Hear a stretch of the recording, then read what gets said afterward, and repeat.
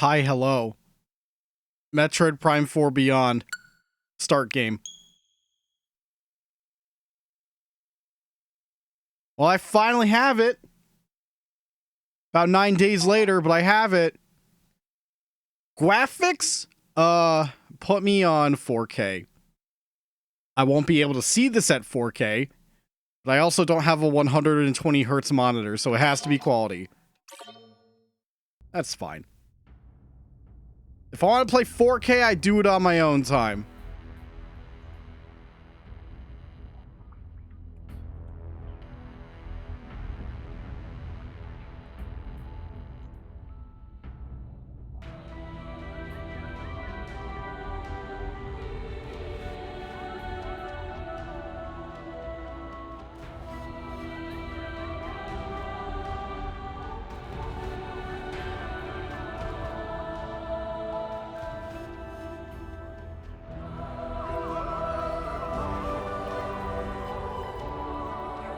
Can't believe they gotta put Nintendo Switch 2 edition at the bottom of all this stuff.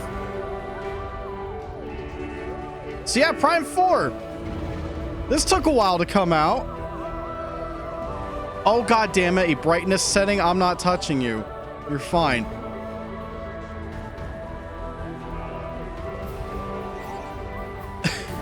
I've got all these settings. Okay, subtitles on. I'm pretty sure brightness is fine. I'm using a Pro controller. So, like, come on now. So, I did hear hard mode is locked until you beat the game, which I guess is not unusual for Prime. We're playing on normal.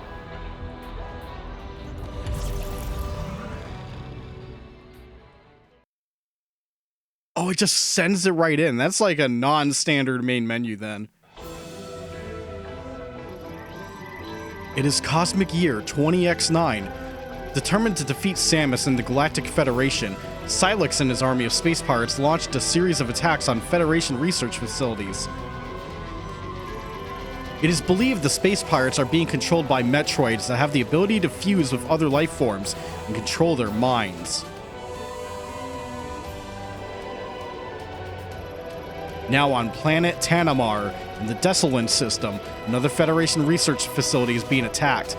Galactic Federation HQ received their distress call and dispatched Samus, who is on a reconnaissance mission nearby.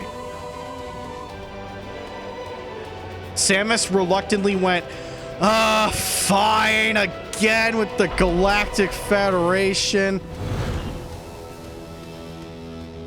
I suppose I'll help.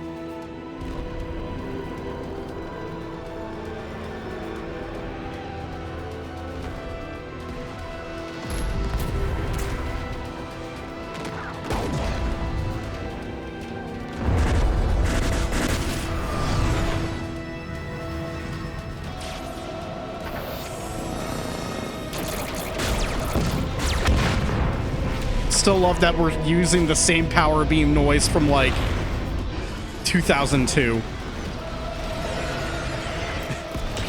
That's okay though.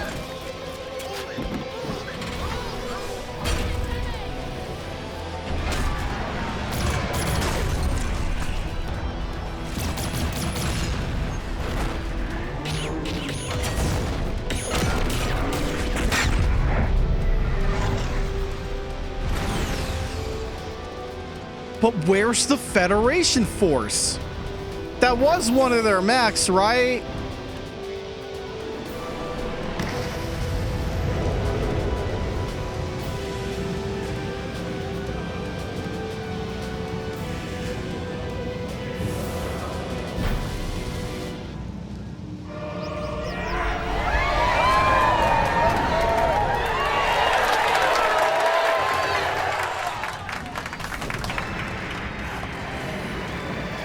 So now I get to replay the part I played at a demo kiosk. Space pirate. Numerous injuries detected. The resulting internal organ failure and biofluid hemorrhage has reduced combat ability by 70%. Vitals severely deteriorated. Alright, you got it.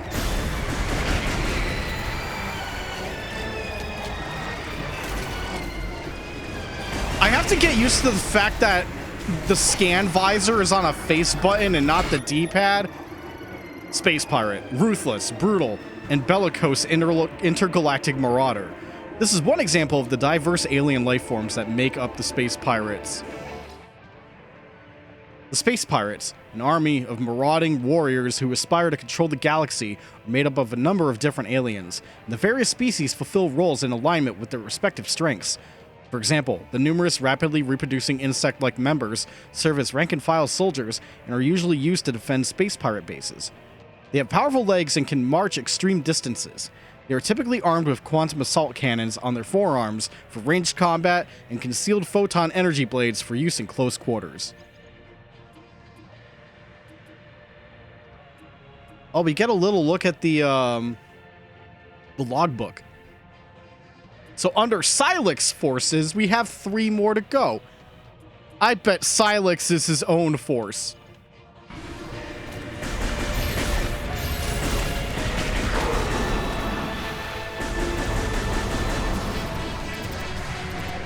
What are these pirates looking for? They came out of nowhere. How'd they get the drop on us? Galactic Federation Trooper. Standard Galactic Federation military personnel, equipped with a powered armor suit and an NS-4664 assault rifle with grenade launcher. Galactic Federation Troopers are part of the armed forces tasked with defending peace in the galaxy. The powered armor suit worn on duty serves as body armor and provides several physical enhancements. The latest iteration of the suit includes a small thruster on its back to aid in making steep descents and crossing large gaps. The helmet includes microphones and speakers for short-range two-way communication, enabling local conversations that use the wearer's voice even while the visor is closed. I like that they had to lower that to Galfed. Not to be confused with Galgun. No useful invasion. They're up to something. We're holding our position, but the artifact is at risk. We need immediate... Samus, you made it. Command needs you to secure a sensitive artifact. Uploading coordinates now.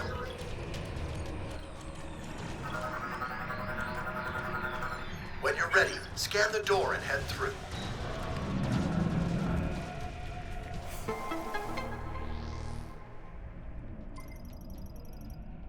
All right, give me the map. The most limited map for this intro. I think I played this intro segment like 4 times. But after that, it's pretty much new territory for me. Security ID registration complete. Bounty Hunter, Samus Aran. Full access to Federation base facilities granted. We'll hold position here. Go get him, Samus.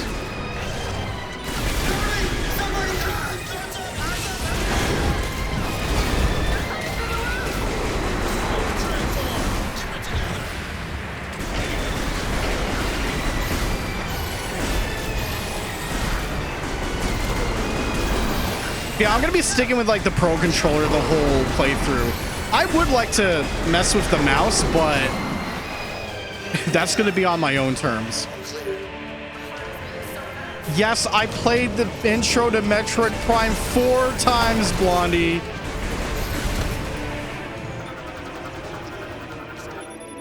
Energy, medium, restores 20 points of energy. Okay, it doesn't seem like energy is part of the logbook anymore.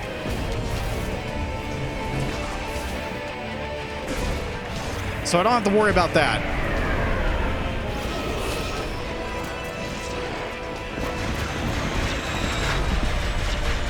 Oh, big.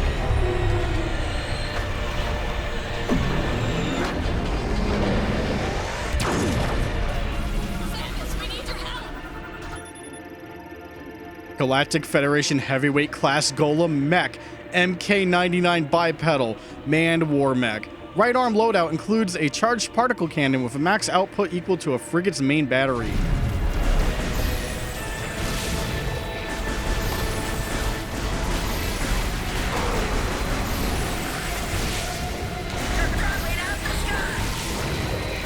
Oh, baby, a triple!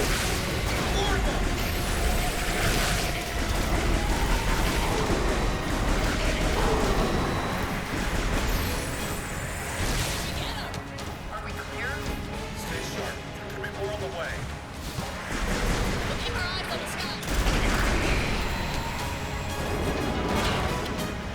So one thing that caught me off guard when I messed with the demo the first time, the fact that there's a forward and back dash instead of just a side dash. I cannot remember if Federation Force had that feature because I already forgot. Alpha Squad, heads up. Pirates are attempting breach on your position. I repeat, pirates are gonna blow the door.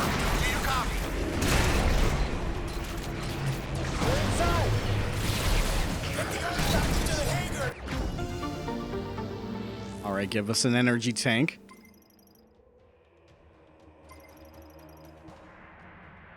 Now.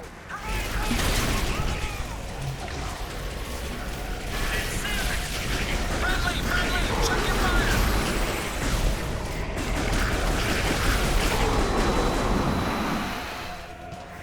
All right, they're down. All clear. What do we do now? What's our orders? This is the fallback point. We halt this line because there's nowhere else to go. Yes, Sergeant. Lock-on gate. Use lock-on ability on the central sensor to reveal 4 free aim sensor targets. Shooting the free aim sensors will unlock the gate.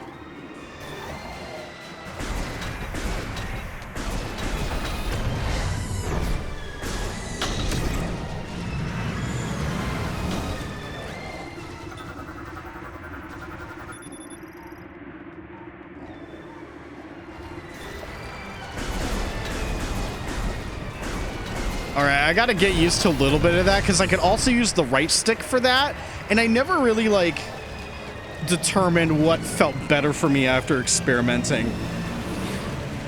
I guess we'll see. I was wondering why the hell it was raining indoors. Get that artifact on the bird now. Careful! I need to secure this thing. We're out of time. Let's go.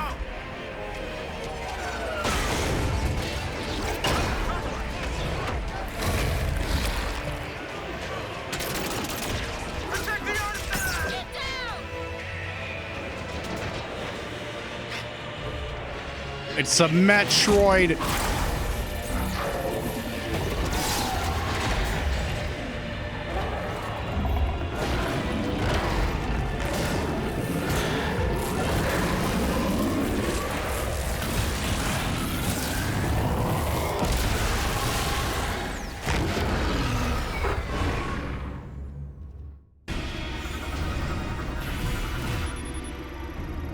Abarax, large officer in the Space Pirate Army. Metroid fusion, Lamau, has resulted in a loss of free will and the formation of beam projection lenses on its chest. Metabolic energy surges come uncontrollable when all lenses have been destroyed. This causes recurring energy releases directly from its core via the orifice in its abdomen until the lenses regenerate.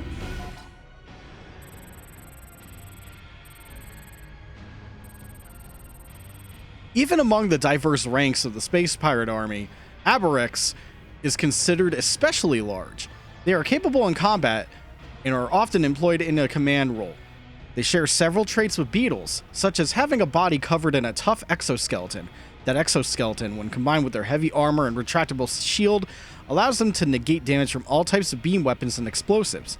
This impressive durability does leave them with low mobility, so they employ a deployable circular barrier around themselves and limit the range adversaries can engage them from. Metroid fusion has resulted in both a mind-controlling effect and physical changes to their body, producing up to 4 lenses in their chest that are capable of firing beams. These lenses are vulnerable to standard weaponry, and if all exposed lenses are destroyed, the Abarax will be unable to regulate the metabolic energy the Metroid fusion produces. This will cause it to release large amounts of energy from its core via an opening in its abdomen.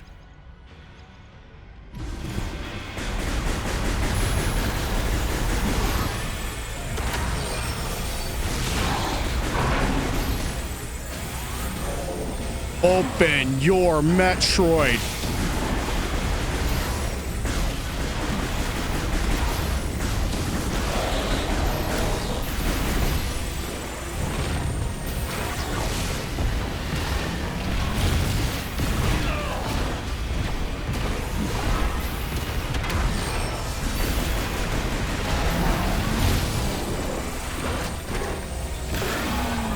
Yeah, not much to say for the tutorial boss.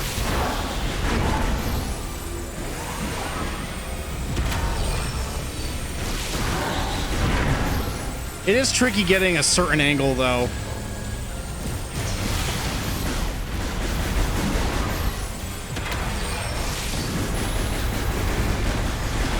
Kind of have to aim off center a little bit.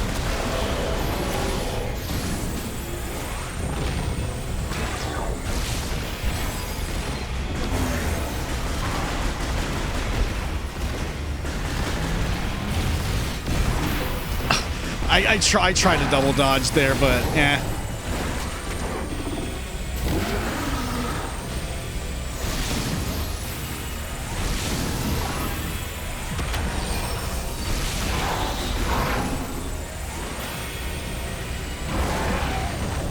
Dodge that grab.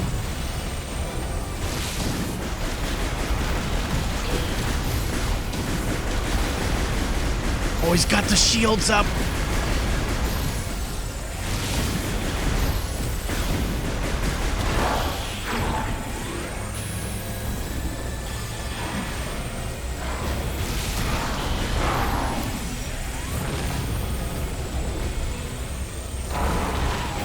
Oh God, he got me.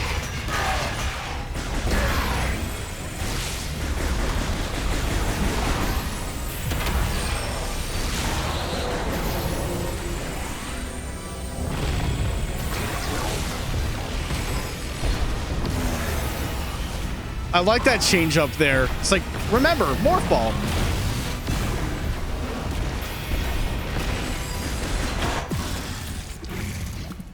Easy, get out of here.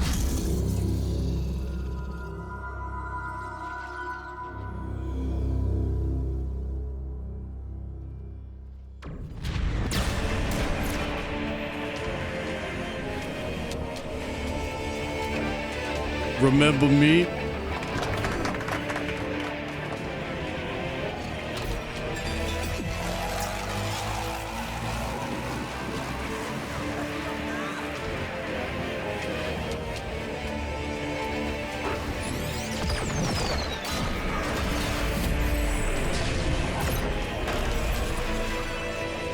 What a clean shot.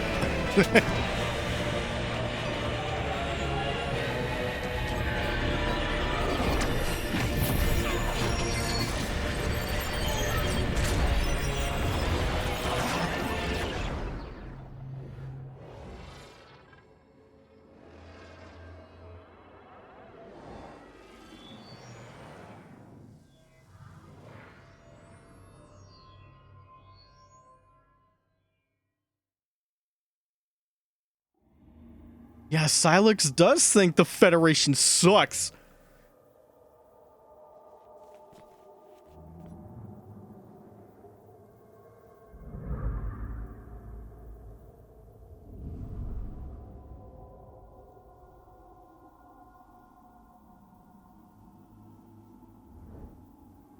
Should have just thrown the Chrono Trigger logo there to troll people.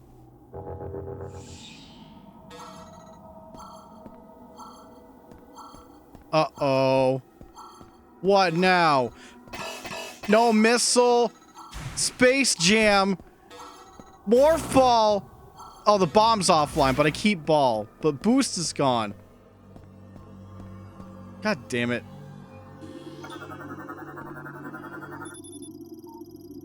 Local database contains no matches for this device's materials and technology. Energy signals detected coming from the central section.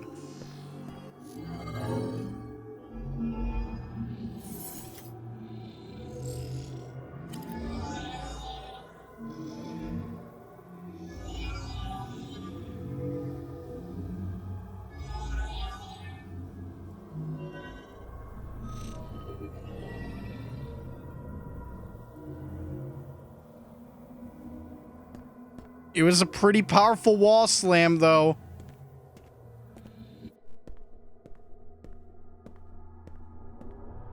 Combine that with the electricity zapping, you never know. Who knows how this freaking Chozo tech works?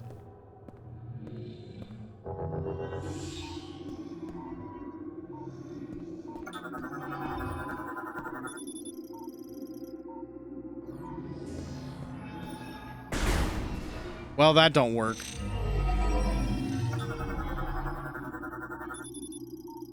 Analysis implies this is a mechanoid variant. Local database contains no matches. We've got shit, Samus. We don't know what we're looking at right now. Analysis implies the sensor is a part of a device made with unknown technology. Local database contains no matches.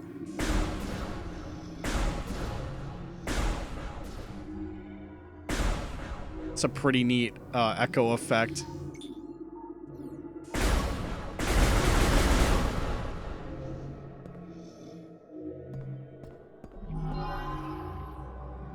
Oh, you just walk forward? Cowabunga.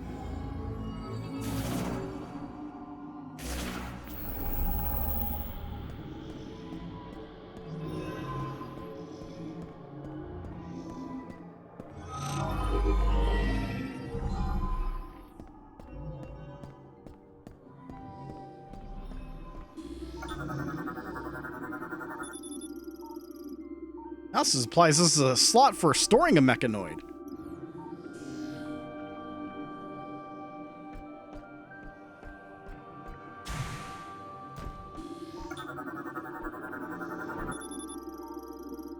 This is an unknown hologram technology. No matches found.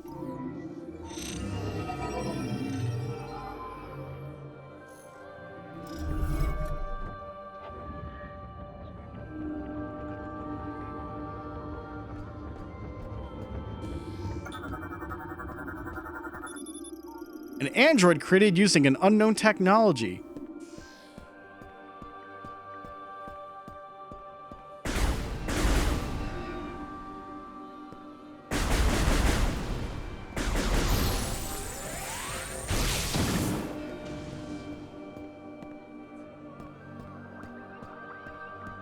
Guess we're going nowhere.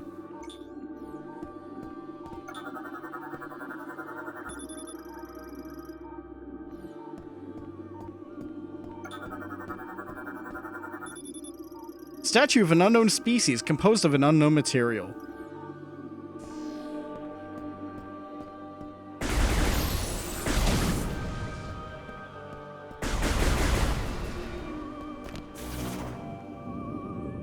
Well, what about over here?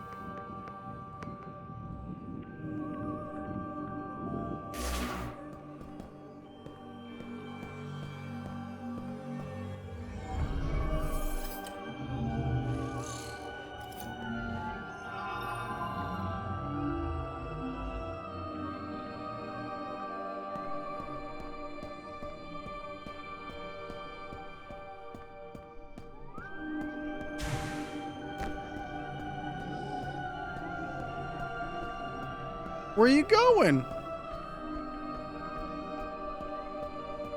I'm just gonna play with my arm cannon around the screen. Go as slow as possible.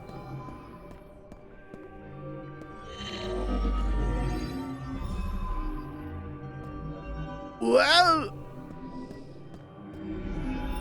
Actually,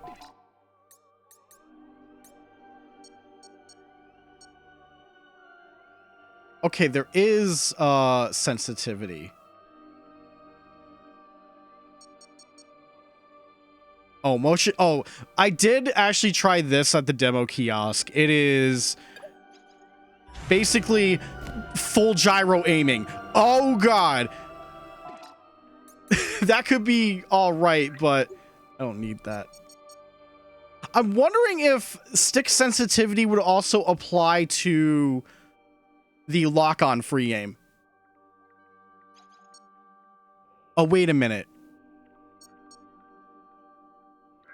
Here we go. They actually have a separate thing for that. Spring ball motion controls. Spoilers. Also, yes, keep that on. Okay, so 41 is default. 9 is very low. Let me try 20.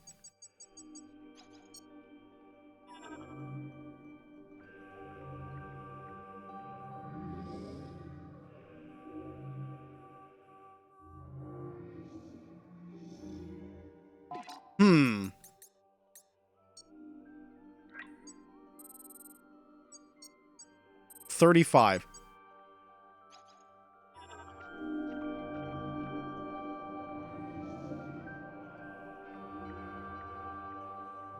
Better. I might raise it more, but I think that's fine.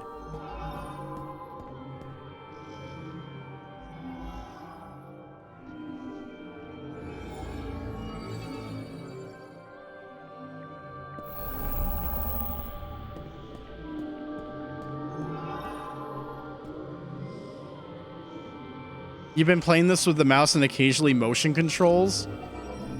Well, that's cool. I'm just a normal gamer right now, though. I don't feel like getting the Joy-Cons out.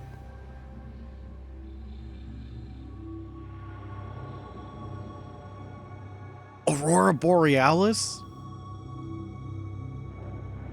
At this time of day?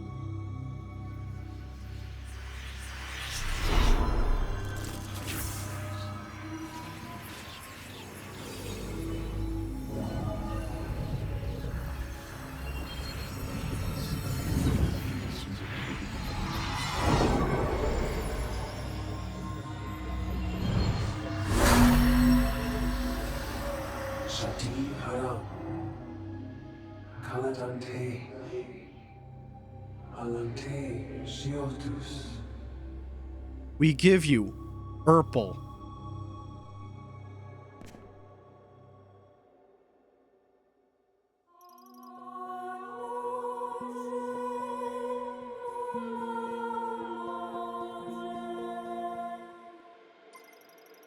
Releases the latent psychic powers residing within you and enables interacting with psychic technology using your visor. Press A to fire Psychic Beam. Press X to switch to Psychic Visor. Take a shot anytime the word psychic is used in this game.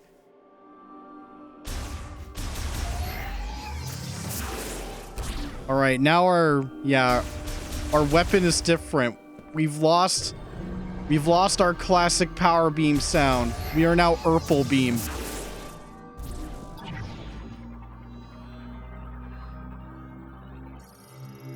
Psychic Assembler forms objects by bonding or molecule nanomachines floating throughout the environment, operated using psychic energy.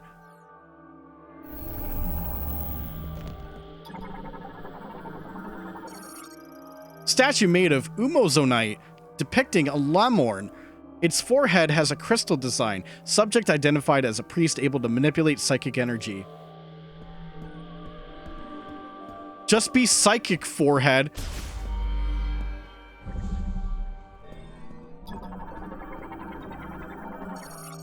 Chrono Tower Gate disassembles and reassembles in response to psychic energy. Its front and back sides both react. However, there are one-way versions as well. Mechanoid Cybot. Androids built by the Lemorn to aid in everyday life, operated via telepathy, modified to face the Griever threat after the Great Tragedy. Standard loadout includes a beam cannon and hover thrusters. Other loadouts include specialized equipment such as missiles and shields. Well, who are these guys out here?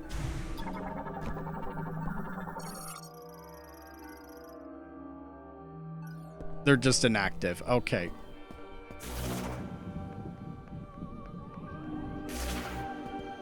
My ball's not Urple, though. That's weird.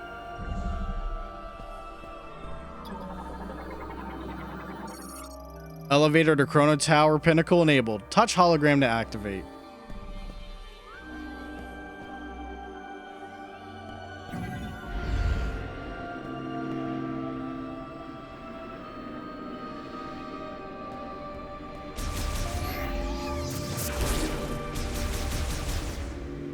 So because I've been like 9 days late to this game, I'm well aware of the varied response that this game has been getting. And I'm here to tell you that I don't give a shit because I'm gonna see for myself how I'm gonna feel.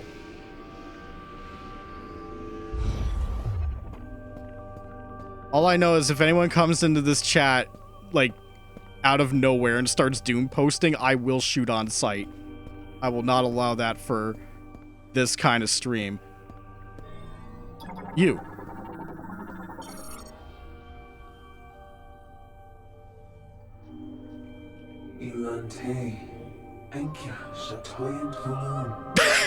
That's a great name.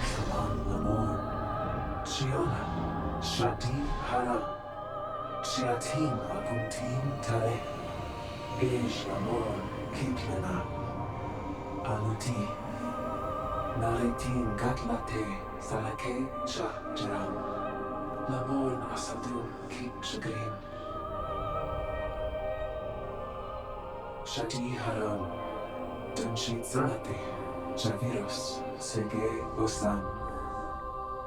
Enkia richanyo, enkia shatasek salan lamor. Kazdol charam, sechana kalan, dala echus, eslatin kinyotara, sege osam. Kinshasa, santio donitsen, donjatsi. Samus doing a deep sigh. Keys again.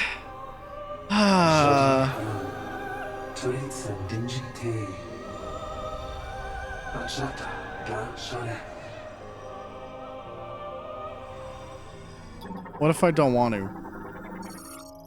Teleportation field generated by psychic energy. Their creation was a skill unique to Lamorne priests. Contact instantly transports objects to the location designated by its creator.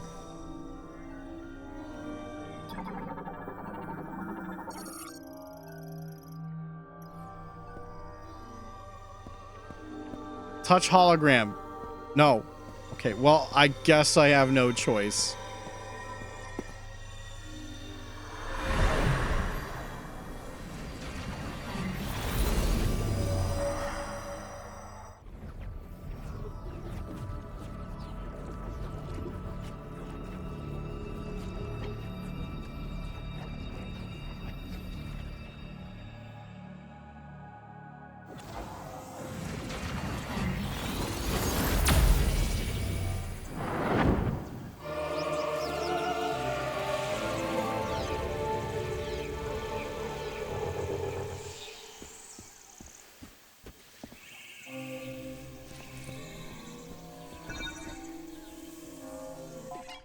What do we got on our map?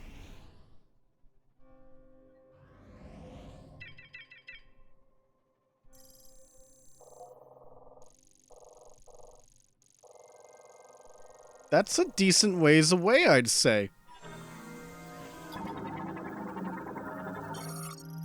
To the Lamorne headed for the Temple of Memory. Gaze deeply, listen carefully, calm your mind, take the first step here.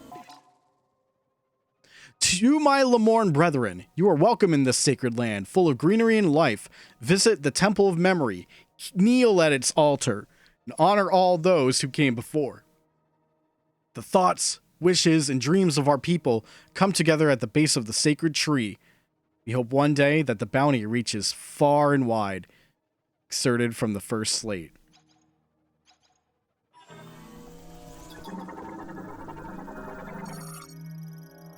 Lysocask. The thin skin layer of this fruit contains a low viscosity and highly nutritious liquid. Strong impact will break the skin and scatter the pungent contents. Okay. Empress Elu. If I don't even think I'm pronouncing that right. Butterfly variant adapted to tropical climates. Travels in swarms and will flee from danger if disturbed while at rest.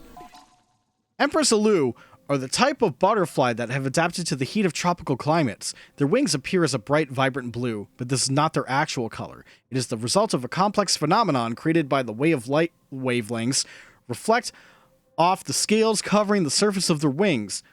When feeding, Empress Alu form into small groups and seek out bryophytes and other small plants. I almost said pants. I don't need a fresh pants tonight, I promise. Their bodies are relatively large compared to their wings, making them ill-suited to traveling long distances. As a result, they will often rest on rocks or trees, though they are quick to flee if they detect danger nearby. 90% of the stream is absolutely going to be fucking scanning. Sicklefly, a dragonfly subspecies with scissor-like jaws and a single compound eye, travels in swarms and feeds on compost, mold, and fungi.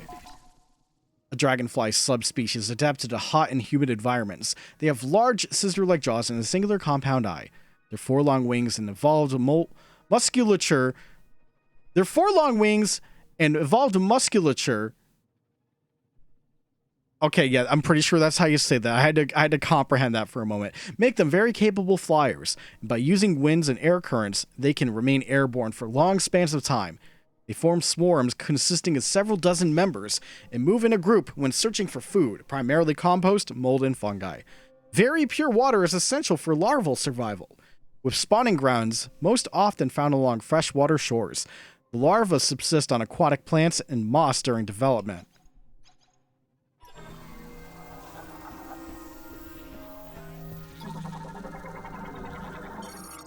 Mireworm, mollusk found in riffle habitats, imitates plant life to lure in and feed on small insects, but retreats underground if they sense danger nearby. Mireworms are invertebrate mollusks that live in small groups primarily in shallow freshwater and boggy areas. They possess long, slender bodies and will often emerge from their burrows in search of prey. They do this by swaying gently, appearing as vegetation, and emitting a sweet odor from their heads that mimic plants. Luring in small insects, they use the mandibles at the tip of their head to grab their prey and then swallow them whole. They are highly vigilant, quickly retreating into their burrows if they sense danger. They are incapable of migration, spending their entire lives in their original burrows and dying if the water in their habitat is depleted. That's fucked up.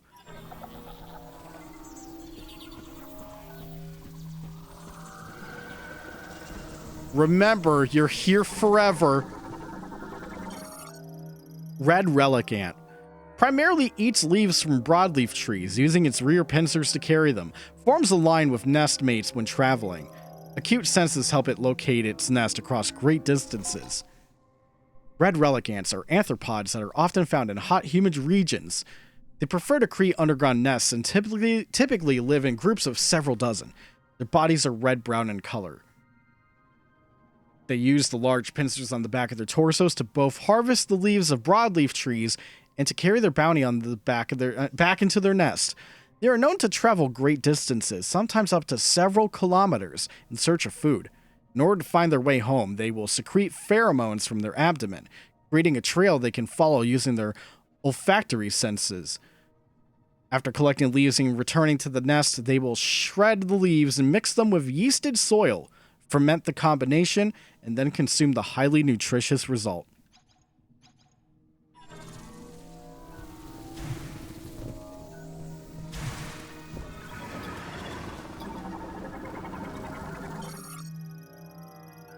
Orang crane, large avian creature that primarily feeds on fruit.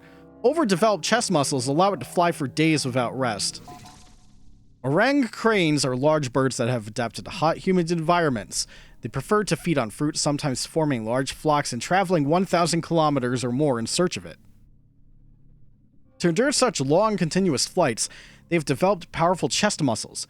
They are quick to flee from enemies and predators, and they rely on their exceptional hearing to warn them if danger is nearby. Their ears run along the sides of their head, and the protuberances near the ears help them regulate their body temperature.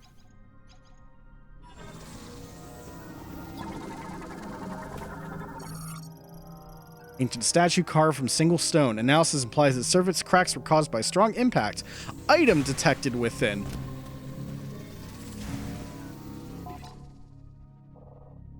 So here's one thing I noticed. That's cool. You can mark stuff on maps to come back later. That's a neat thing.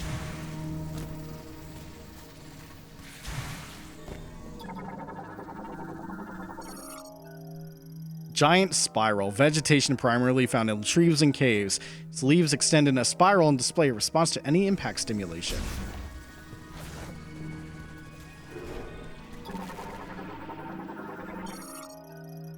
How many fucking creatures are in these first two areas?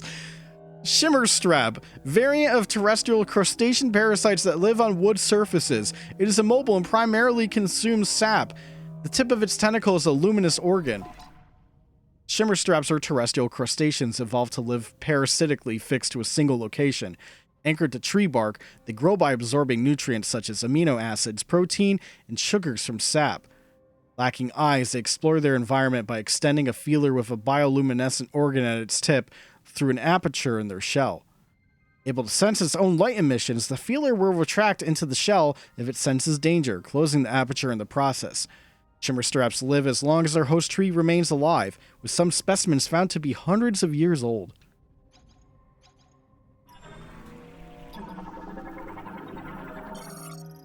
Glisser beetle. A beetle possessing bioluminescence. As a species, they tend to group together, emitting considerable light and making themselves easy to spot by predators.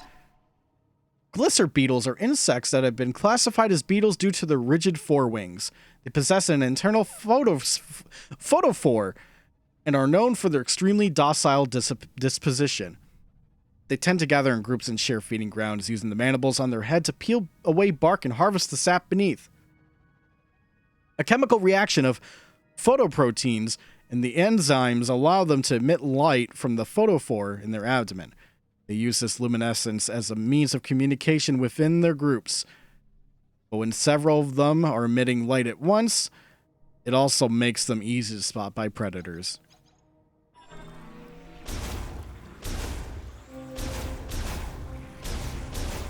They're dead. Homing spore.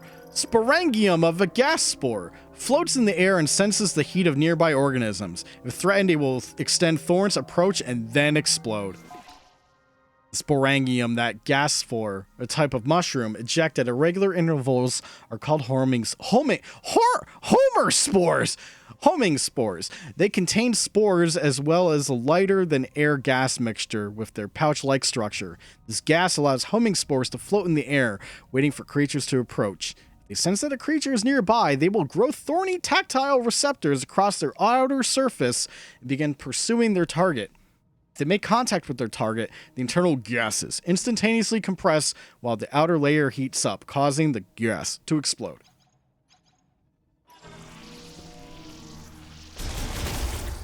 Okay.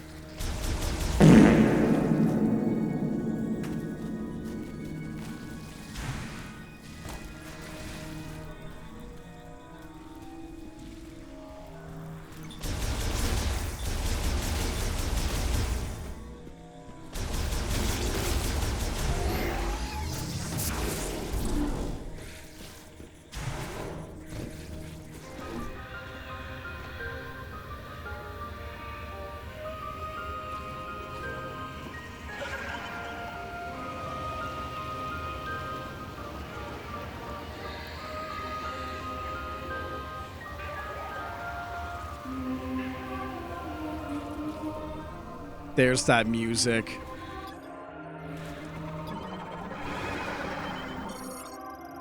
O Lamorne, gaze upward and behold the sacred tree, blessed by the Temple of Memory, a shrine that preserves and protects our memories and wisdom. From the first day we Lamorne set foot in this jungle, the sacred tree has been here.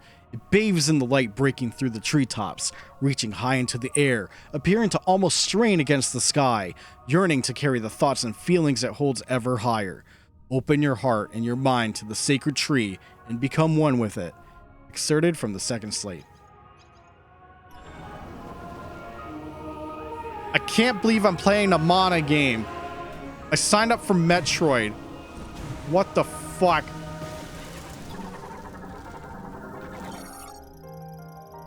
Glottogropper.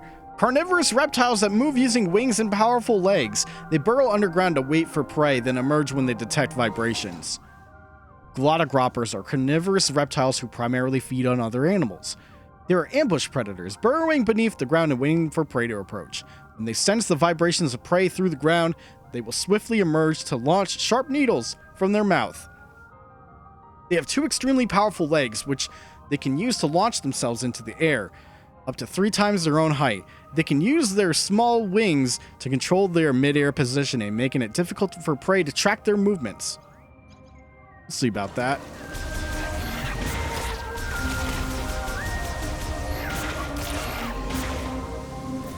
I don't know, Coolsville kind of sucks.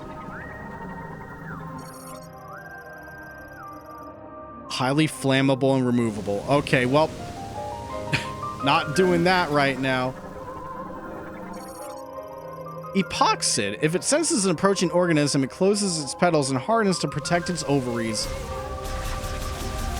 That one didn't. Oh, God.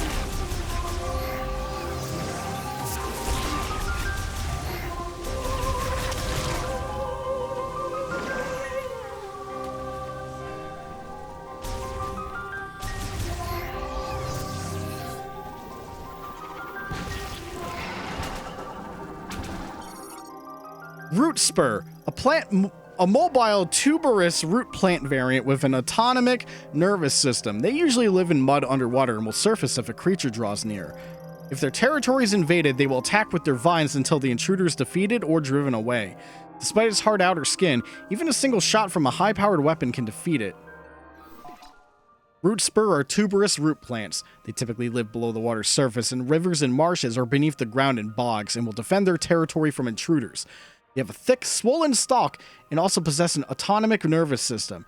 They detect an invader that will emerge from the hiding and attack by swinging the vine on top of their body around themselves until the threat withdraws. The fleshy stalk is covered in a hard bark, making it exceedingly durable. However, explosives and high-powered weapons can still dispatch it quickly. Well, I don't have high-powered weapon right now.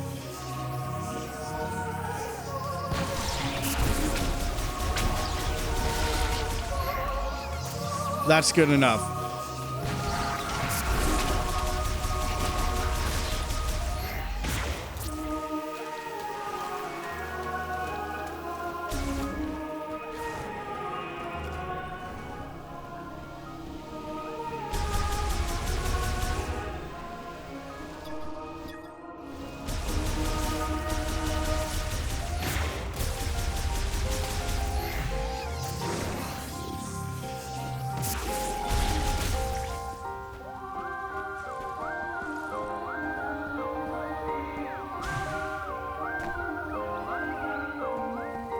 I think it goes without saying, this game looks pretty good. No complaints about the visuals.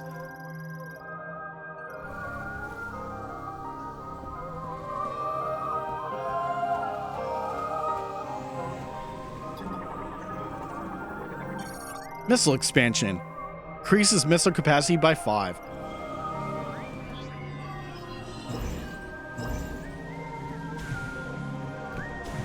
What the fuck? Well, so much for that. No missiles for me.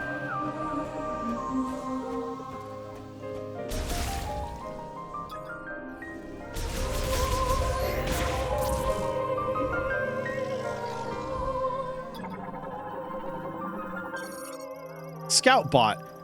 Emits ultrasonic waves from overhead to detect and map the positions of valuables in the area. An electric shock will activate it. Scout bots were created during the machine era to find precious resources. Once deployed to an assigned area, they perform scans using ultrasonic wave reflection. The data is then fed to a linked map displaying the location of mineral deposits and other valuables. Most scout bots were left to weather the environment and, due to natural degradation, may no longer function.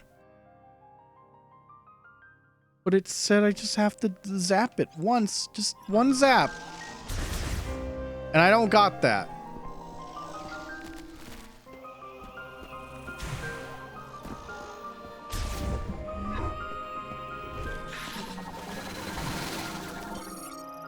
Bristlewort. Carnivorous plant variant covered in a hard shell. When it senses a threat, it will open its shell, angle itself towards its target, and launch thorns. Bristlewort are carnivorous plants capable of moving around using their 6 legs. Their outer shells are impervious to beam attacks, though explosives can damage them. These sturdy shells are heavy, impairing the Bristlewort's ability to move. As a result, they tend to attack from a distance, only opening the shell when prey is detected. Once the shell is open, Bristlewort quickly rotate, launching sharp thorns in all directions before closing to generate new thorns. Thanks to the mineral composition of the thorns, Bristlewort can regenerate them indefinitely using photosynthesis. Staying at a distance also helps them protect their internal organs, which are exposed and vulnerable even to beam attacks while the shell is open.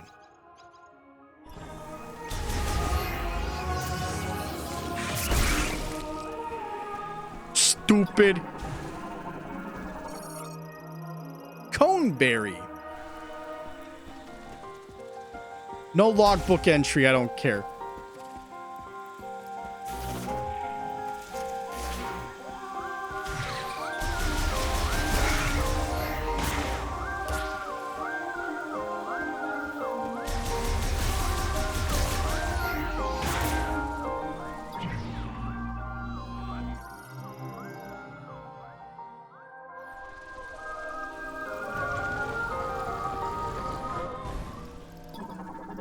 What do we got here? Psychic Glove works in combination with the Psychic Visor, enabling telekinetic control over psychic objects such as motes. Take a shot.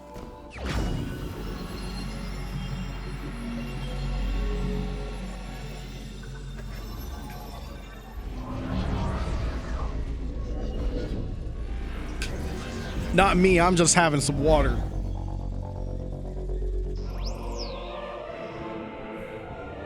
Psychic Glove acquired. Enables remote manipulation of psychic motes and psychic objects. Switch to Psychic Visor and hold ZL to grasp a target. It can be manipulated with the right stick. Open the menu. No, I have no idea why I started talking like that, but okay.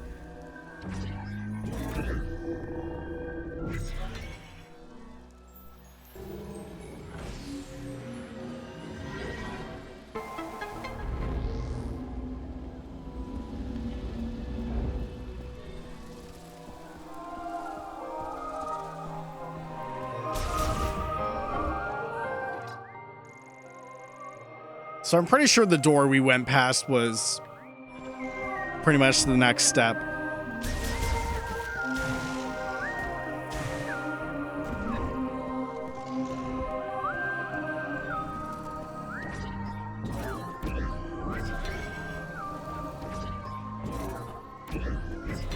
Yeah, pretty much.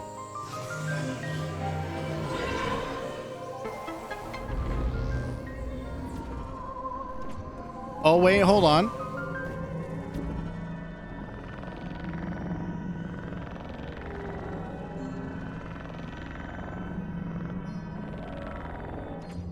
Okay. Sure. Energy tank increases defense system's energy limit by 100. Also completely refills energy to capacity. Number 15, hamburger moat lettuce. The last thing you want to do is some psychic bitch to fuck up your foot fungus.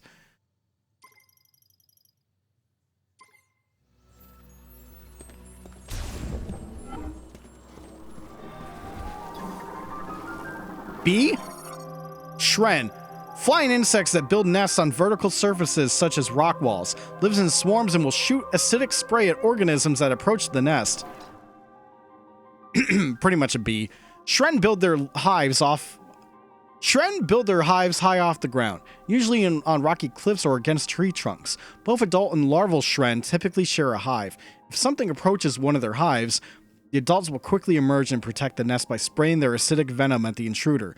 While they are highly aggressive when defending their hive, this behavior is defensive, and they will not pursue an intruder once it has withdrawn. In fact, Shren are social creatures with other Shren, often forming several hives in proximity to each other and working together to protect each other. Honor thy neighbor.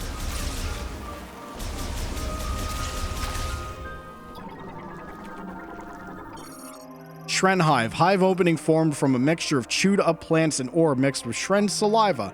It is extremely vulnerable to explosive force. Yeah, I can't blow that shit up. I'm out of here.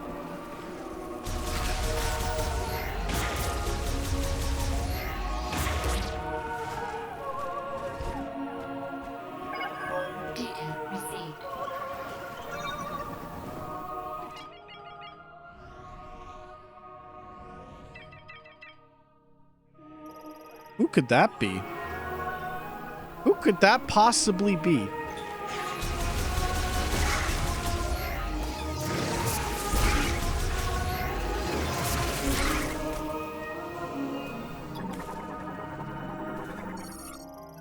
Vuros amber. Tree resin fossilized by chemical reaction. The roughest, firm as rock minerals. It can be destroyed with explosive force. Okay.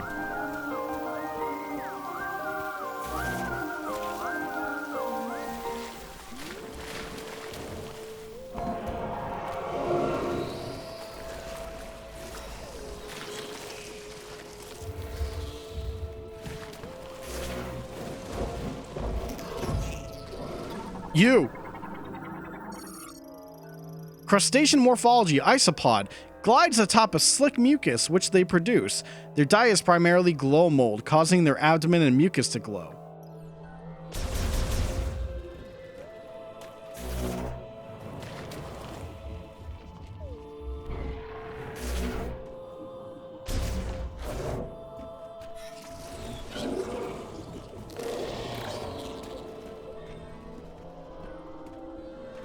Yeah, this environment looks really fucking good.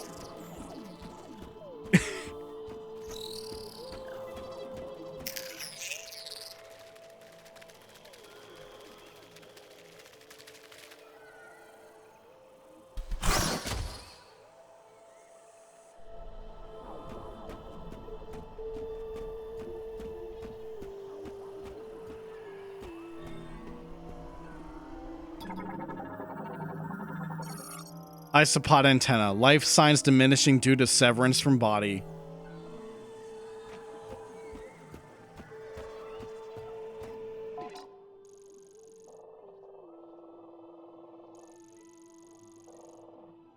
I honestly thought the door was the way to go, but seems like this is the way to go. Oh, wait, hold up.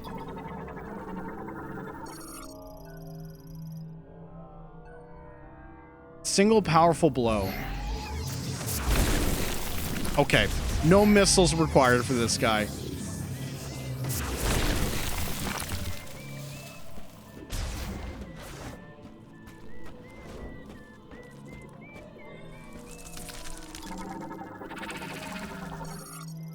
Fern root variant. Lateral root and root hair tips with extremely sharp edges. They can be cleared using standard firearms.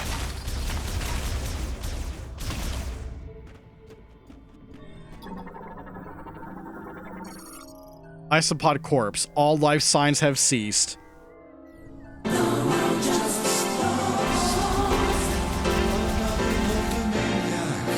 I barely knew you, Bug. I won't forget you, buddy.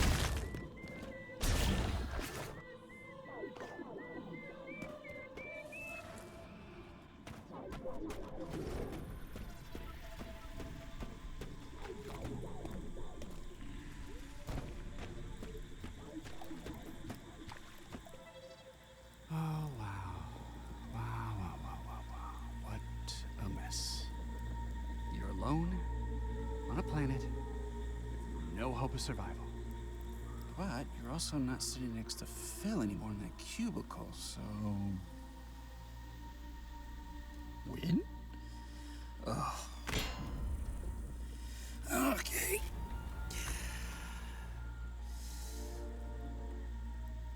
What? What now? Samus? Samus Aran? Hey! Hey, Samus Aran! Oh, stop! Help me out! Oh! Please get me down. I'll just stay right here. Try not to die.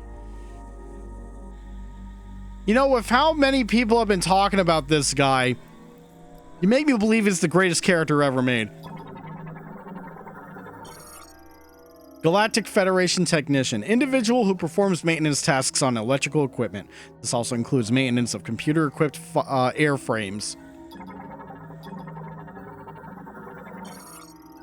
Galactic Federation Transport X-7S. Engine and navigation systems have stopped. Fuselage damage. There is a detachable cargo door at its rear. Swollen vine growth. It will burst if struck. Oh! I think it's working. Shoot some more. What was that? Okay, that did not sound friendly.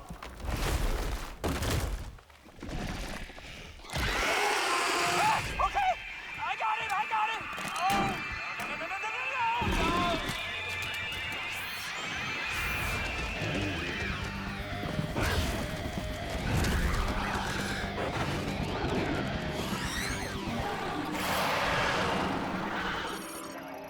no. Jungle Griever. Griever variant of this area. It can leap to great heights and climb trees quickly.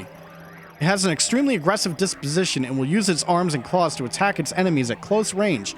When at a distance, it will spit poison at threats. A subspecies of Griever, the ferocious predators found throughout Vuros, which has adapted to densely wooded environments.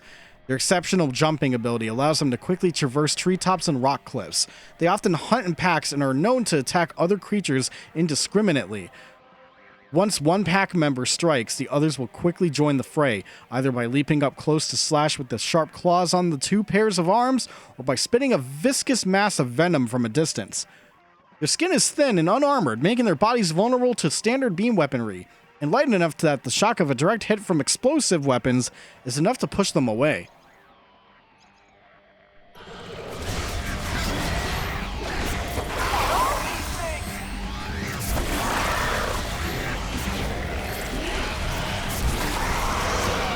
Uh-oh.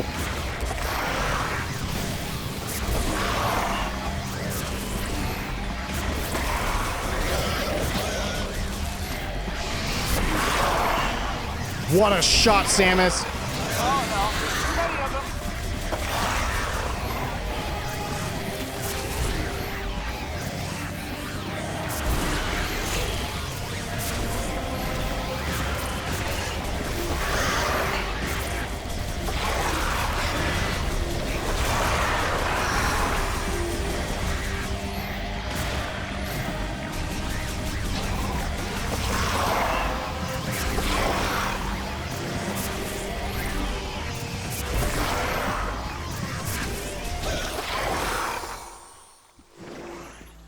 Good.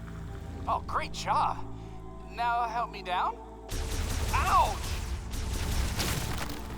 Sorry, my finger slipped.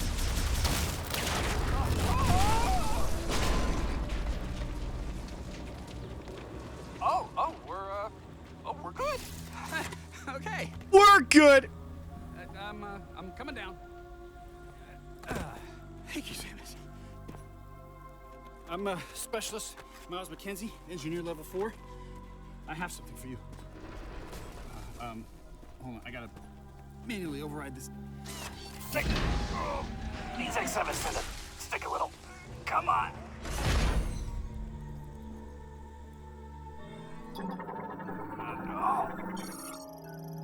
Miles McKenzie, primarily responsible for golem maintenance at the UTO Research Center, skilled in operating, repairing, and modifying computers and machinery. Miles McKenzie is an engineer with the Galactic Federation. His duties include the maintenance and repair of several vehicle types and programming software used for weapons development. He is known to be extremely talkative, even while alone. Noted. Although his restless energy and curiosity make him prone to danger, his excessive caution is enough to keep him from harm. He has a strong moral compass and work ethic, making him a reliable problem solver no matter the situation. Boy, this is really jammed. Shooting me isn't gonna get this this to open any faster? Ah! Stop that! Hang on. Malfunction in X7S cargo bay hatch. Arm extension blocked by a bent piston rod. Removal of the rod is required for it to open. If you really want to shoot something, maybe try that piston. Ah! Ow!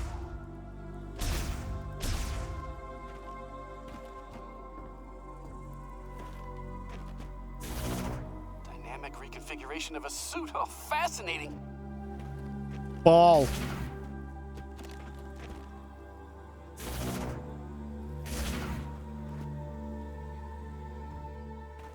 Got a present for you. Inside the ship.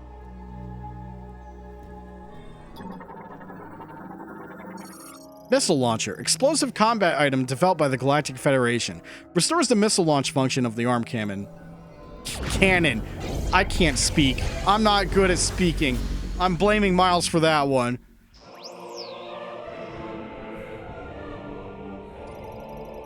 Missile launch function has been restored. Press R. You got it. Just a little token of my appreciation. Large container. Container.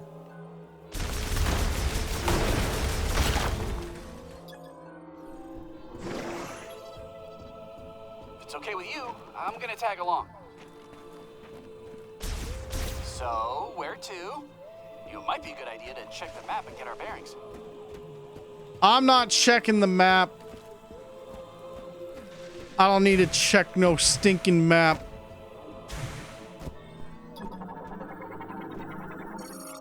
Artificial fusion of flora and fauna made using Lamorne biotech. Extremely fast cellular metabolism allows full regeneration, even if reduced to pulp. Samus, please shoot that thing. It won't stop moving.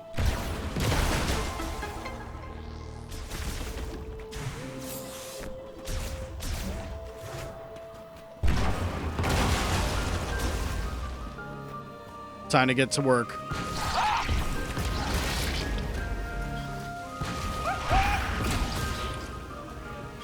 How about we avoid any standing water? Those things seem pretty territorial. Watch it!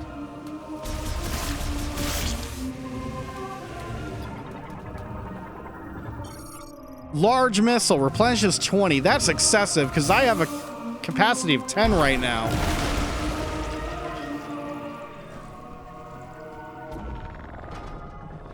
Wait, something's happening.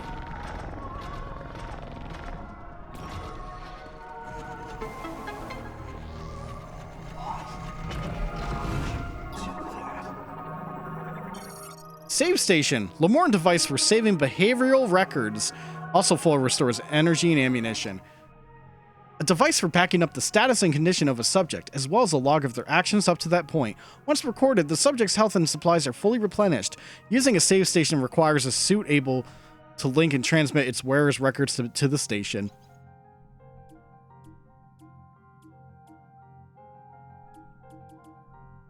Okay, there's not much in the research category.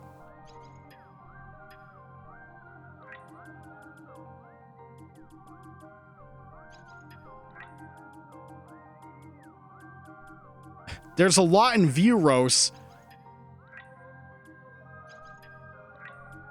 Galactic Federation's got like 1, 2, 3, 4 more peeps. I wonder what's so special about that machine. Why hide it in here? I can't believe Bungie went all out. Fuck those guys.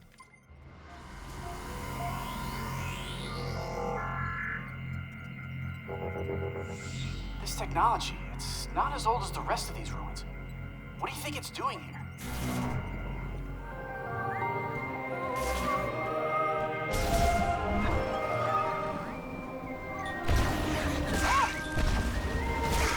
Everything in this jungle trying to kill us. Maybe just you, Miles.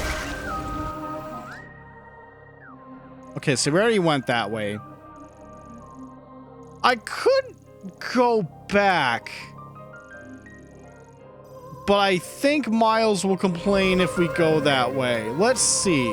Wow, look up there. That is one massive tree. Must be thousands of years old.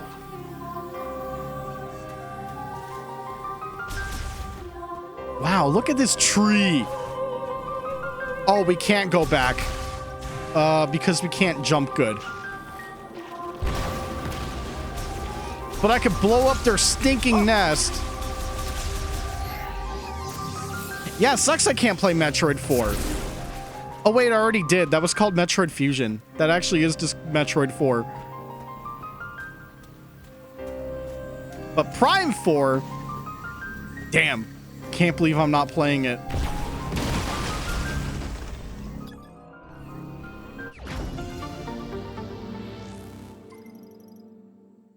The second stream of Metroid Prime Remaster modded with Miles McKenzie. Lead the way.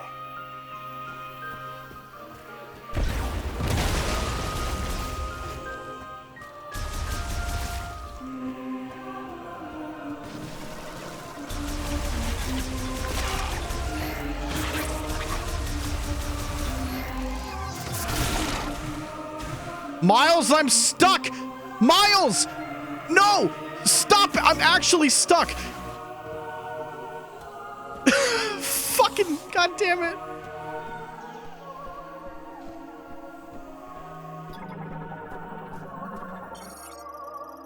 This bridge paves the way to the Temple of Memory. Those Lemorn who follow the path will come to the altar connecting to the past and the present and to the future. Hear me, my Lemorn brethren. As you cross this bridge, reflect on the life you have lived and consider the words you would carry into the future. Hear me, my Lemorn brethren. As you cross this bridge, reflect on the experiences you have not yet had and consider what you wish your future to hold. Just as we were the ones to create our past, so too are we the ones to forge our future. Excerpted from the 4th slate. I missed the 3rd slate? Oh god, wait a minute. Why is the 4th slate in slot 5? Can you read that? Hey, does that say anything about this place? They really don't want anyone in here. Must be a sacred space. Seriously, how'd you do that? I'm not telling. Because I'm not speaking. What a cool bridge shot, though. Like, this game's got the art direction for sure. I've never seen anything like this. It's beautiful.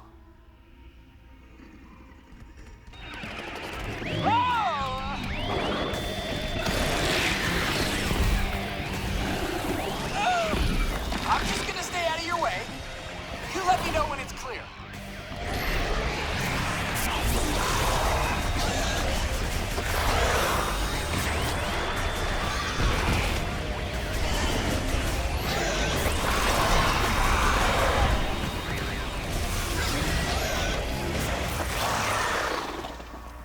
Moving up.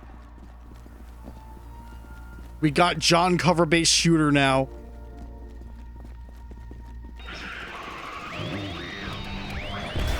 Bitch! Oh, you didn't die.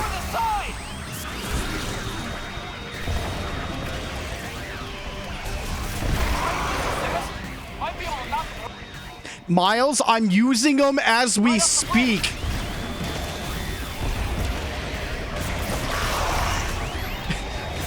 Use the thing you've been using.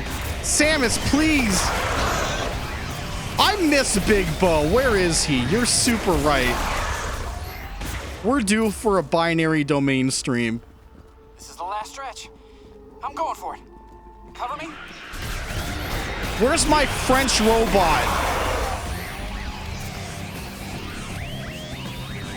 I need Big Bo and French robot.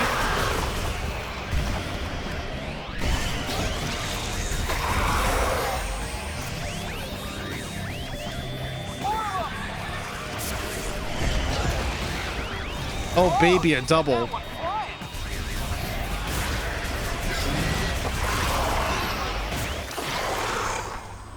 That was a close Thank you, Samus. I can see the door, Samus.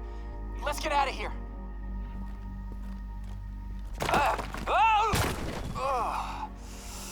I'm good. I'm okay.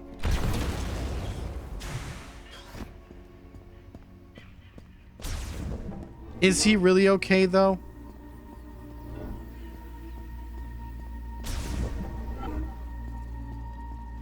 What is this place?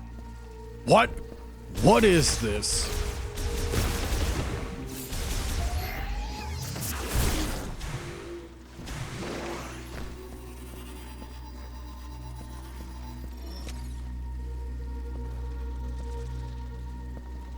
This room is full of interesting stuff.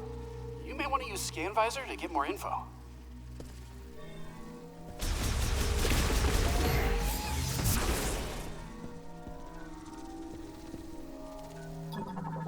Is this breakable? Explosive shock. Yep. There we go.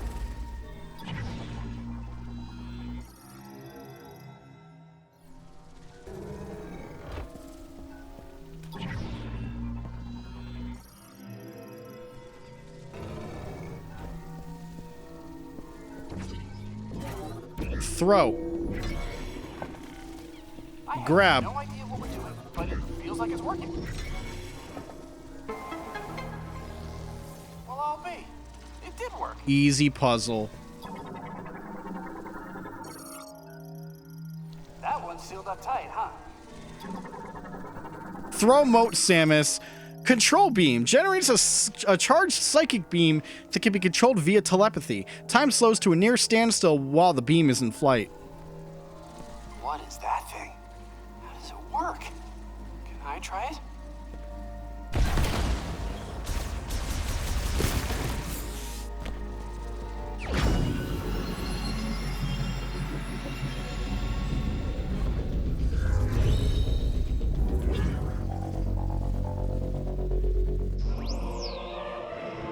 Control beam acquired. Not to be confused with the control resonant beam. Psychic charge beam shots launched while using the psychic visor can now be controlled. Switch to the psychic visor, then press and hold AZR to charge, then release to launch a maneuverable control beam shot. Use right stick to steer. But shooting also brings you back to combat visor. I'm assuming taps still work. Found something for your suit, didn't you? Yeah, taps still work. All right, that works just fine then. You could also use the left stick. They don't really tell you that.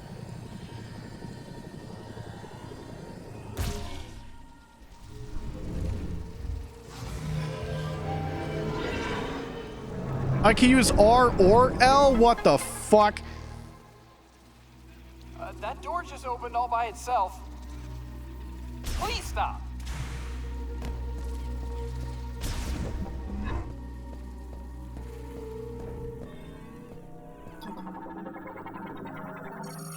Sacred fountain made from umazonite. Water is sourced from underground ruins, which allows its temperature to remain consistent throughout the year. Stay hydrated. No way. A Mark 99 mech? I'd recognize that frame anywhere. Mark 99 mech, this is Samus Aran. Bounty hunter, you know her. She's famous. You look very familiar. Betsy? What are you doing here? I worked on her back at base. I'll take a few scans. Maybe we can come back here and get her. Poor baby. She's torn apart. Several critical components missing or damaged. Non-operational. If we can find the missing piece. How do we tell them? I bet we can get her up and running again. I poured my heart and soul into that mech. Only extremely powerful explosives can destroy them. Betsy. Super missile? Authorized power bomb in the vicinity of Miles McKenzie?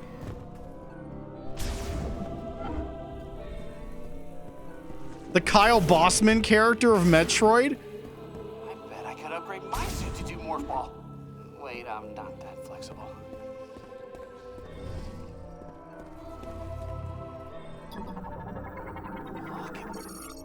Control system built like the Lemorn, used in the machine era, currently inactive. Place.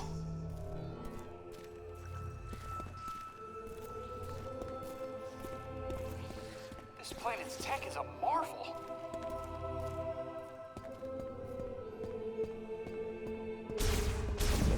I want to move around.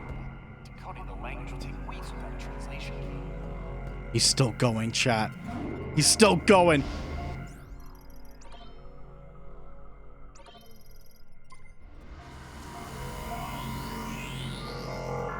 Blondie, out of curiosity, how far in the game do you think you are?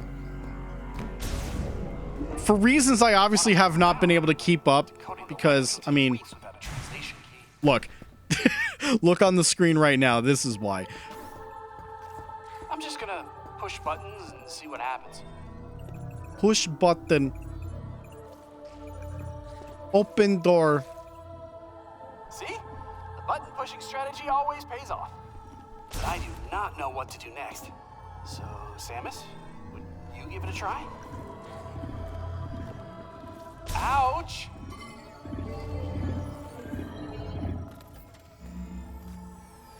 Wait, you can interface with their tech, which means you can understand it, which means you've received translation data, which opens up a world of possibilities.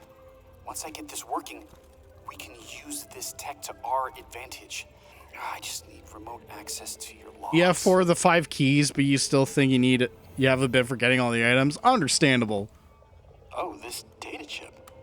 You think it'll work? Wow, that is fascinating. Thank you. We'll put this here. Let's see.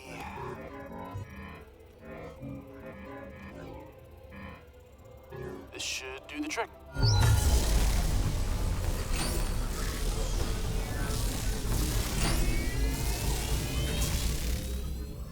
All right, look at that! We got power! Well, one door's still locked, the other one is malfunctioning. Hey, but it's progress! Okay, all this is gonna take a while to figure out, so I'm gonna stay here if you wanna scout ahead. It's about to get real nerdy in here.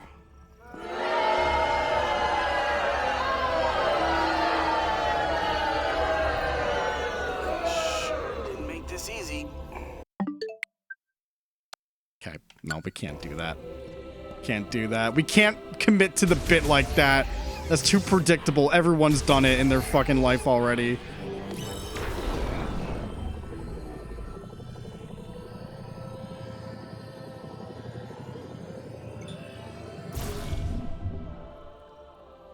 Appease the crowd, streamer. Do what everyone else in the universe has done in response to questionable NPC edition.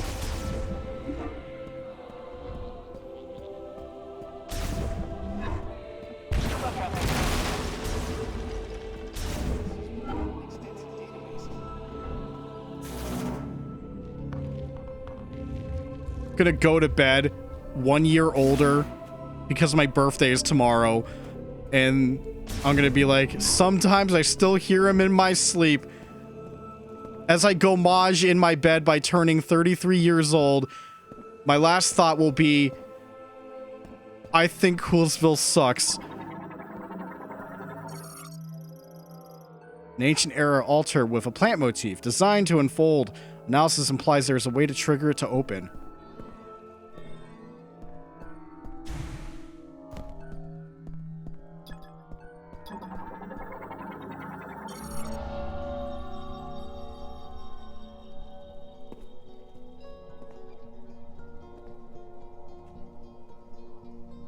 Shadi Haram. Ila Dinji Te Asna. Dinji Galan.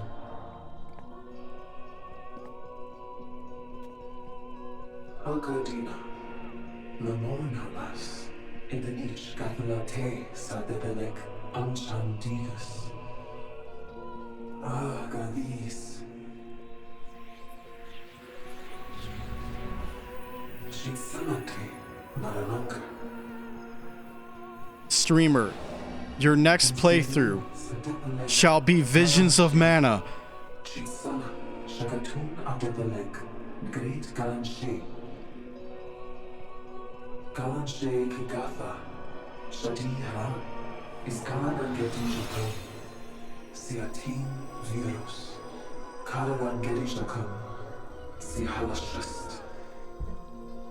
Age Sakalare. Ashati Haram. Intendina Galanche. Sege Taram.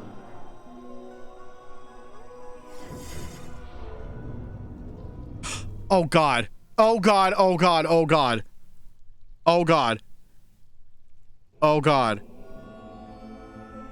Oh God.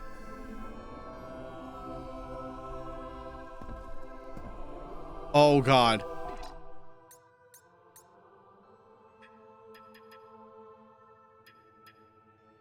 There's probably nothing in the logbook. Something just occurred to me, chat. What does the face remind you of? Of this race?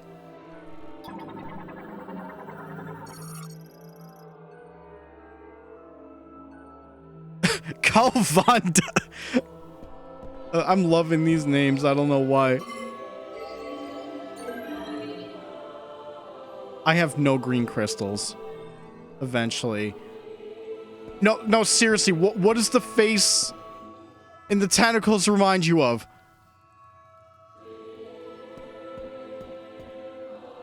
No, not the Luminov, not the bird people. No. No, something a lot more. Yeah, the second form of Metroid Prime itself.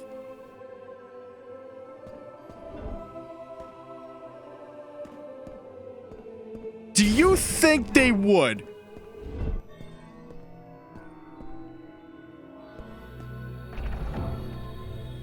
It's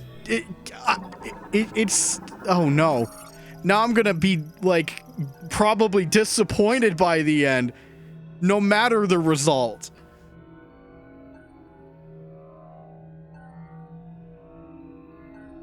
Like if they're gonna do some kind of fucking reveal, it's gonna be like on the final boss or something.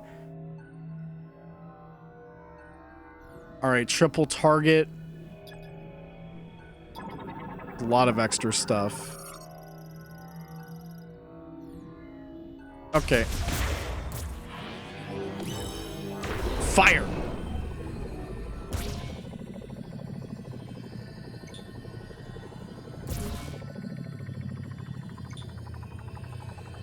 Let me go side by side. What a shot.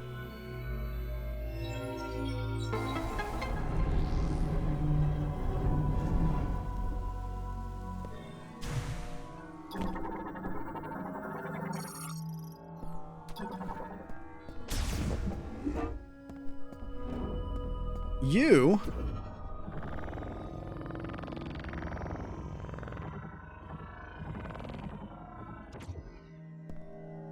are...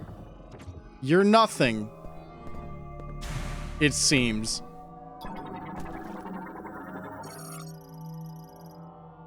The storage at its feet holds motes for making psychic recordings.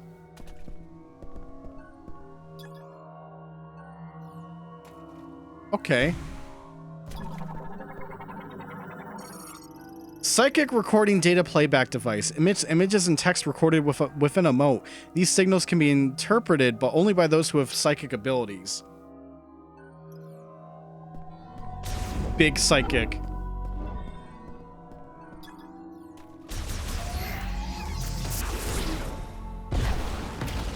Okay. That must just be the bomb.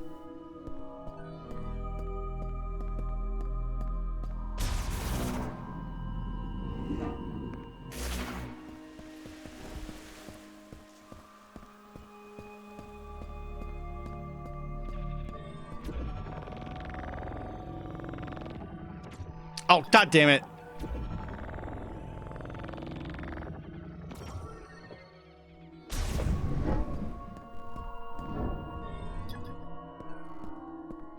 Oh, they won't even let me scan it before touching the room. Okay.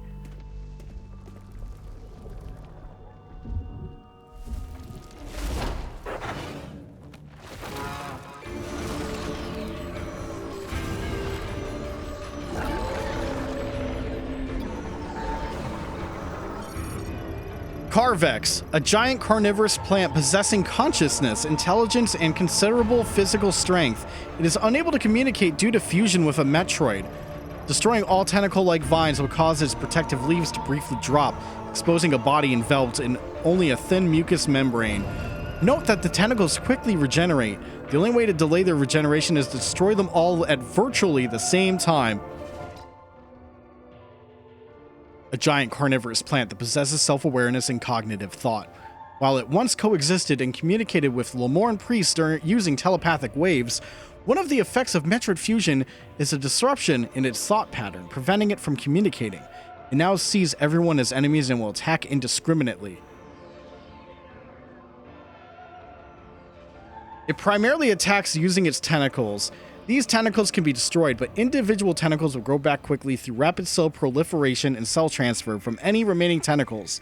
If all of its tentacles are destroyed simultaneously, the regeneration process requires its body to generate considerable heat, forcing it to open its protective calyx to cool down. This will expose a thin mucous membrane that is vulnerable to damage. Blondie, believe it or not, I'm actually aware this has multiple scans, because, like, I've at least seen maybe the first 30 minutes quite a few times by now, but never too far. So I know, like, there's at least something else. I'm gonna get whacked the moment I let go. Carvex Vine, tentacle-like appendage capable of being both rigid and flexible. It can be temporarily destroyed by damaging the bulging portion along its length. Carvex's tentacles are normally hidden beneath the ground, but it will reveal them if it detects danger. The tentacles have extreme elasticity, making them very flexible. This allows Carvex to attack by swinging them around like long whips. Swollen protuberances on the tentacles indicate the areas that facilitate Carvex's fine control of its limbs. If these are destroyed, the resulting loss of control will rapidly expand and rupture the affected tentacle. Eh, you missed, pal.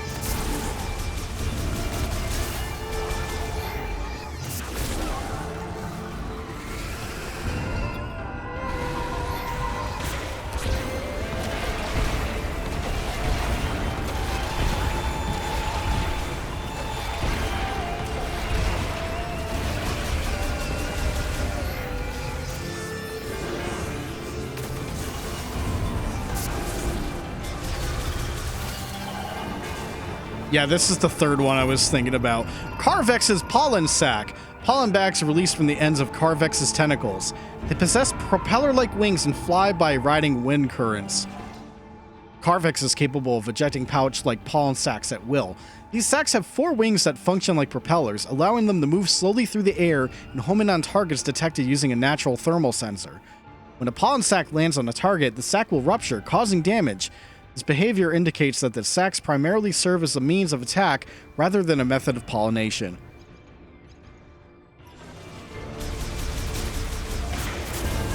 AKA, we have no need for Miles McKenzie, man.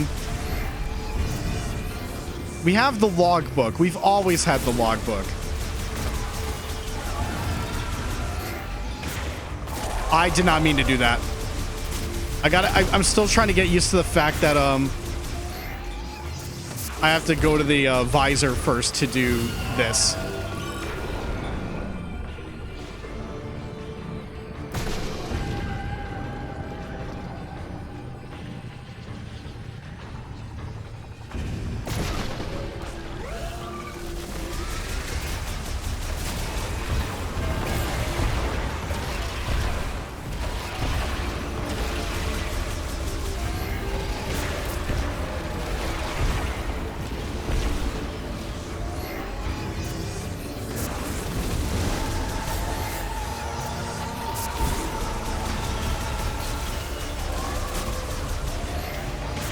Pretty typical for a, well, it's the second boss fight, but you know, maybe the first proper boss fight.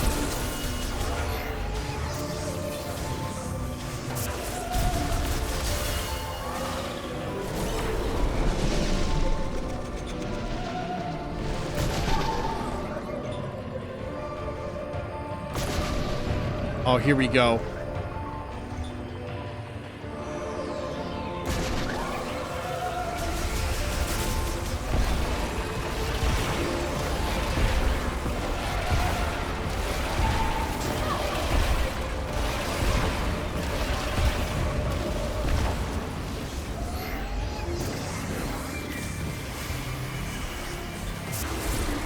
Oh no, he's got walls.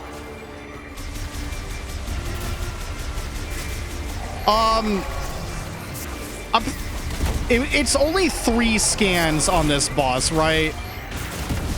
I know I said I was aware, but I want to be double aware that there isn't like a 4th scan out of fucking nowhere.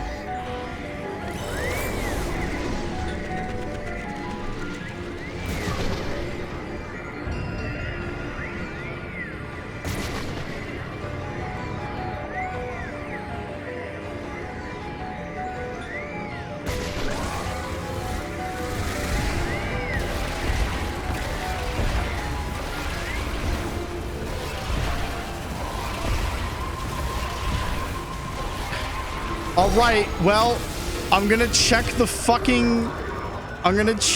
internet to see if the wall vines are a fucking scan.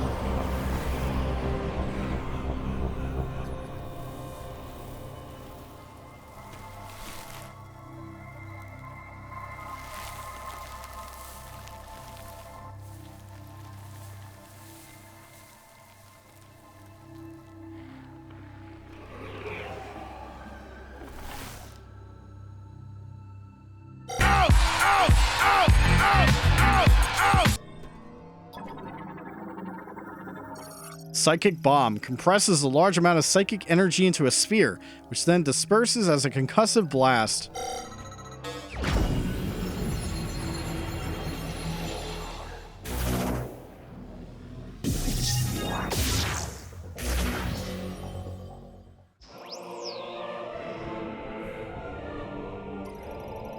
Psychic bombs are reusable only in morph ball mode. Up to 3 can be placed at a time. The concussive blast of psychic bombs damages objects and enemies and can be used to perform a bomb jump. And bombs can also be given psychic mote properties.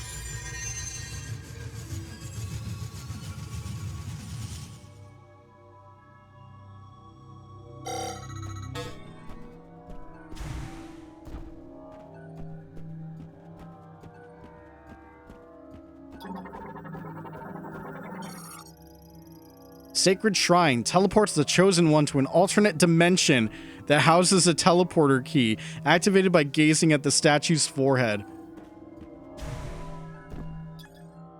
Well, I'm a floating head. Bomb slot for operating the Sacred Shrine. The impact of a psychic bomb detonation inside the slot moves the pedestal. Gazing at the Lemorne statue while on the pedestal then activates the shrine. Sacred shrines are single-use teleporters prepared by the last priest, Chatoya, as a way to access the alternate dimension where the master teleporter keys are kept. When not in use, the shrines themselves are also placed in an extra-dimensional space, though they are linked to each key guardian in such a way that they can be summoned to them at will. Key guardians will summon their shrine only for the Chosen One. However, if their body were to die and their consciousness dissipate, the shrine will appear on its own.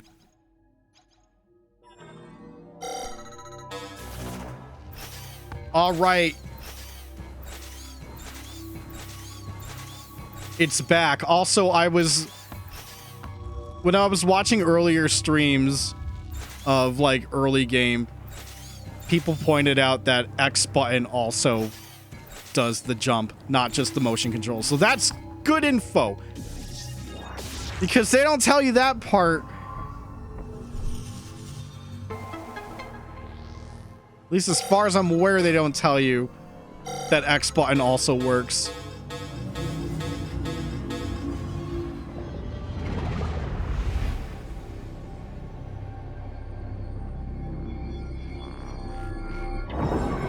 Samus reaching out for that is pretty funny. You know, next time we get some key like that, if it's gonna do like a segment like that again, I want to walk backwards and see if she lowers her arm. Master Teleporter key acquired. One of the keys required to activate the Master Teleporter in Chrono Tower. A total of 5 keys must be collected. Chat, joke's on you. We unlocked the Chrono Tower. That unlocks the Chrono Trigger stream playthrough in 2026. Sorry, Xenogears. Plans have changed. Samus, do you copy? Booyah! Long-range comms are back online. Oh, Did you yeah. achieve your objective? There's something I want to talk about. Meet me in base camp.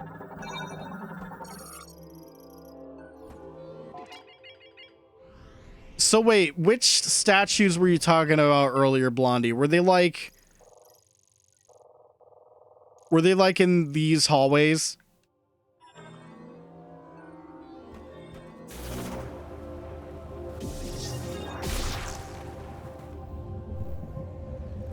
Okay, I'll go back and check those.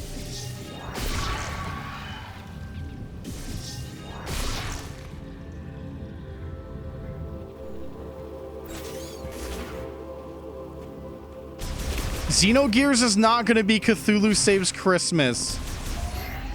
That's not how that's going to work. Green energy crystal. Crystalline, oh my god. Crystalline deposits of concentrated green energy. Contains large amounts of teratogens, which can interfere with cellular growth. Green energy crystals. I still can't... They couldn't come up with a better name. Like, what? That's all we got, fam. Green energy crystals. It sounds like a Power Rangers thing. But even then, they'd probably come up with something silly.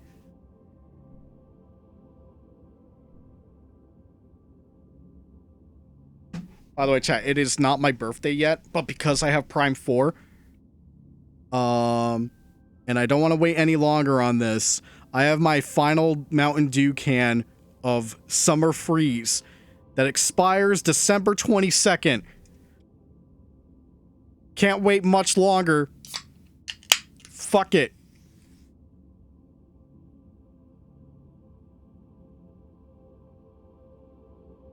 What if it actually expired earlier and I'm just gonna fucking drown? Green energy crystals consist of silicon dioxide that has crystallized with a large amount of green energy ions. They're broken relatively easily, either by a strong impact or using firearms. Although very little green energy occurs naturally in the geologic record, green energy showers have made it very common throughout Soul Valley. Extracting energy from green energy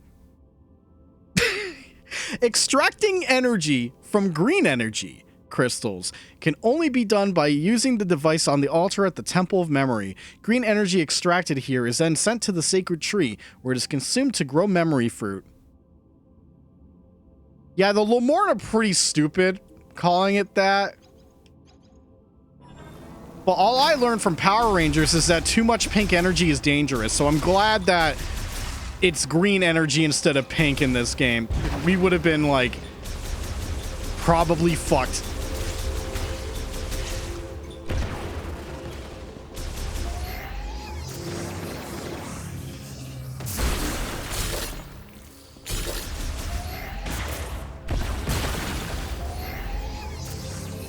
Okay, at least there's a semi-generous pickup range. And I know for a fact there's an item in here.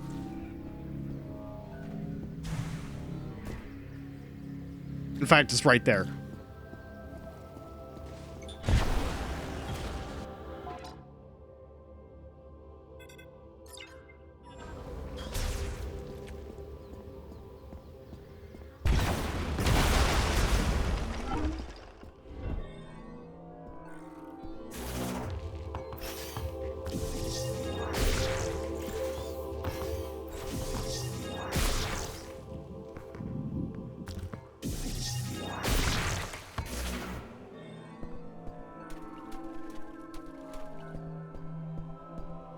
Okay, so you brought up the statues leading up.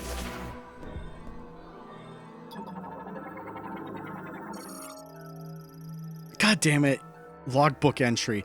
Stone sculpture of a Lemorn priest. It bears an inscription that transliterates to Lakash and includes a description of the individual.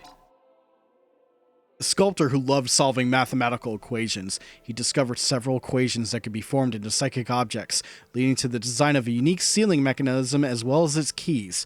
His final words were, "It's getting really nerdy in here."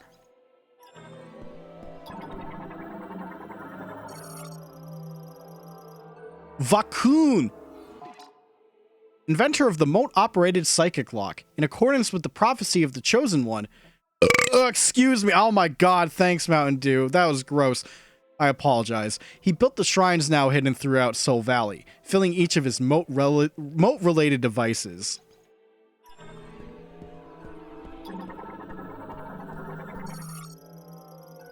Shay. The only female member of the Lemorn priesthood and the first to understand the structure of space and time. Her insight led to a method of moving across space-time and, in turn, the invention of the teleporter.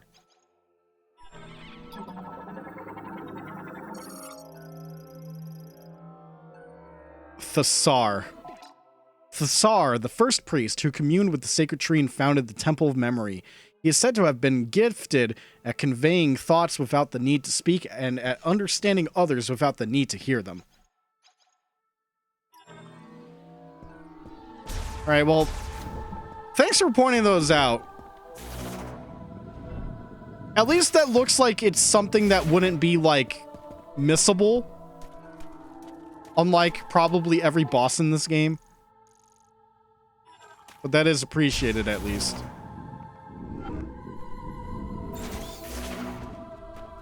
Alright, deposit.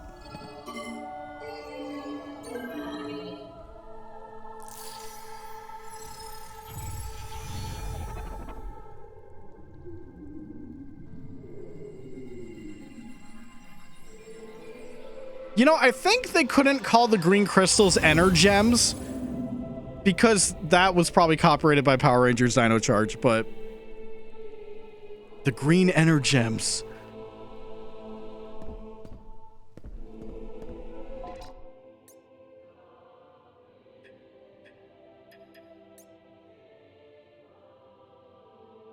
That is a small meter. That's like a tiny pip.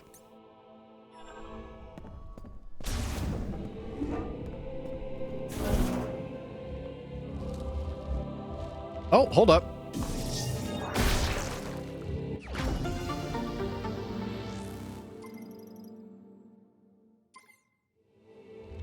It's got a different audio, like, ambiance now for items. I just gotta get used to the new one instead of them, you know, using the old item ambiance when you're close. Man, they did not design these for humans. Oh! Whoa! You are sneaky quiet, you know that? Hey, I'm glad you're back. That data you gave me earlier is really coming in handy. I've been able to translate the Lemorn language. This planet, Viros, doesn't appear on any of the known star charts. Might as well be a ghost. I tried sending out a distress signal, but there is no activity in this sector.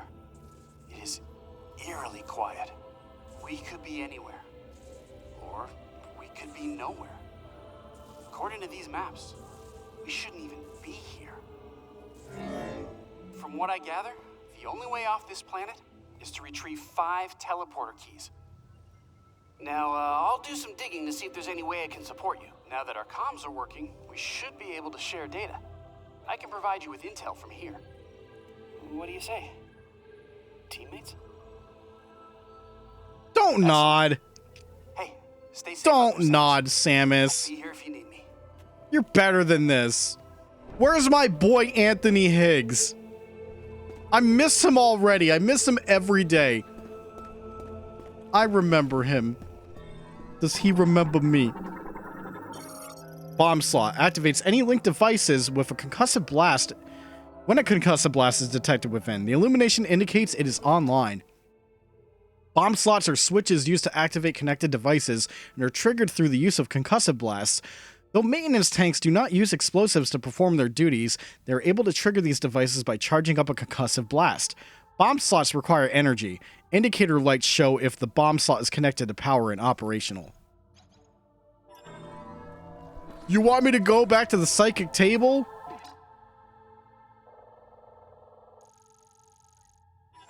Okay. Catch you later.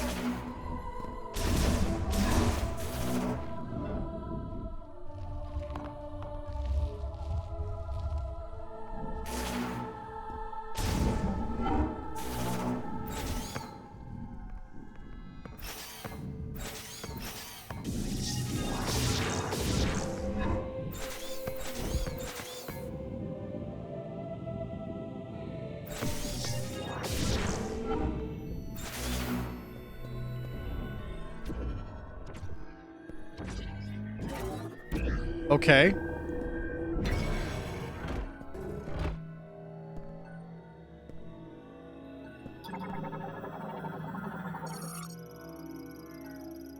Writing surfaced on the Lemorne statue decrypted. Within the moat, this statue holds as a history of the guardian of the temple garden. To reveal these truths, place the moat into the playback device.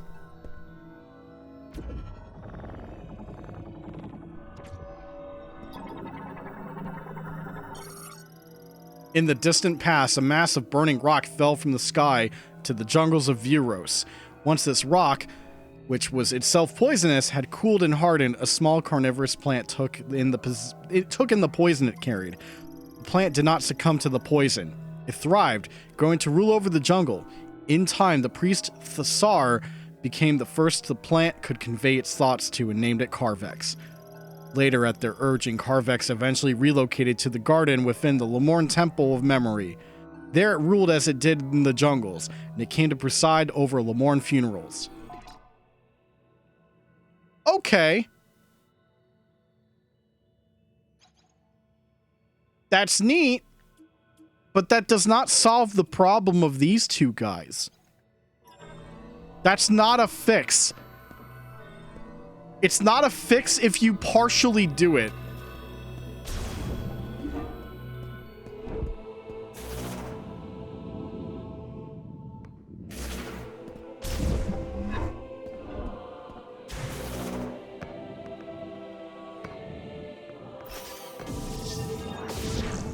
The extra lore is nice, though. That's cool. But that doesn't fix the missable problem entirely. Because what if we never see that space pirate with the 4 Metroid nipples ever again? You miss that, you may as well start the fuck over. Don't! Do. Please do. Hey.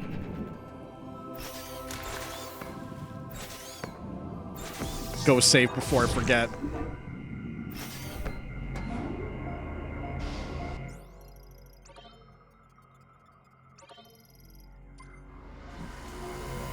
By the way, chat, I would buckle up. I'm planning to go for a good amount of time tonight.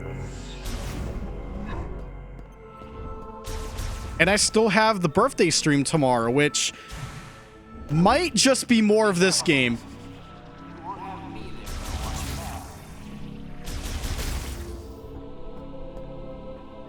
Because I think realistically, I'm just going to play more of this on my birthday. Unless people are available for Mario Party, but I don't know, man.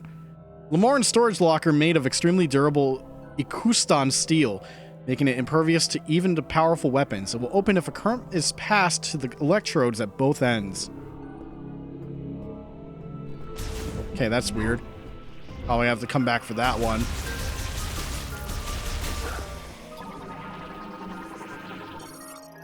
Gas spore, fungi variant. It's Periostracum.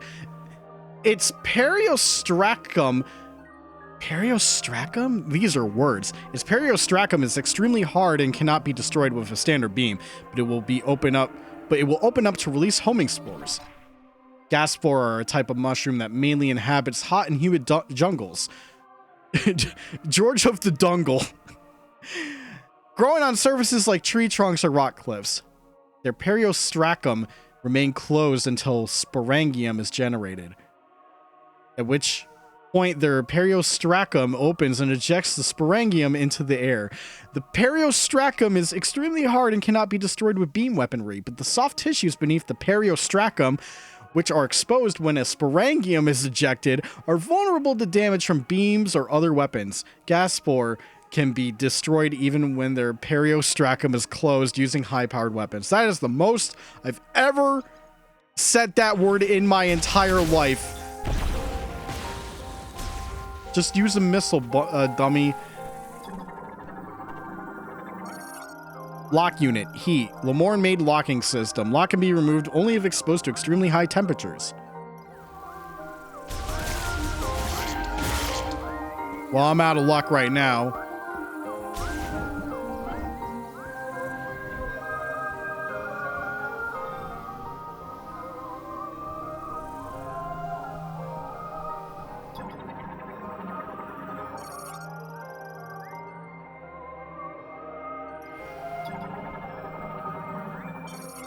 Cargo launcher. Machine-era cargo transport system. Uses ballistic technology to launch specially engineered capsules that are typically loaded with materials and goods. The cargo launcher transport system was developed during the machine era. It launches specially engineered capsules. These are typically loaded with materials, rations, and other goods. The capsules use thrusters to automatically adjust their speed and attitude.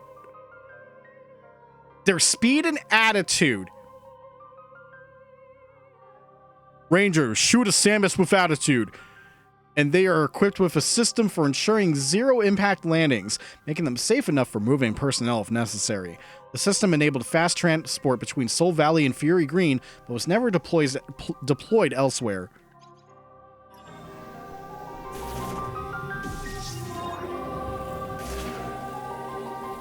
Okay. We got bomb. Okay.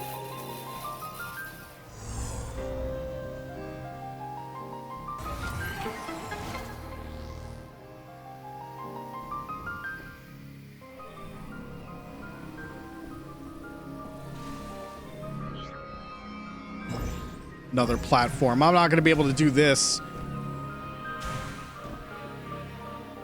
Missile expansion's just taunting me for now. We'll be back later.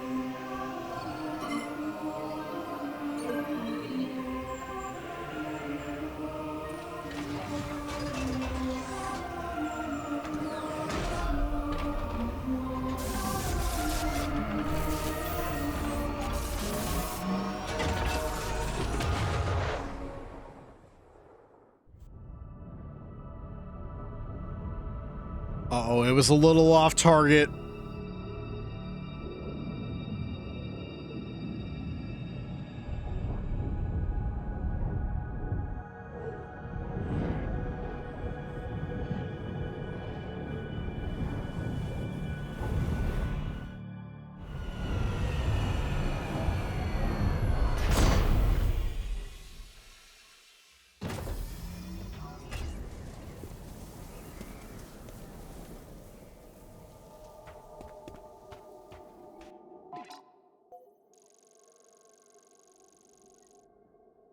Chrono Tower, Fury Green. Master Teleporter Key. This is as far as I can zoom out? Jeez.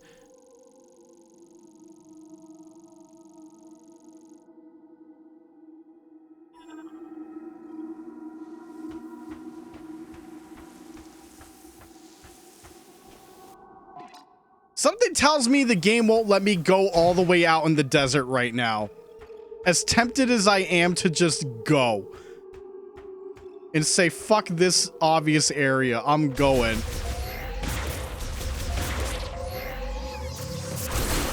Oh yeah, you need like a full charge. I don't want to use my missiles on this shit.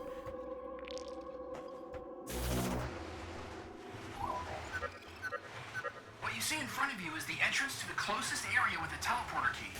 If you want to contact me going forward, use the radio command on No, the come map. back! I'll help in any Bird! way I can.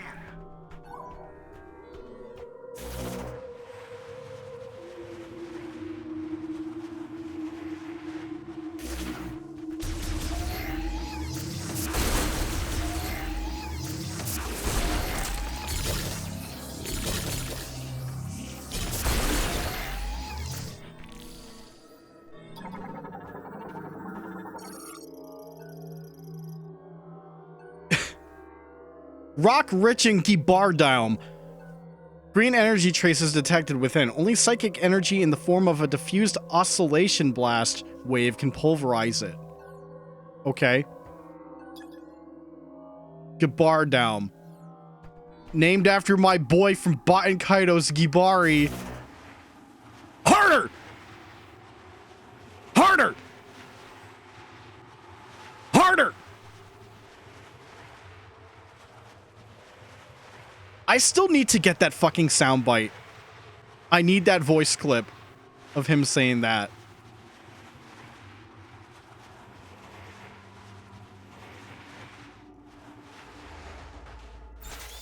Oh. Yeah, they 100% lock you in. You can't even jump out. But I'm pretty sure someone will find a way. Unless everyone in this world hates this game and decides not to speedrun it.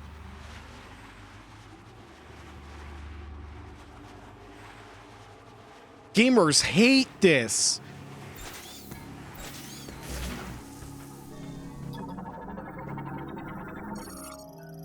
Tower for storing emergency equipment for Soul Valley. Electrifying the lock on the lower part of the hatch will cause it to release it. Okay, we definitely can't do that right now.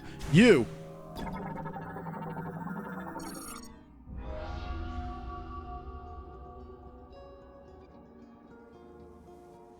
Viola, Tanzaden, Albush, Kalastek Tatarin. Chosen one, check this sweet fucking ride out.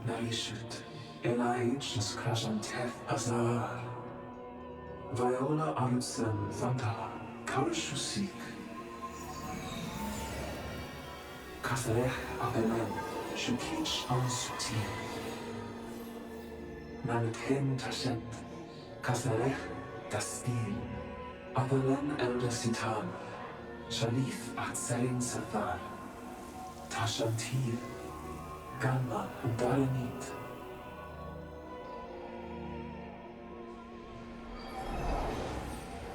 Oh, Blondie, we call those people tourists. Don't worry.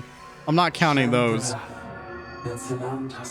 I'm counting the ones that try to feed my YouTube recommendation list when I don't ask it to. So I immediately nuke them on sight because I'm like, I didn't ask you. I'm not even searching for Metroid and you're throwing this shit in my algorithm. Shot on sight.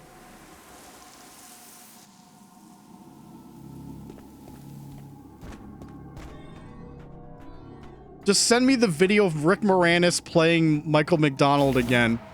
I'll watch that. Okay, thank you.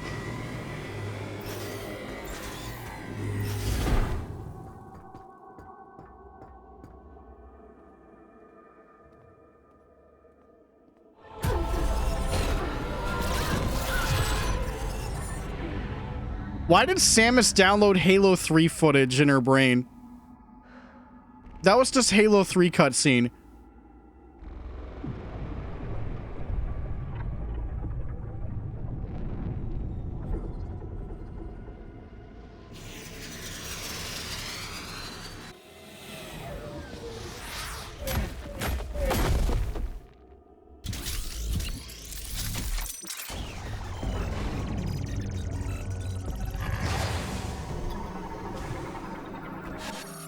Cybot Soldier, basic model of a Lamorne-made Cybot battle android, typically equipped with a laser cannon and hover thrusters.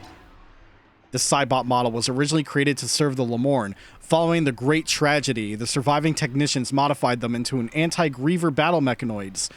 They were able to synchronize telepathically with Lamorne as well as act autonomously based on prior instruction. Cybot soldiers are equipped with a hover thruster on their back, a laser cannon on the right arm, and a shockwave emitter for close combat. As the thrusters were only designed for short-range flights and walking functions are limited, Cybot soldiers are most often moved via shuttle or launched through the air by Chrono Tower. Upon losing their telepathic connection to a synchronized Lamorne, they will immediately seize.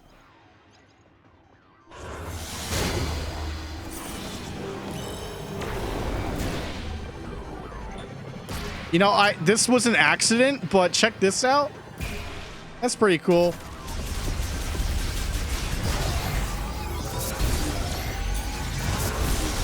Also, I got shot by 3 lasers and lost an entire fucking energy tank. That shit hurts. This is like Metroid Dread damage levels already.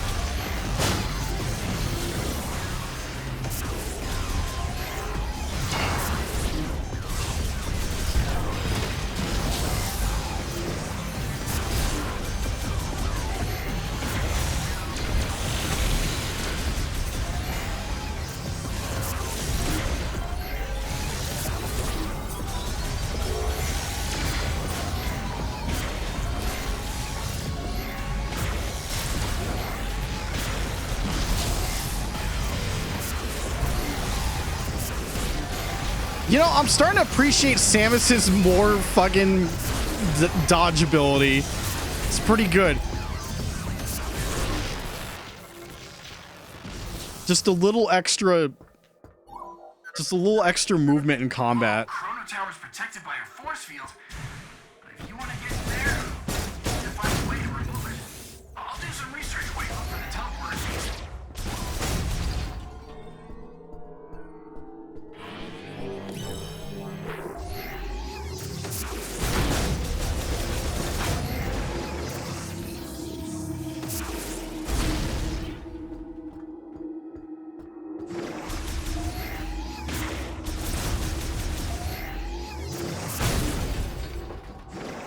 All good.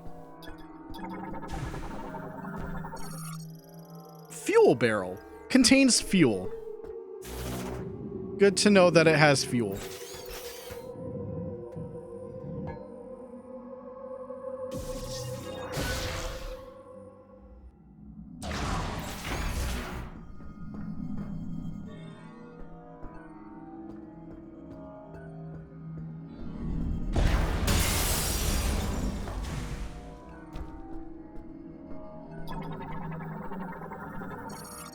Conduit for maintenance tanks. Entry hatch currently open and has safety mesh installed.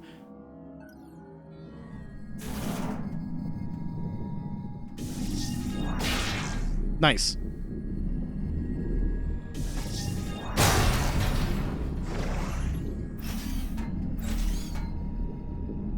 All right, here I go.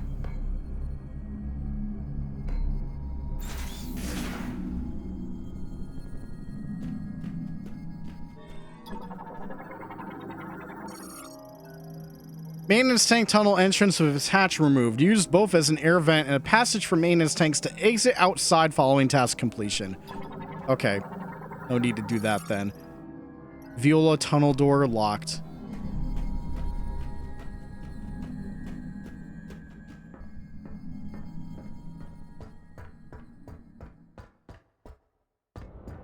Now imagine if Samus had a speed booster in this game.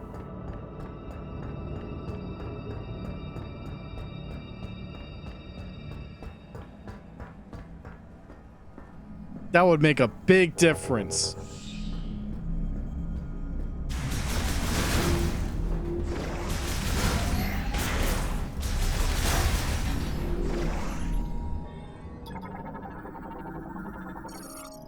Maintenance tank. Autonomous drone that maintains machinery and systems throughout the facility. Battery charge at 0%, preventing activation.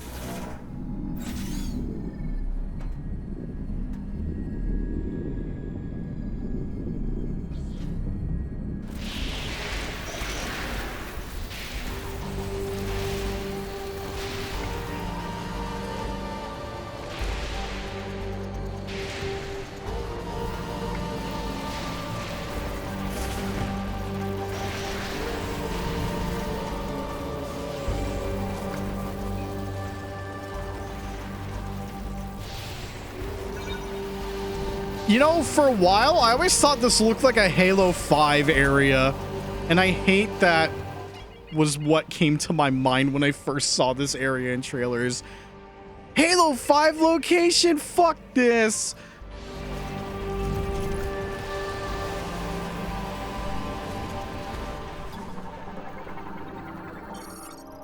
Denzard, a very resilient creature capable of living in incredibly harsh climates such as Voltforge, can absorb electrical energy, causing parts of its body to glow.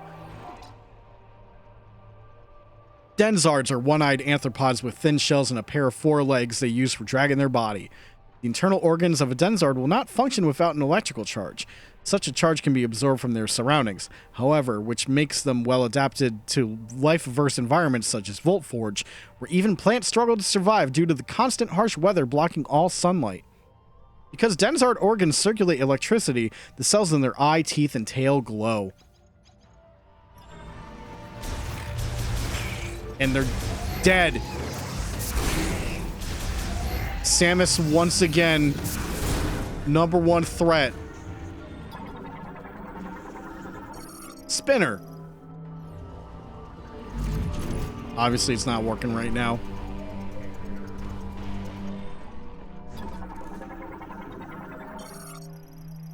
Vehicle. Lemoorn Neurobike Mark 7. Latest model of the Viola Neurobike. Mass-produced during the machine era, but redesigned for the psychic era. Vehicle activation and use requires wearing a special nanosuit, which identifies its registered rider. The suit is acquired from the Viola suit printer. The Viola was originally a two-wheeled single-seater vehicle developed during the machine era. As part of a psychic era redesign, a function was added for identifying the psychic brainwaves of individual Lemoorn. When a rider wearing a special nanosuit registered themselves to a Viola, they would be set as its exclusive rider and prevent its use by other Lemoorn. This registration allowed riders to summon their Viola to them, even from remote locations. However, summoning would fail if the route crossed impassable terrain. The Viola's features also include pre-installed unlockable functions. For instance, upgrading the Viola suit to the Viola IC suit enables the vehicle's IC mode, a hover transformation for moving over hot surfaces unsuitable for tires. Supporting this feature are heat-resistant systems strong enough to allow for hovering over magma and lava. This transformation would be automatically triggered by the vehicle's surface sensors. Further transformation features were in the planning stages.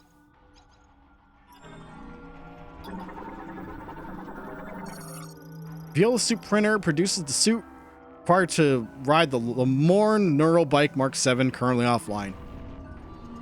Okay.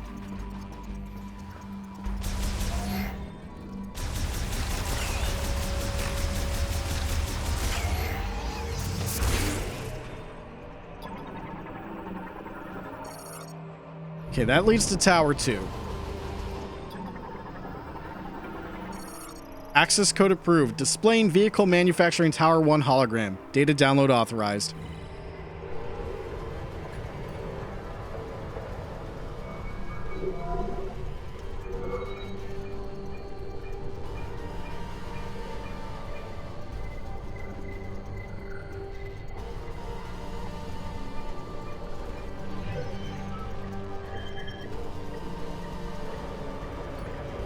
I will say, chat, I had a good birthday dinner. We would have done the dinner tomorrow, but there's apparently like impending snow, so to play it safe, we just kind of did it a day early. Speaking of, if we did it tomorrow, guess what? I would not be playing Metroid Prime right now because GameFly has failed me again. Somehow that rental copy is still not here, so amazing. Samus, you copy. Fortunately, I got through. The lightning storm is playing tricks on my comm. Looks like you acquired the map to the facility. Let's take a peek. I didn't ask you. You'll need to open the big door in this room. But without power, you won't be able to unlock it. It's Mackenzie's fault. Good news is, He intercepted the GameFly rental. to get there, you'll need access to the lower levels. There's an elevator that will take you down.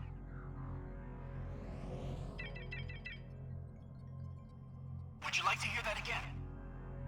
No. Oh, and don't forget to stop by the save station. You mean the place I'm right in front of? Might be on your own from here. Good work.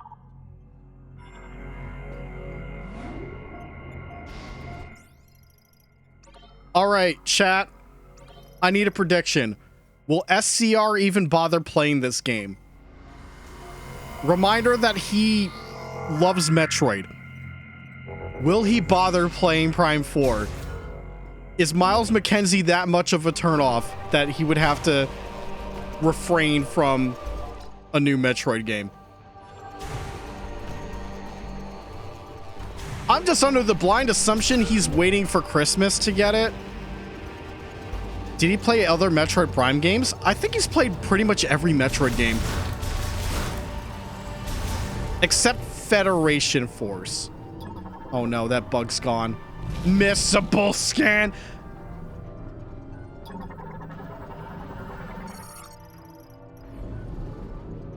Like, I'm positive he didn't do Federation Force. Did he play them at launch? I'm gonna assume. I actually don't know.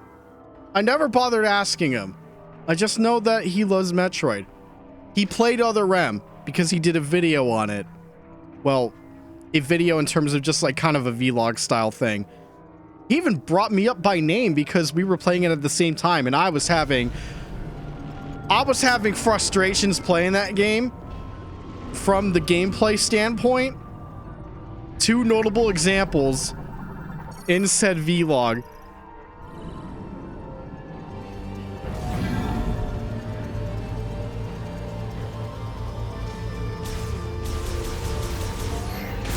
Yeah, I don't know how he's feeling about Prime 4, because, like, it's available on Switch 1, so it's not a case of not having a Switch 2. If this was a Switch 2 exclusive, then yeah, I'm pretty sure he would never get to play this one. But since it is a multi-Switch, it's a multi-Switch game, it's totally on the table. Because it was basically a Switch 1 game at first before they up-resed it to what we're playing right now, which still looks real damn good. Uh-oh.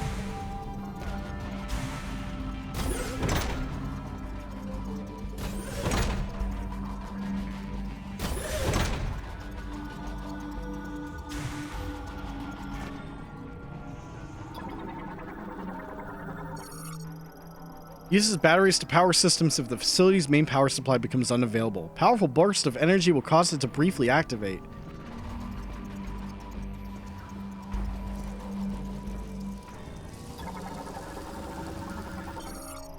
Mechanoid variant. No entry found in the catalog of Lemorne-made creatures. Analysis implies it was produced by a powerful AI. Designation information engraved on it, deciphered as Mecha Rat.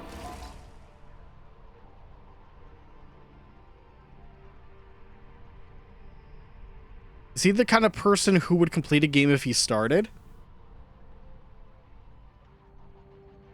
It might be a case-by-case basis. I don't want to speak for him. That feels very disingenuous because I'm pretty sure he's not here in chat right now.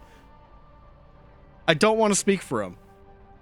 But I would assume definitely a case-by-case basis. I mean, how many GameFly games did he end up finishing? Not that much. But that's completely different. That's not the same thing. I mean, if he was doing a video on it, like a full video, like Shenmue or etc., or something in a series that he holds dear, I think he finished. I'm pretty sure he finished the Secret of Mana remake all the way through, as an example. And he did all of Visions of Mana, even. So I think it really depends. A mechanoid variant with no entry in the catalog of Lemorne-made creatures. Mecha Rats are assumed to have been created by the factory's administration AI. Their bodies are powered by electricity and composed of the same materials as a viola. Being smaller and lighter than maintenance tanks allows them to reach anywhere in the facility, while cameras in their eyes capture video for the administration AI to collect, view, and analyze. We gotta kill these rats. They're feeding the Gen AI machine.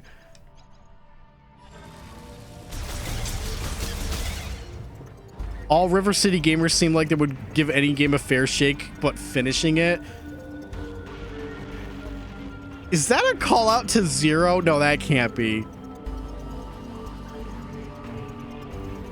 Yeah, I know he wasn't hot on it, but I'm not 100% sure if he did go through all the way on that.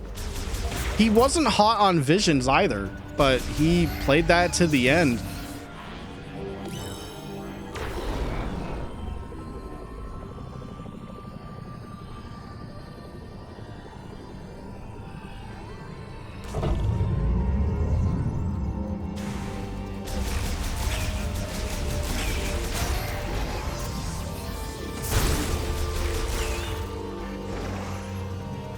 I tend to finish games too.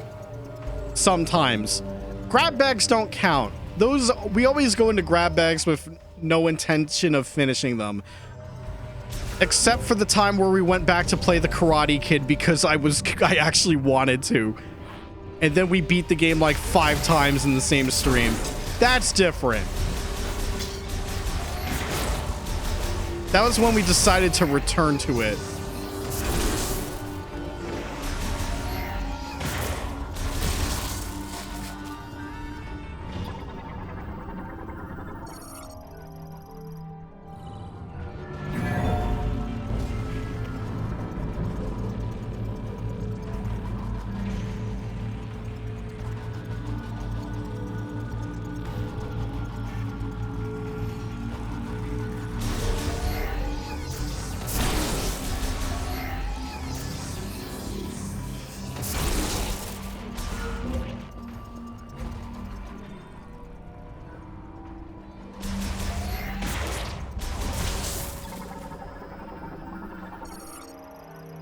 Explosive. Lamorne made locking system. Lock can be removed only with explosives or by a powerful blast wave. Understood.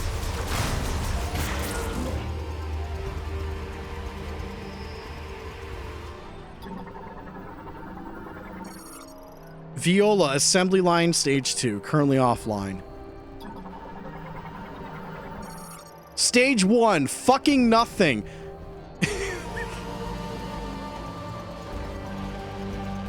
If Mackenzie's the only knock against Prime 4, the character doesn't seem to be too much in this game.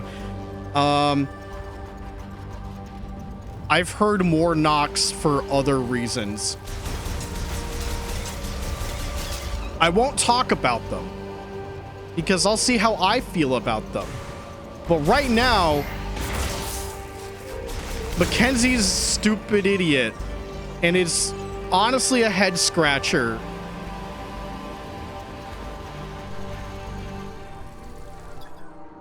Rats! Rats! We are the rats! Remember all those rats from that that Game Awards announcement from the Soma devs? What was up with that?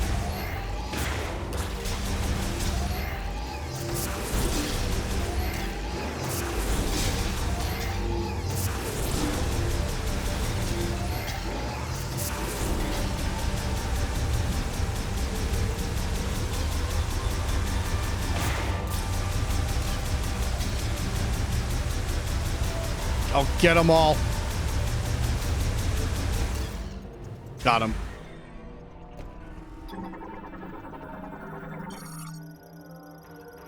Maintenance tank battery at 70%.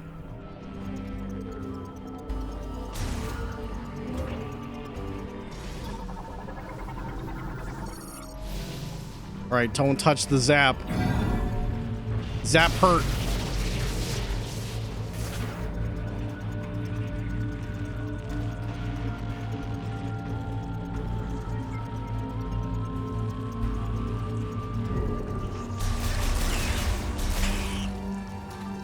By the way, you want to know if this was a Halo game? If this ended up being a Halo game, guess what? This is where they would put the crosshair. Because they're fucking stupid and dumb. They don't center it. But if this was GoldenEye Rogue Agent, hey, let's put it all the way up here. Yeah, you're gonna shoot guys like this, right? This is where the crosshair should be, right? GoldenEye Rogue Agent? Sorry, I'm venting for no reason.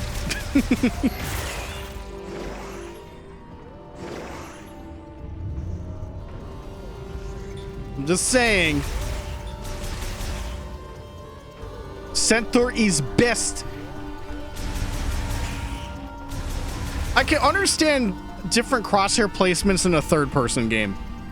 Like, the crosshairs up here in Crackdown as an odd example. Or even like Saints Row 1 and 2, because your character is always in the center of the screen. Sorry, motion controls kicked in. But they would have the crosshair above here because if they kept the character position in the center with the crosshair, it would just be blocking the crosshair. But in first person, I don't understand why. Let's put it up here or put it down here. Hell, I think that fucking body count game had an even worse lower crosshair than Halo.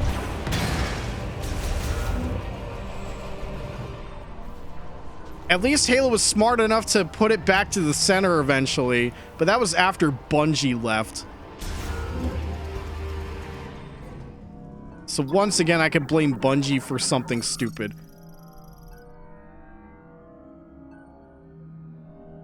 Uh-oh. Is Samus gonna be too dummy thick for this? Oh, god damn it.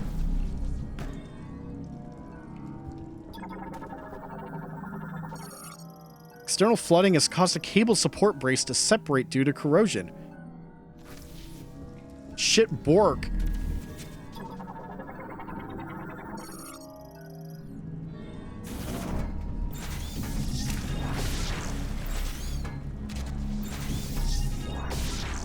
Huh? Maybe regular?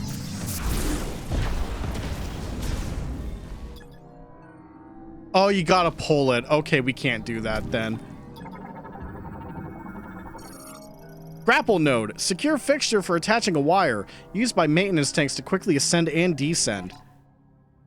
Anchors designed to allow maintenance tanks to connect a wire in order to prevent falls while working in precarious situations, such as on vertical walls. Attaching to a grapple node using a psychic grapple allows the user to pull themselves to the node and remain there indefinitely. Point-to-point traversal is then possible if another grapple node is within grappling range of the first. Okay, so that is a no-go right now.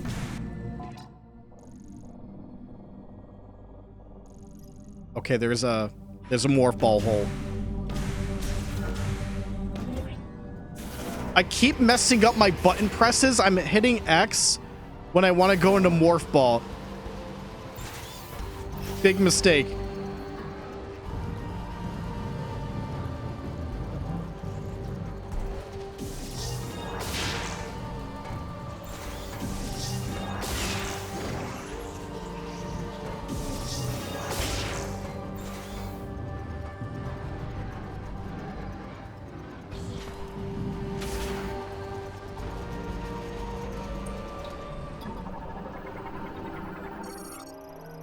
Lightning antenna. Harvests lightning strikes and conducts them to the facility's electrical systems. Deploys automatically once both its cable spools have been released.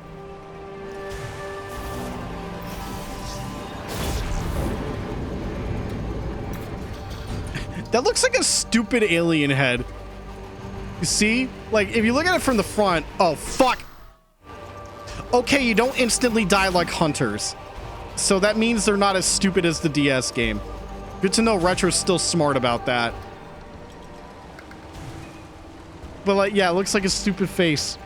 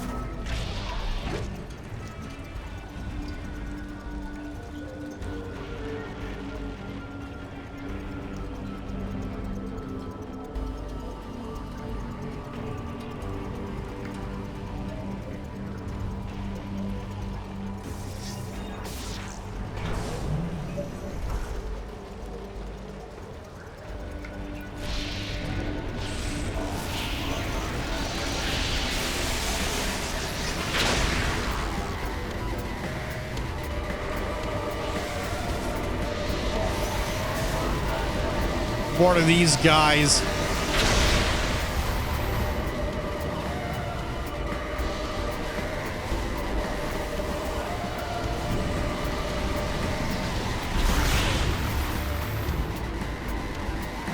Oh god, you go up slow. Eh.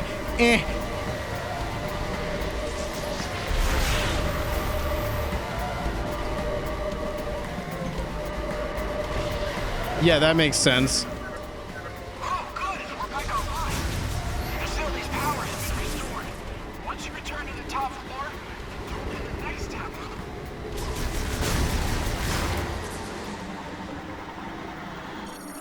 Flight drone. Flying mechanoids produced as an experiment by the vehicle factory's administration AI. They are controlled by a separate management unit. Flight drones are multi-purpose mechanoids and were formed as an experiment by the factory's administration AI. Equipped with an enhanced iteration of the scanner drone anti-gravity engine, flight drones have extensive movement freedom even at high speeds. They lack independence, with all behavior directed by a separate control unit. They are unarmed and able to remain in operation as long as they stay in the areas where electricity can be freely absorbed. This level looks Warframe-ish. You know what? I kind of see what you mean.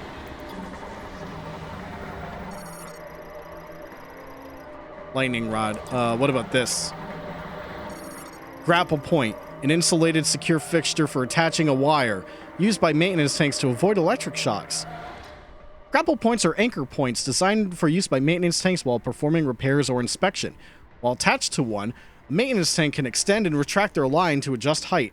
They also allow connection using a psychic grapple. Swinging back and forth from a grapple point can generate momentum for point-to-point traversal. Wait, what are my scans at now? 32. Okay. Uh-oh, chat, I'm gonna press the radio button. Okay, good. We're safe. We're safe from him. It's all right.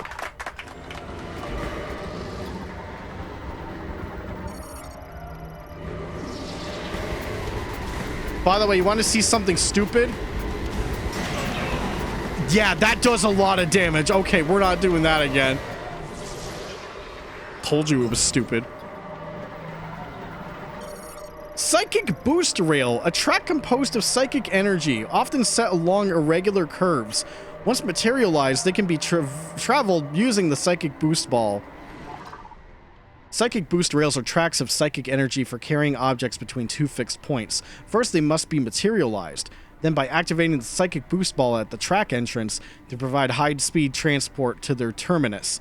Because these tracks are set along natural flows of psychic energy, they often follow irregular curves. Note that even if materialized, they cannot be traveled without the use of the Psychic Boost Ball.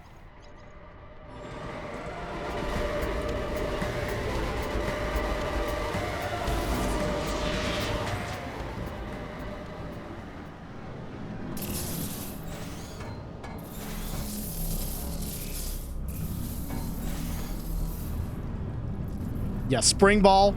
This is so good. Never leave home without it.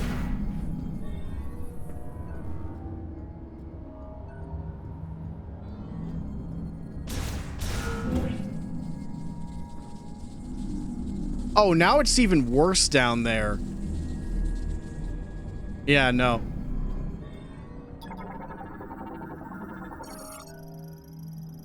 Touch the hologram to activate all printers and initialize the manufacturing. Okay.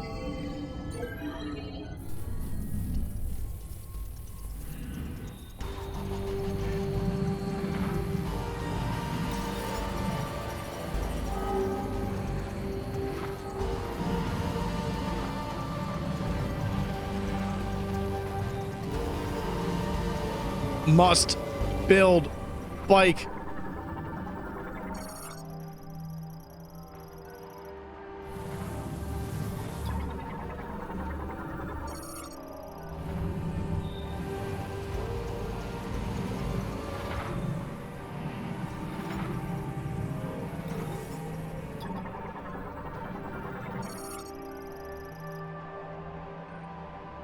Activated using the elevator recall terminal. Shit.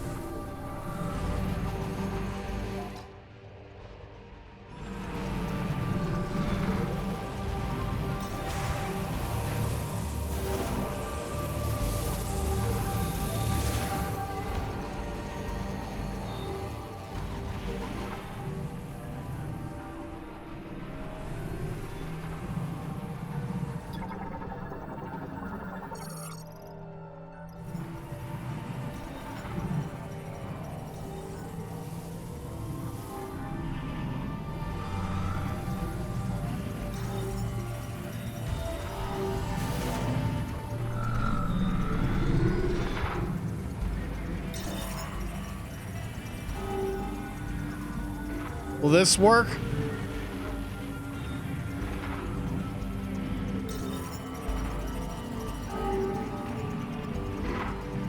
Yeah, because I look like a wheel. Yeah, that makes sense.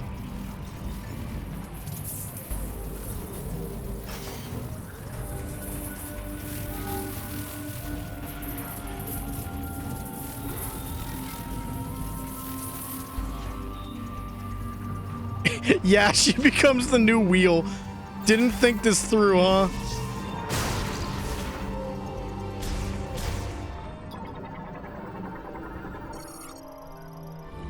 Okay, now we can use that again. You know, for when we need to come back.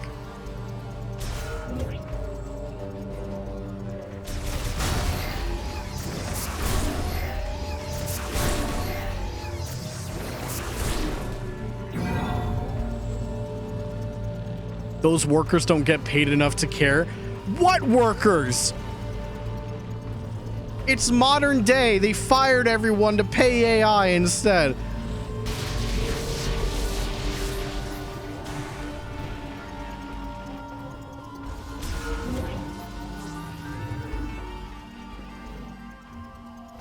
Learning the wrong lessons from Expedition 33. Oh, we don't need a lot of people to like make a video game, so let's fire everyone. Maintenance tank. Autonomous mobile drone responsible for performing maintenance within the facility. Its welding beam can also be used against intruders. The maintenance tank is an autonomous drone that automatically maintains, manages, and repairs all devices and equipment developed by the Lamorne technicians in the machine era. These drones also function as a security force.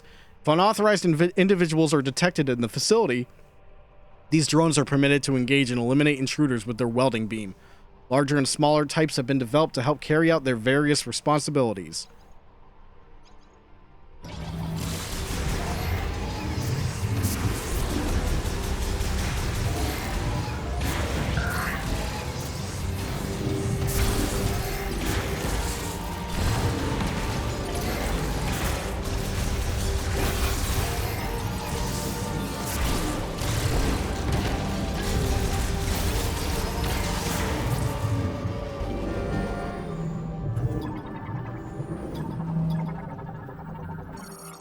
Large robot arm linked to the inspection scanner.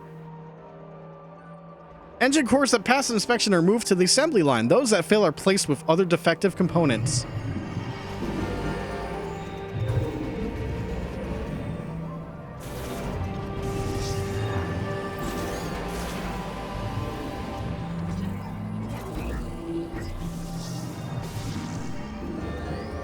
We're gonna have to keep an eye out on these, like, super high up bomb slots.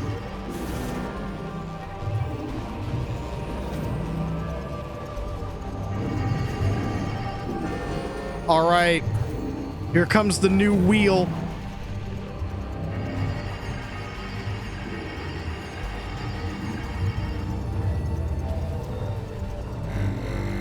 Fuck is this shit?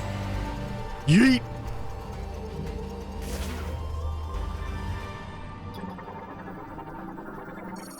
Parts that failed inspection have been declared defective, such as faulty engine cores. This area is cleaned intermittently.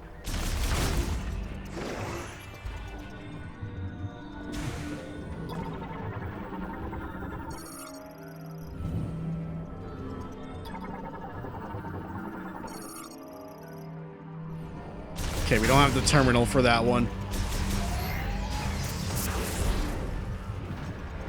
Okay.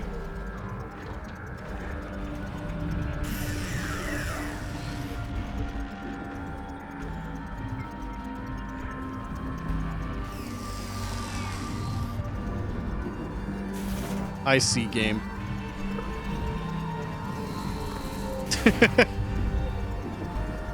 We gotta train the player for every type of movement.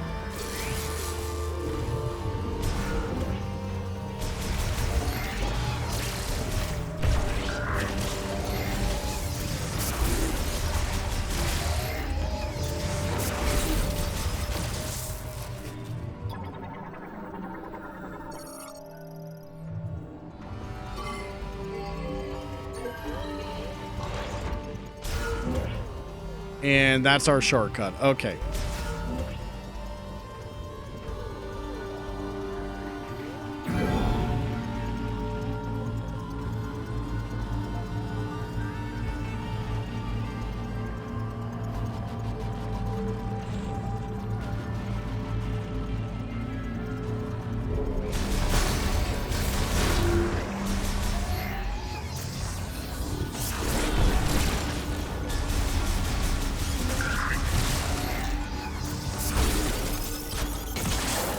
Oh, you bitch.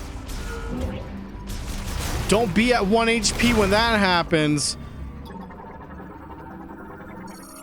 Emergency decompression cap for the iron collection cylinder, made to withstand extremely high pressures. It will break if hit with several explosive impacts.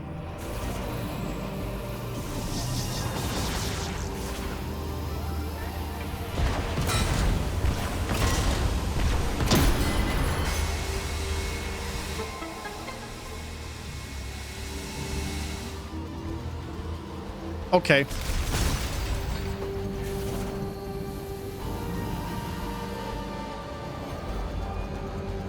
Gee, I wonder what I need for this part. Okay.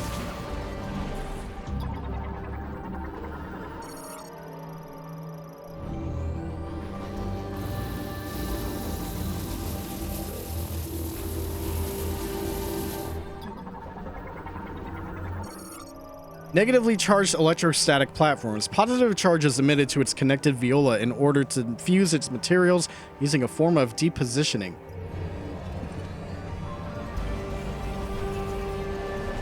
Oh, you didn't think to do that? I mean, once I heard a different noise with the missile, I'm like, okay, let me keep trying that. But of course, what's the point? I can't do anything right now with it.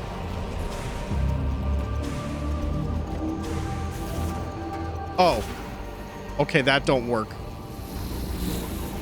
Shit.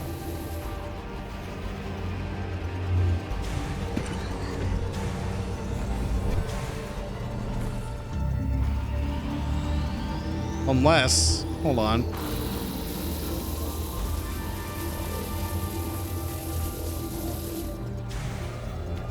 Okay.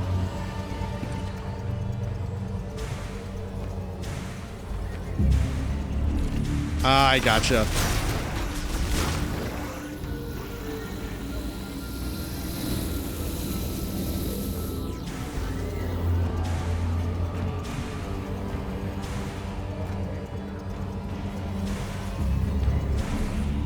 Oh, I don't gotcha. No, run it back. I didn't see a place I could get off. Too scared.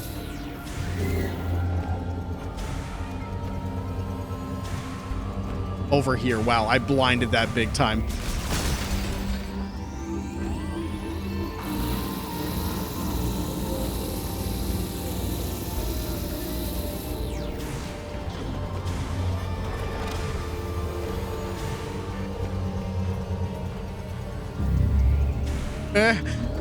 Okay. We're good.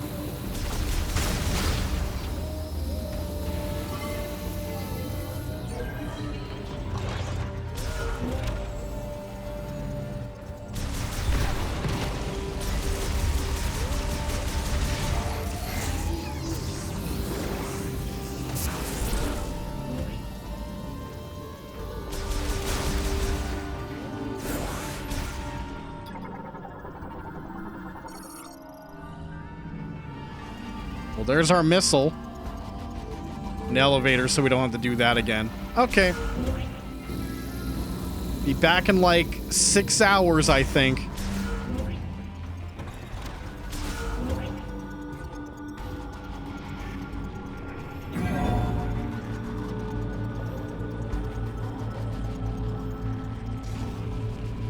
Can't wait to do the Switch 1 playthrough. Scanner drone. Autonomous AI drone for facility maintenance, equipped with an X-ray scanner and linked to the maintenance tank. Scanner drones are autonomous robots created to help maintain the Volt Forge vehicle factory. They are equipped with a small anti-gravity engine, enabling free movement while in the air. Their X-ray camera inspects factory equipment, sending repair requests to maintenance tanks if a malfunction is detected. While programmed mainly for maintenance tasks, they are also equipped with beam weapons to combat threats to itself or to other nearby drones.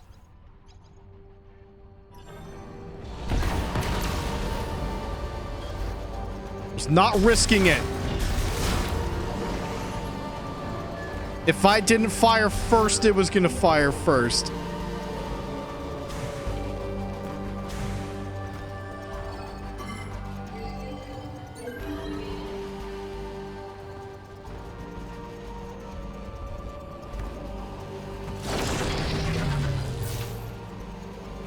Oh.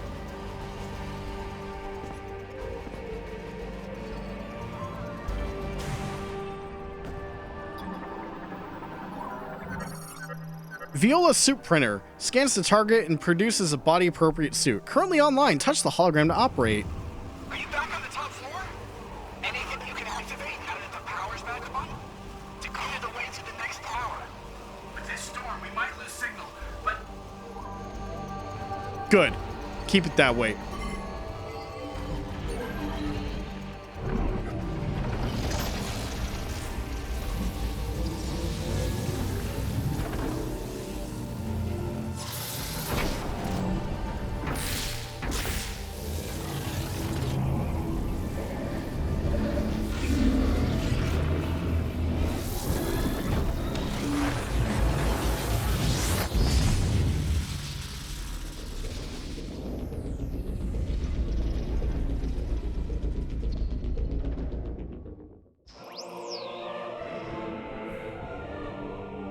Viola suit acquired. You can now ride Viola. To fully operate the vehicle, driver registration is required. I gotta say, I'm a fan of how this suit looks. I think it looks pretty sick.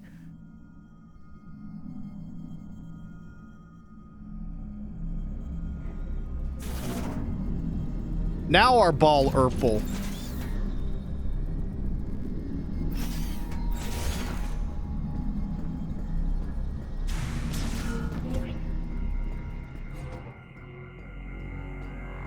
Yeah, there's apparently a DMV. What alien race invented that shit?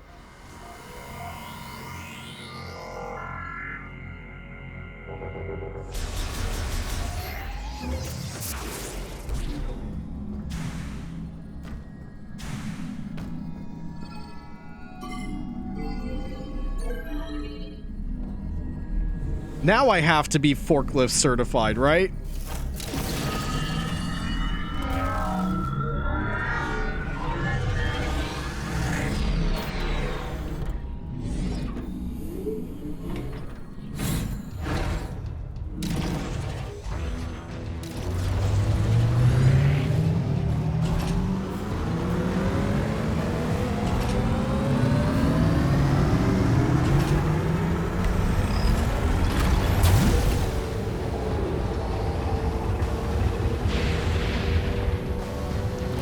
All right.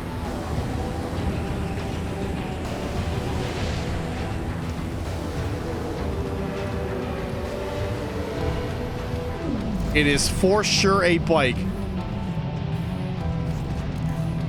Okay, ZL seems to be the drift. Oh, they put it to plus.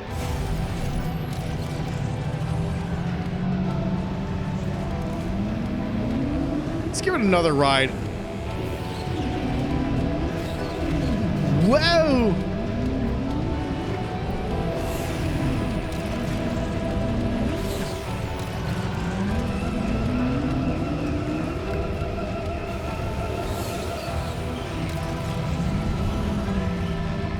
Gotta do my drifts.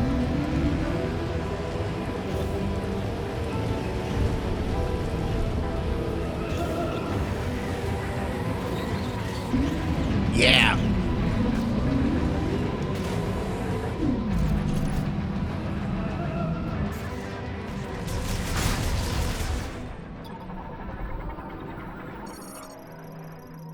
All right, Tower 2 hologram.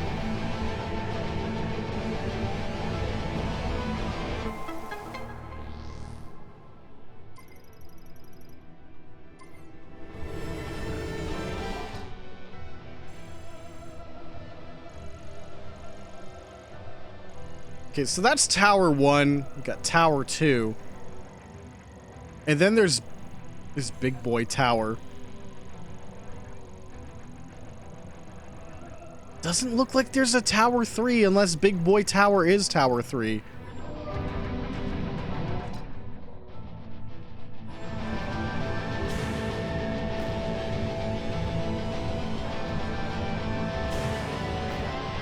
Liking the music.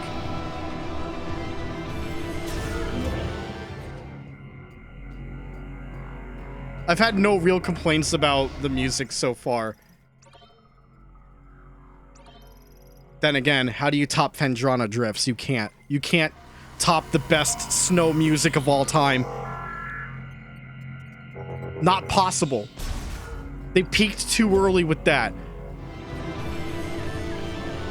We still got good tracks for Metroid.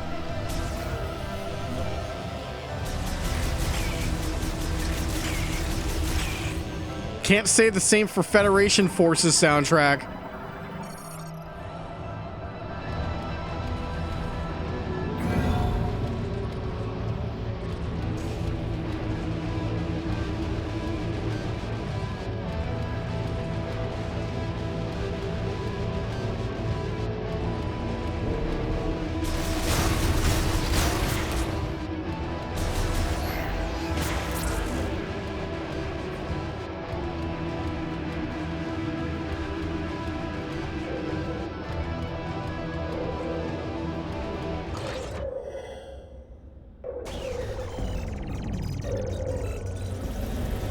Oh, more of them.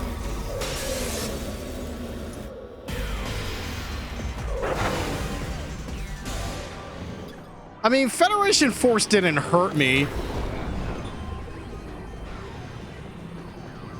I'm not like other gamers. Dead Space 3 hurt me more than Federation Force. Oh, god damn it. That must have hit an invisible wall or something.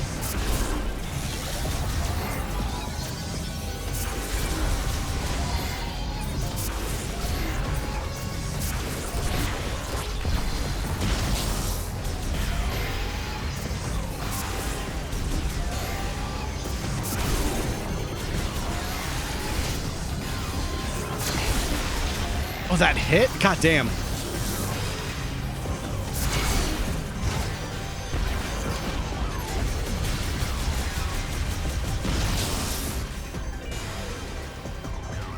Uh-oh. More of them! You're not different, are you? No, you're not. Okay.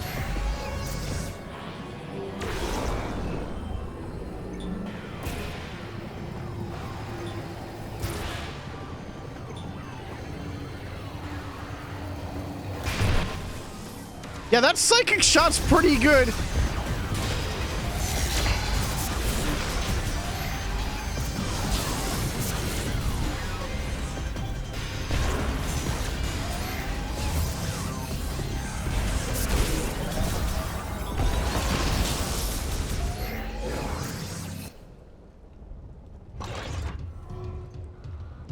Like, it's good because it's like a free knockdown on him. Excuse me. Elevator down, you got it.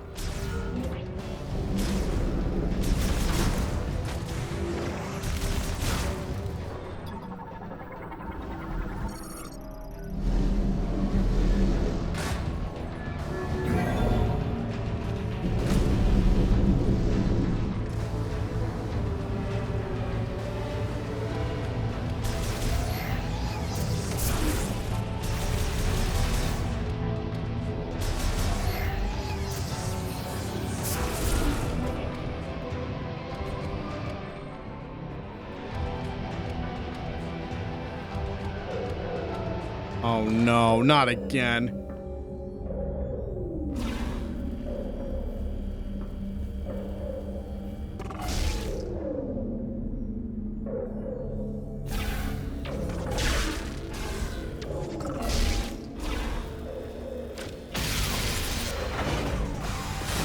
New.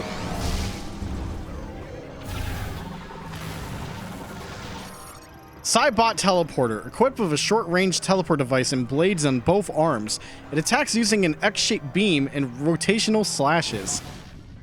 The Cybot teleporter is a battle model equipped with a short-range teleportation device for improved battle mobility. Due to problems with production costs, it never entered mass production, and only the prototype remains.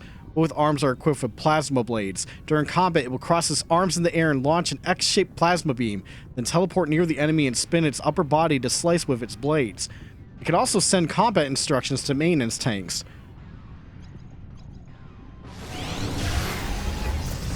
Speaking of...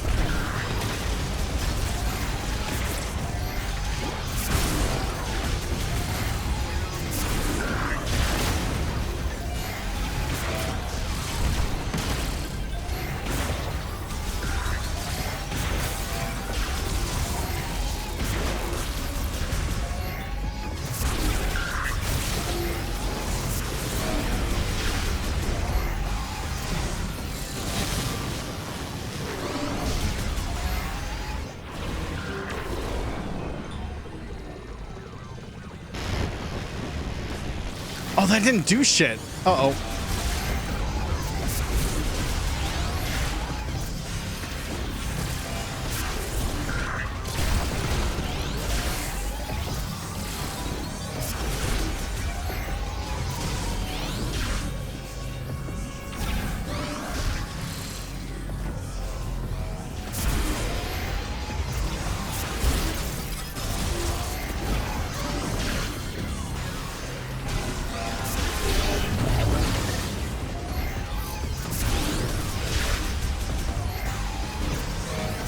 Okay, the good news is he shows up on radar before he actually fully appears.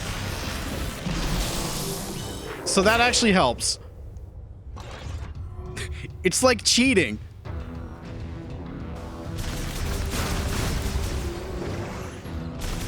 Nice.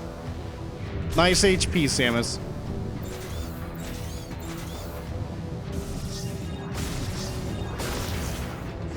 Oh. That's right, we're gonna cheat.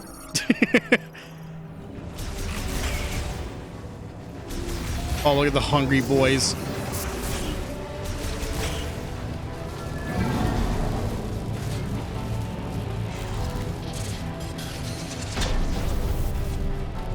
Uh-oh.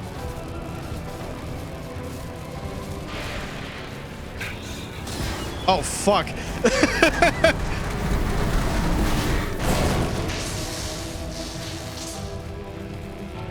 He got me fair and square. What an asshole.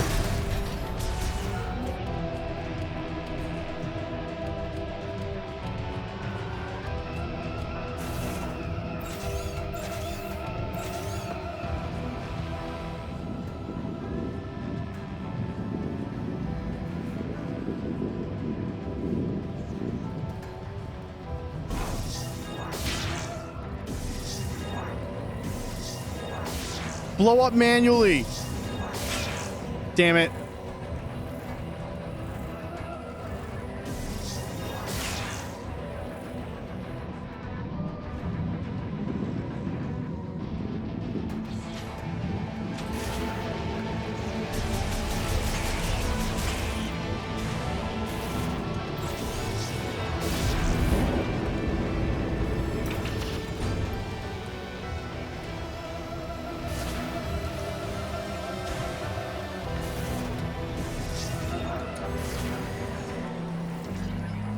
Simple.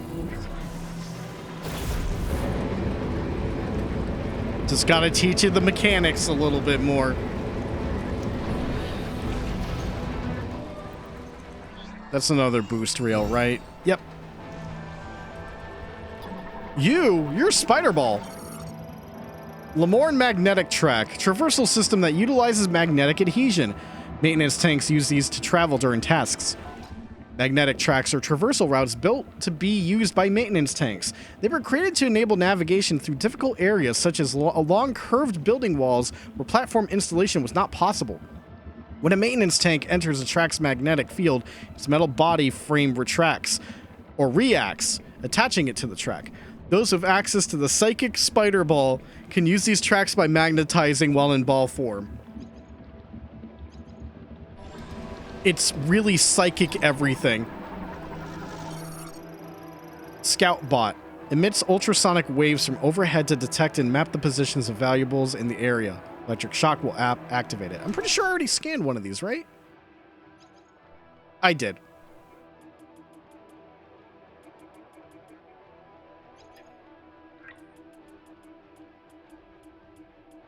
Oh, there's still a lot of biology. Psychic walking. Well, we have psychic space boots. You know that's on the table.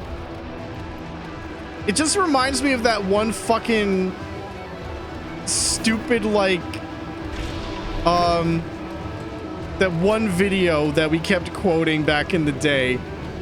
It's like, well, you get all these Halloween costumes. Sexy worker, sexy frog, like, sexy teacher, sexy fast food worker, and frog. It's basically that, but in psychic form, and frog.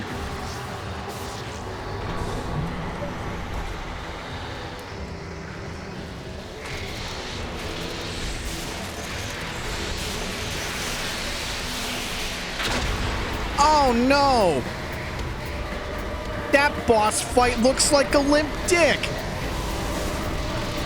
I wish someone around here could get crazy morph ball shit. Don't worry, Samus. Motherfuck.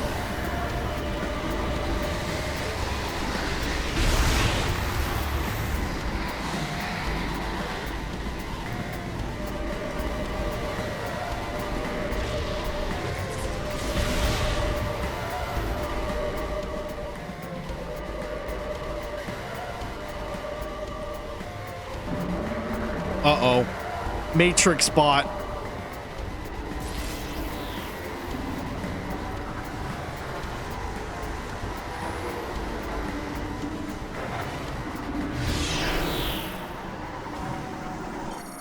Flight Drone MCU manages flight drones produced by the Vehicle Factory's Administration AI. Analysis implies that modifications for battle have been made.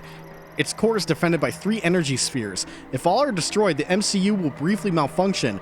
However, the spheres quickly self-repair, so they must all be destroyed at the same time for this to occur. The Flight Drone MCU Master Control Unit is an experimental mechanoid built by the factory's administration AI to control the facility's over 100 flight drones. Presumably, it was modified for combat after Samus Aran's arrival on Viros. Interesting. 3 energy spheres surround the MCU to defend it by forming a shield. These spheres can also attack using beam shots. The MCU itself is armed with a charged particle cannon. If all energy spheres are destroyed, the MCU will briefly malfunction. However, because the spheres can quickly self-repair, they must all be destroyed at the same time for this to occur. Attacking the MCU will also require thinning its defensive wall of drones. I also want to scan the drones, which I already did. Okay.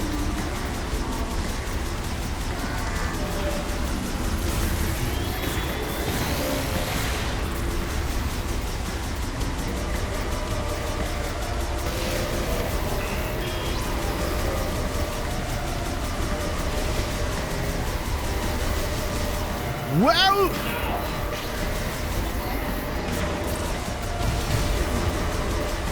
I fell. Okay, gotta watch where I'm stepping then.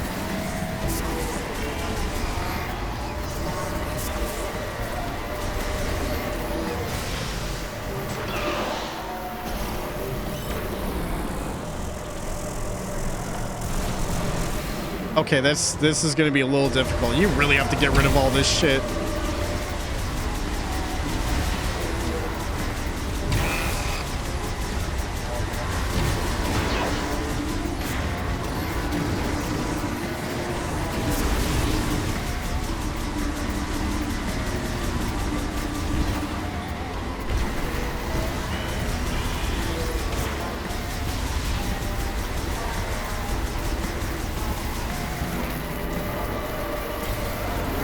Oh, Morph Ball's a good way to dodge that.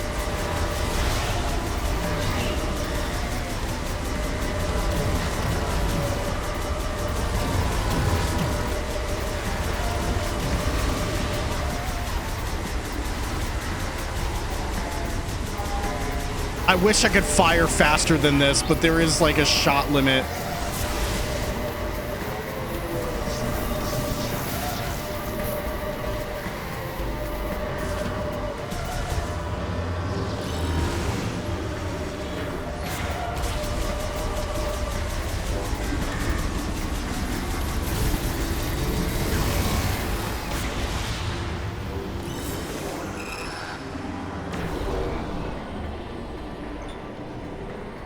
Okay, this may be the best opportunity right here.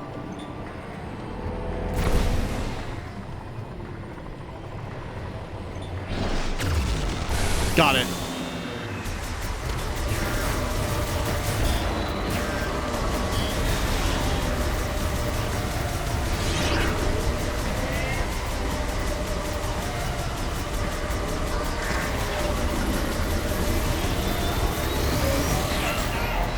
God damn it. Oh, this arena.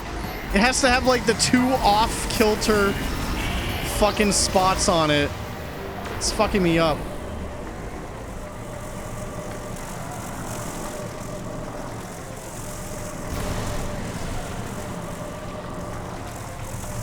Oh my god, okay.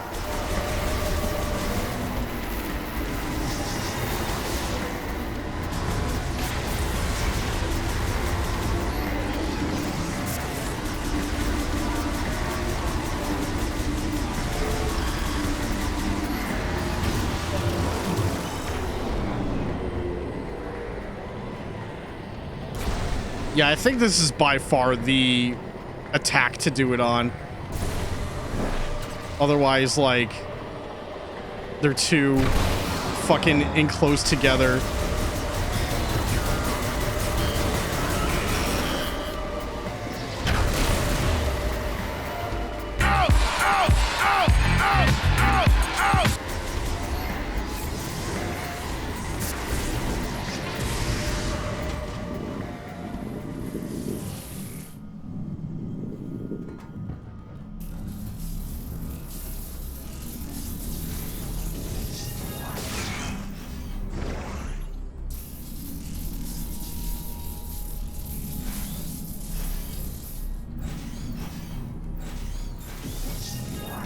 Gotcha, bitch.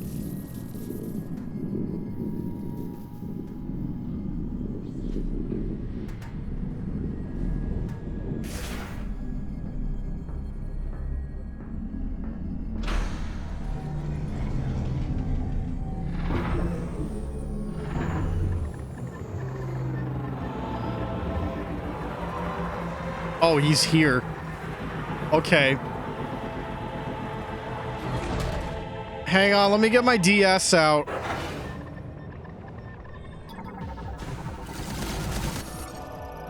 Scans detect an electrical shock arm cannon. Further analysis blocked by a powerful psychic jammer.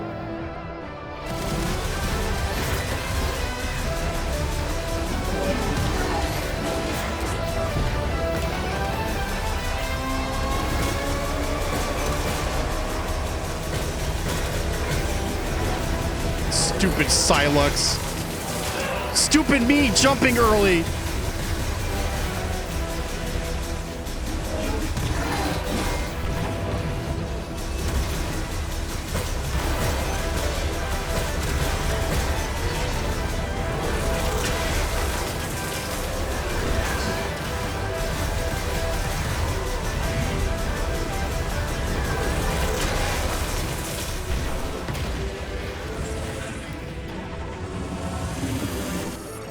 Scans indicate the target is generating a shield by spinning at a high velocity.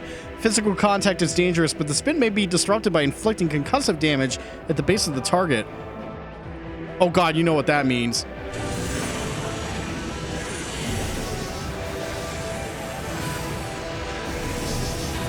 Idiot.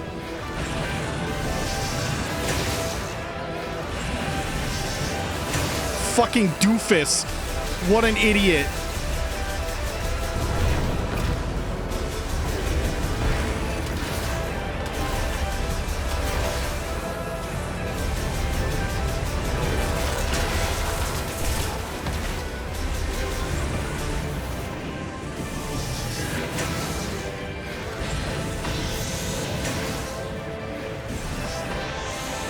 Oh, God.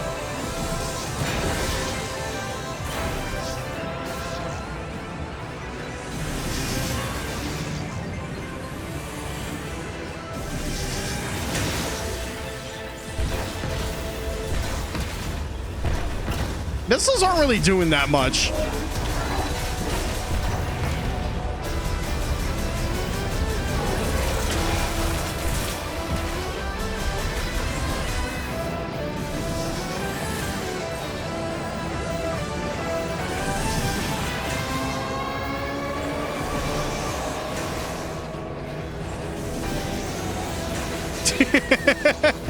Oh, I missed.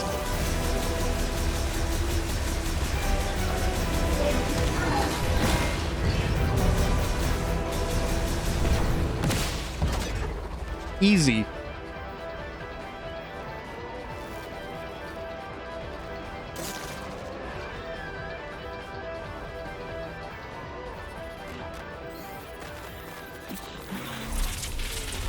Oh, a faker. God damn it.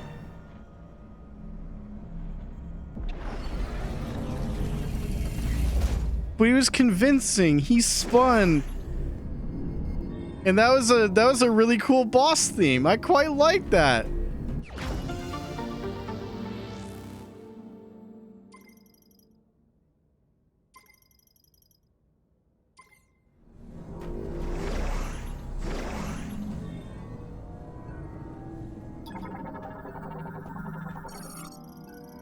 Used for moving vehicles. Also used for moving.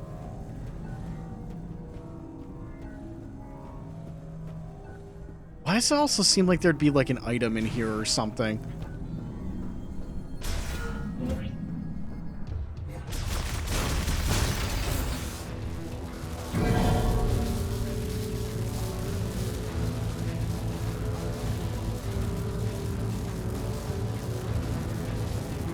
You threw morph ball bombs at him during the fight? Oh, that's really funny. That's actually super funny. Elevator's so fucking broken that it can't go up all the way. At least it works. Throw morph ball, Denny.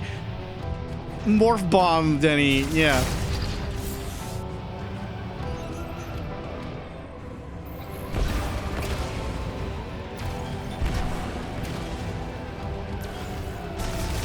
No, I didn't think I need to throw missiles at him, but, you know. Shot expansion. Increases maximum shot ammo by 10. Oh. Are we back to Metroid Prime 2? Are we back to Metroid Prime Hunters?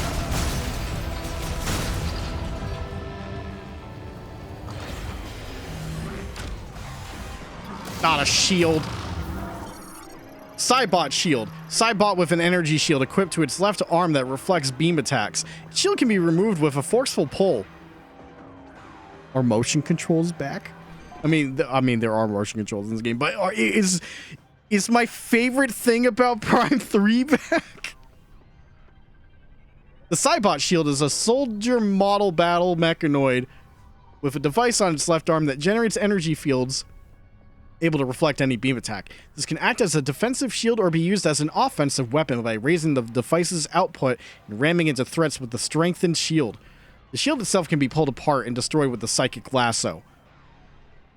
Psychic Lasso, Psychic Beam, Psychic Morph Ball, Psychic Morph Ball Bombs, and Silex.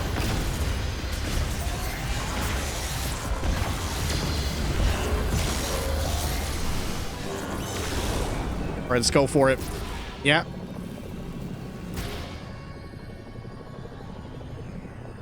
Oh, hi. Did he block that? No, he didn't. He blocked that, though.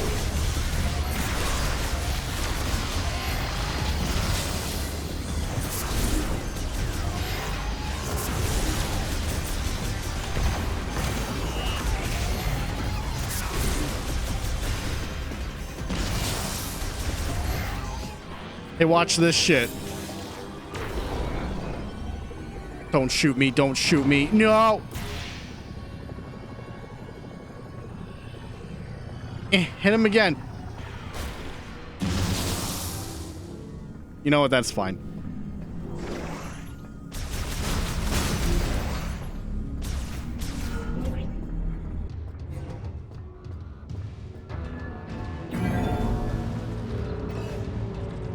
What do you mean I can't summon my bike in the elevator? Are you a coward, game?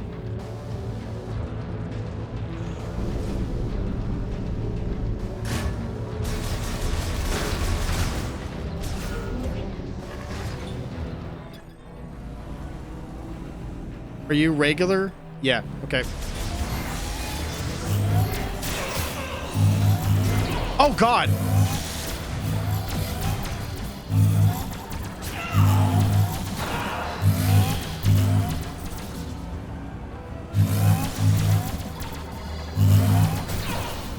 That's so mean.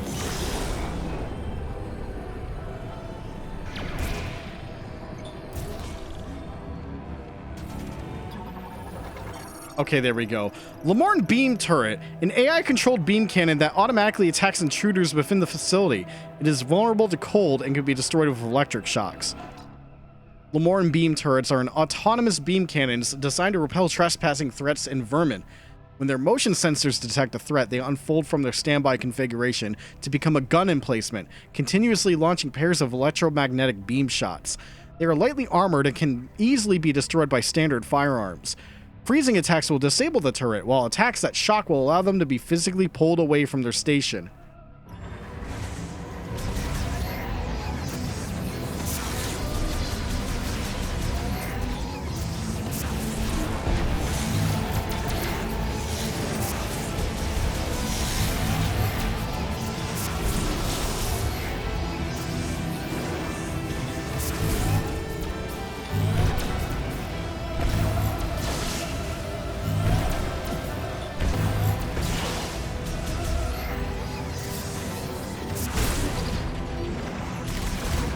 Must heal.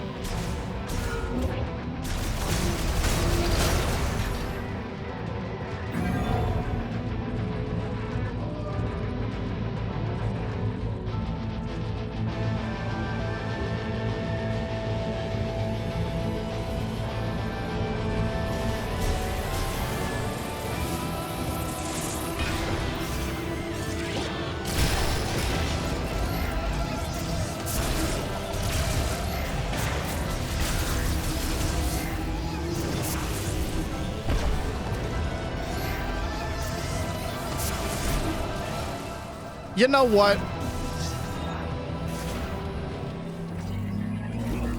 Because funny. Good advice.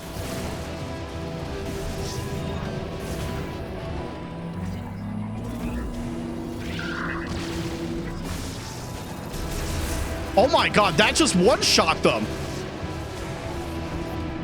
What the fuck?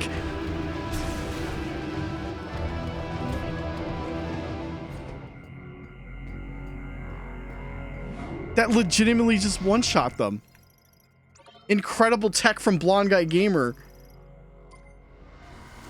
Except not against Silex, just against jobbers.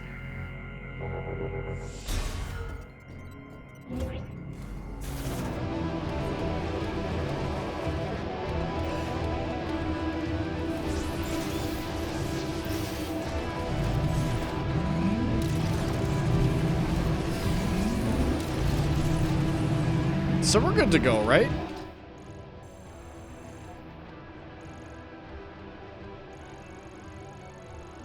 Oh yeah, there's that whole lower area eventually. Okay.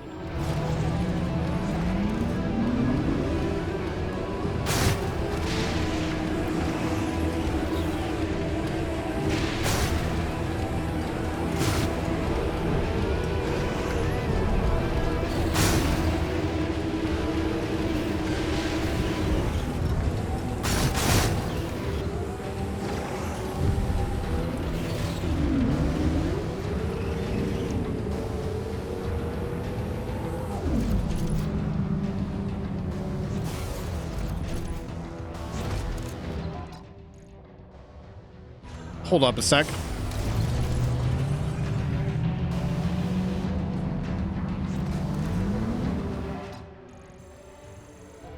Oh, that just loops around. Yo, Fiddy, is that a big-ass ramp?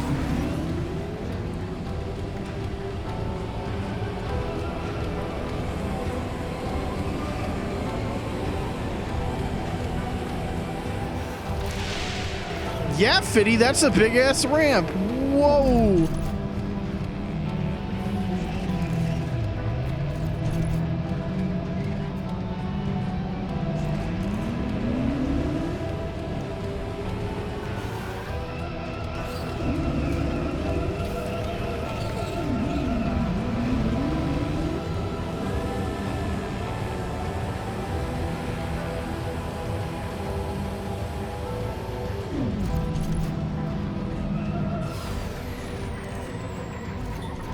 Interesting that you can actually scan while on the bike.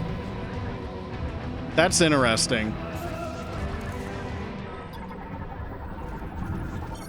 Spinner. Secondary power generators. Entering the device while in morph ball mode and using the boost ball function generates power, activating linked devices. Lamorne spinners are primers for linked devices and are powered by the movements of maintenance tanks. Spinners can be used to generate electricity to boot devices and to open or close gates and valves using rotational movement. In some forms, spinners can require a power supply of their own before they will operate. Viola Suit Upgrade System adds heat resistance features to the Viola Suit activated by the linked spinner. Okay. Remember to come back here once we get the boost ball.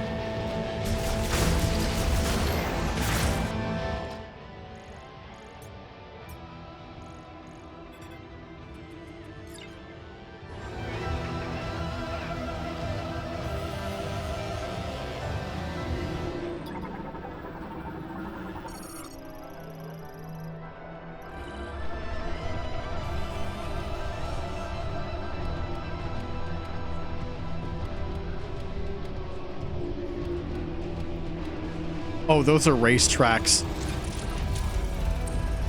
Oh god, we're racing.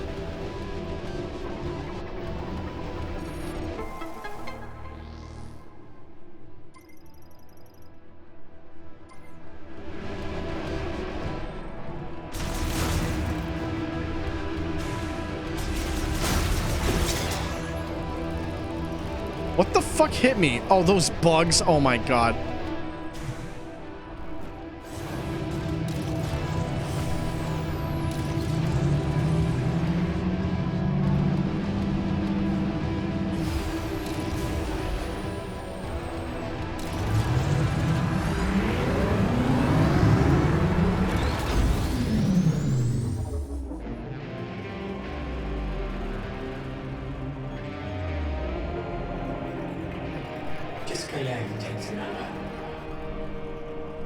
Danteline is a cleat a cast nasatan skana. Suskanet take sakan cast. Nasatan delash take zahet salan. Nistela shen nalnashatesk asem kashinitan alas viola lajatin askanateleth zahet.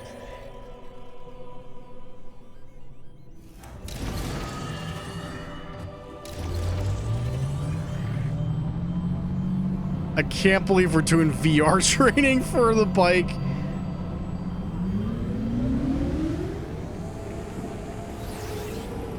All right, here's our F-Zero game.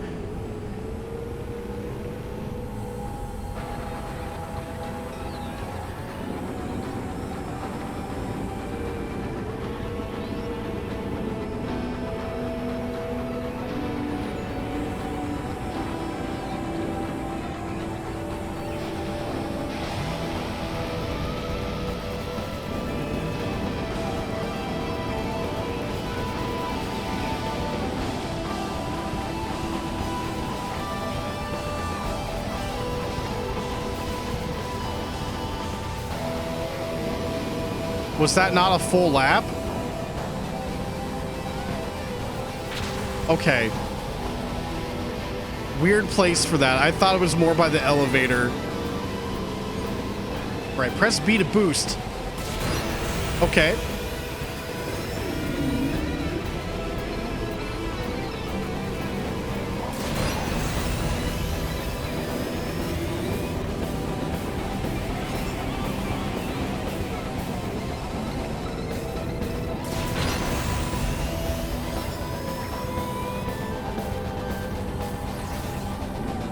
Use the power slide.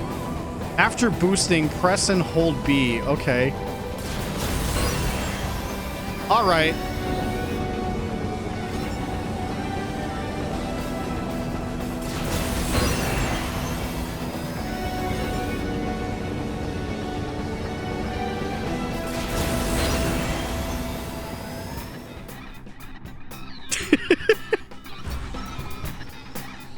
Good job, Samus.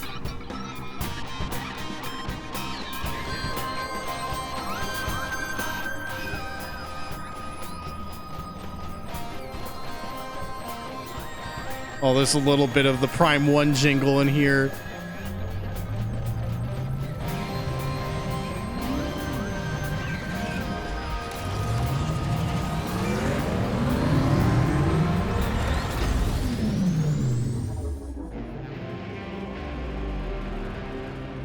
Phase 2. Learning how to stop at a stoplight.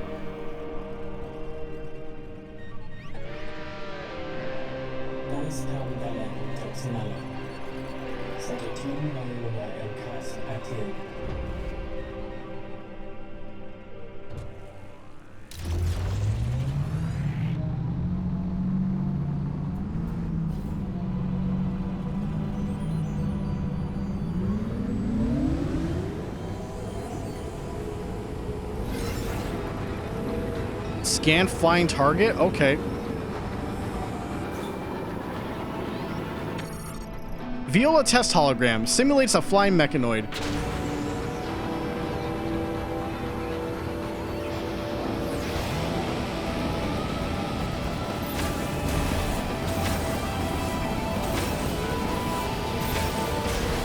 Okay, there's got to be like a specific lock-on symbol. There we go.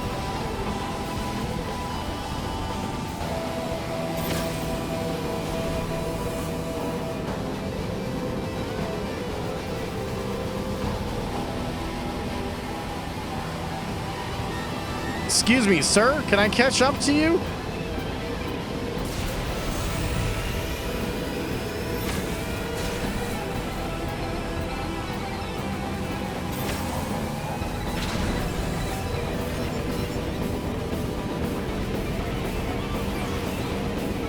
Multi-target functionality. Hold A, release fire.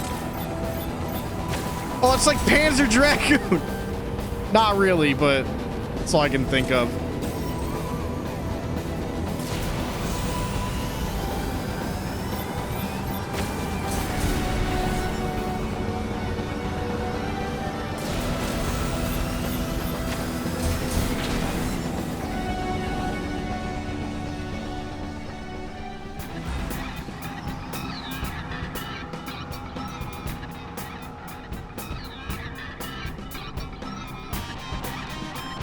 You know what would be really funny? You know how Metroid Prime 2 had multiplayer? And it's like, all right, Prime 4 has multiplayer, but it's only Viola racing.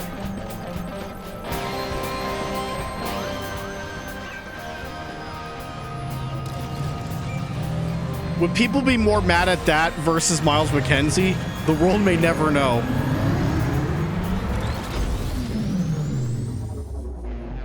But you can race as Silex or those other Prime Hunters who, whatever. You can race as Miles McKenzie as well. Or we bring Adam back from the dead for race funsies.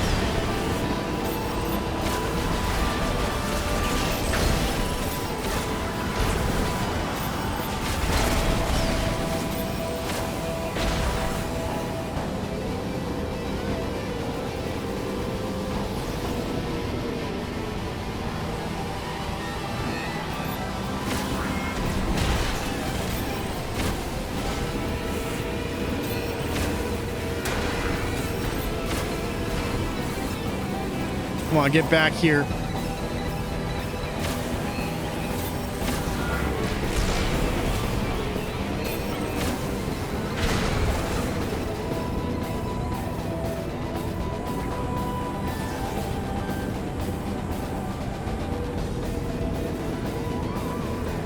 Yeah, Metroid people finding out about Mario Kart? Never.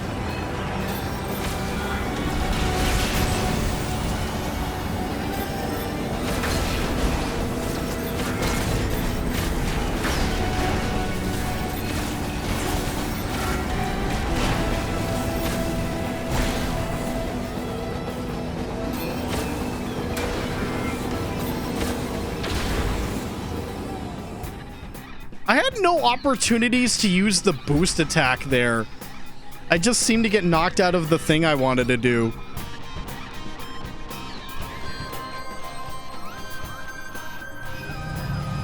I don't know if that bodes well.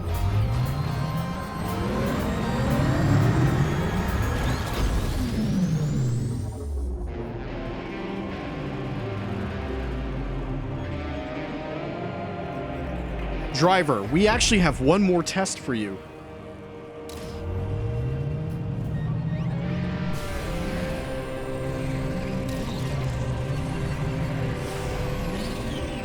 Could have boosted when they got down. Well, I was thinking more of the ground units versus knocking down the flying ones. But even then, the flying ones tend to go to like the edge of the fucking racetrack. And my brain is conditioned to not do that when I'm racing around.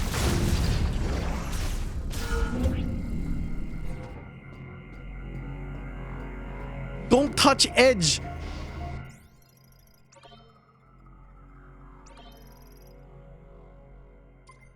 Chat, I have bad news.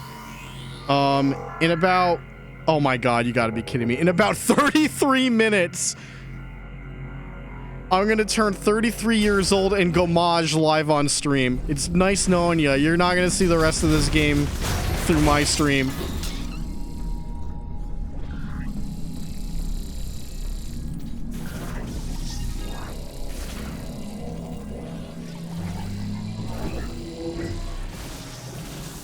Yeah, that fucking instantly kills them. My god.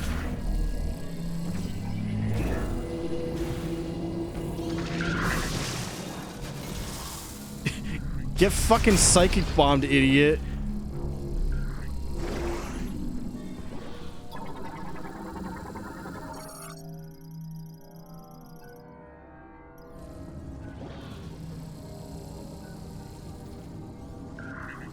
I'm hearing more all around. Wait a minute, what's this?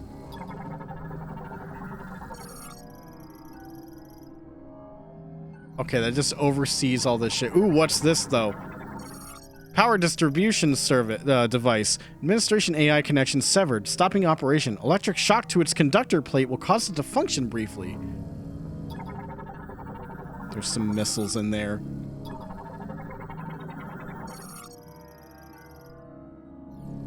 Oh, okay, you need two things. Lasso and shocker.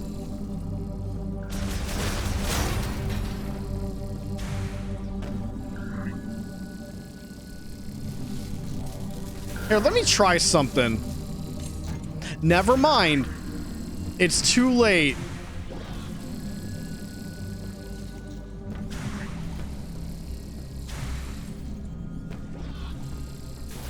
Okay, hold on. Let me try this.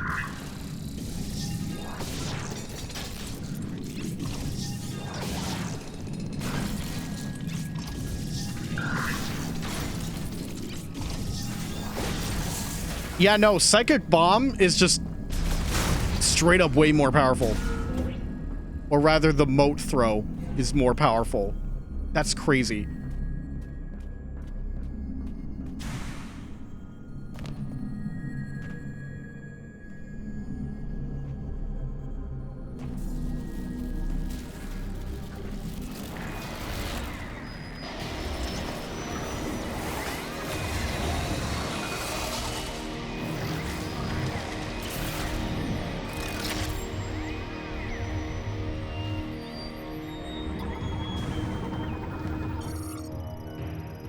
Zelios, developed by Lemorne to manage Volt Forge's factory and installed to an organic computer, fusion with a Metroid has made it uncontrollable. Zelios is an artificial intelligence installed to a computer created using organic cells. It was tasked with administration over Volt Forge's vehicle manufacture operation. It continued to follow its instructions through and beyond Prime 4, the extinction of the Lemorne, with a factory output persisting until its encounter with a Metroid. Fusion with the Metroid prevented Zelios from making decisions, causing its instructions to be forgotten before it modified itself into a battle AI. It has devised several attack methods, including beam attacks using converted electricity and explosive nets that prevent enemy movement. It moves using gravity control, which also enables it to defend its core by forming a wall of metal panels.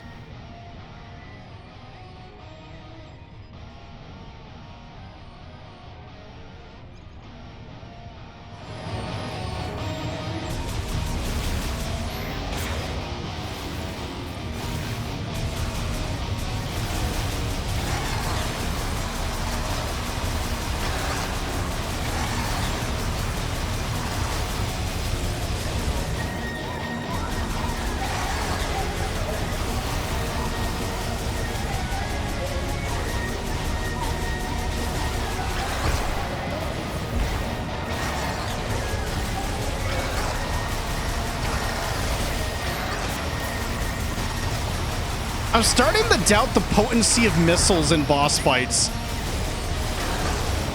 Uh-oh.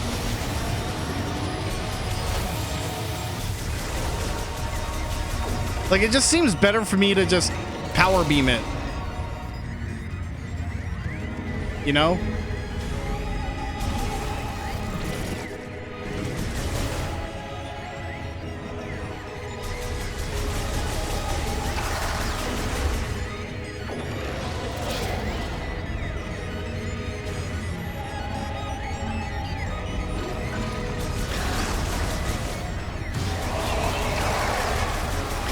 Oh, it hates it.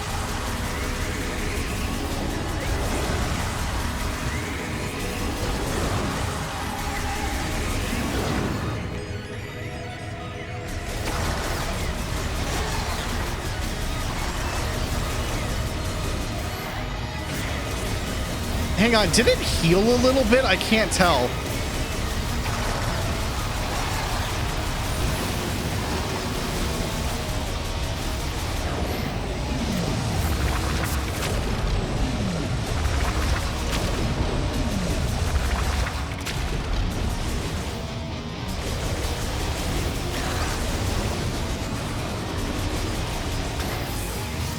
Hey, remember when we fought a ball in Federation Force?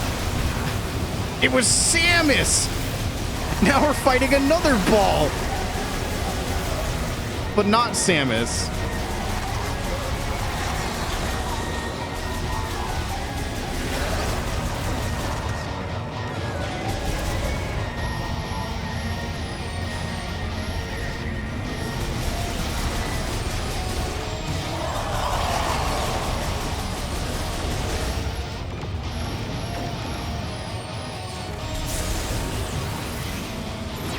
Oh, God.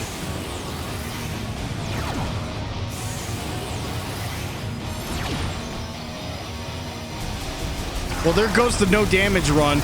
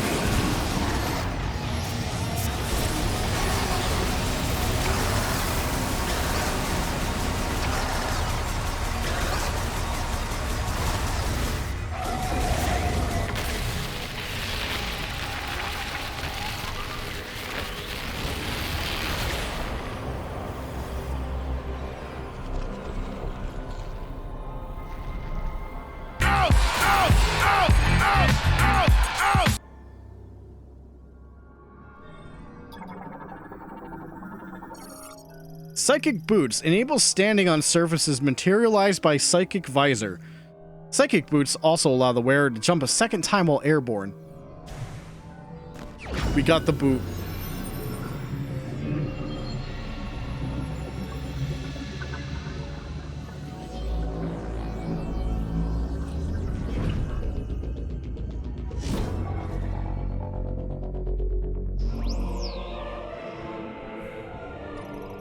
Enables a second jump while airborne while pressing B and L. Psychic platforms can now be stood upon once they have been materialized.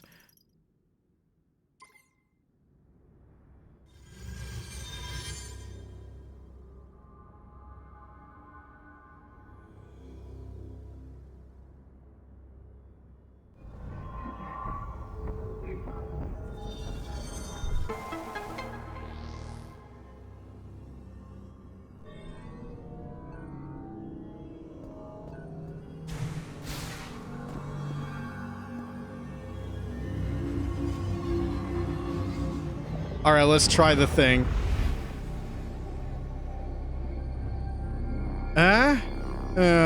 Yeah! Oh, no.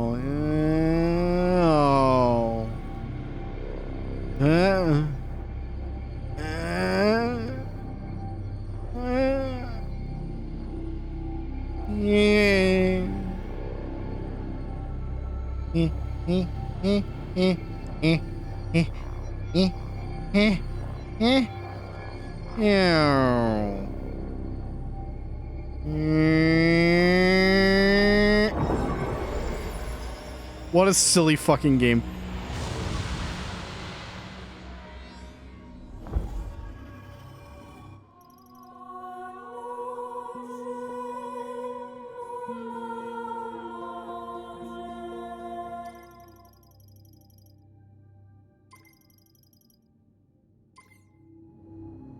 Well, that's 2 out of 5. More like this game's a 2 out of 5. Got him. Put me in the YouTube algorithm.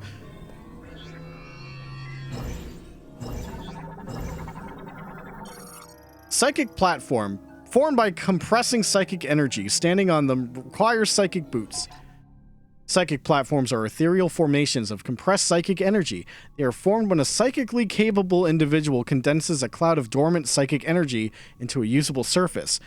As these formations are not fully physical, they are impossible to stand on without wearing psychic boots.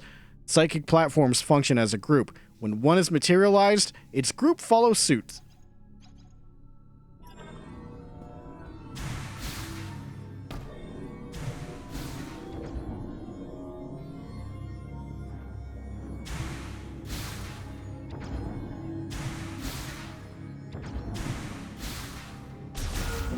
Well, it feels good to be back into double jump territory.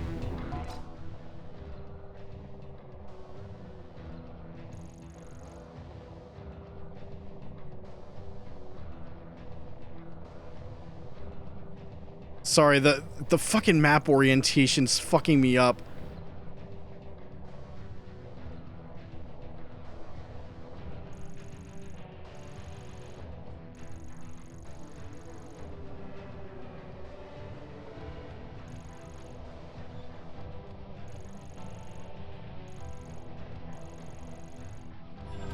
Okay.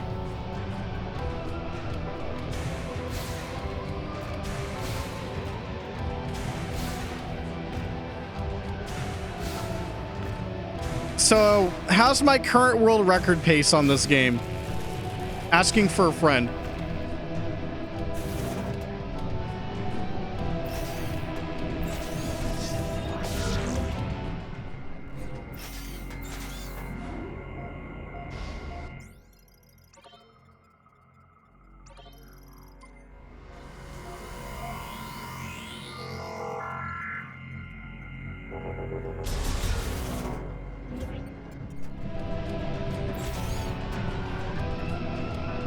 I'm not asking how long to beat, because people have said, like, it took them, like, 14, 16 hours.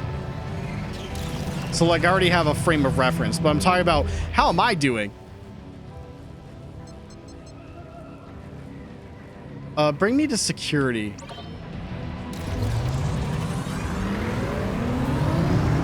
No, we gotta go for vehicle certification again.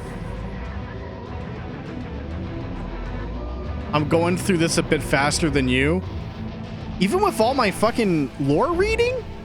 I thought that would have slowed me down considerably.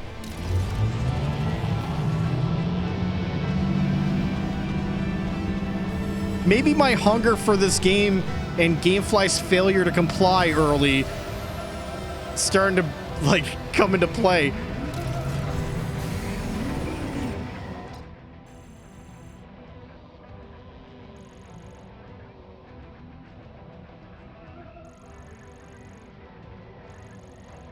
Okay, so...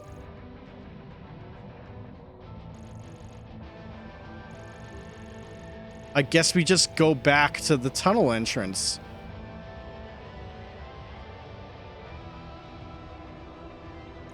Because I can't really do anything else here. I mean, I could...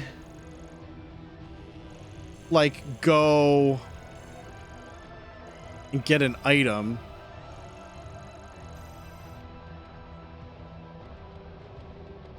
But it would just be one item. And I already don't remember what room it was in. It had to have been in Tower 1 at the very least. Not this one.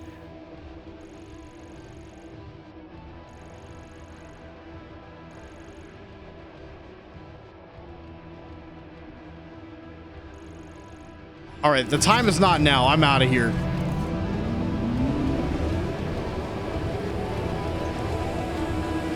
No, I'm thinking Fury Green. Never mind. Fury Green had, like, some platforms.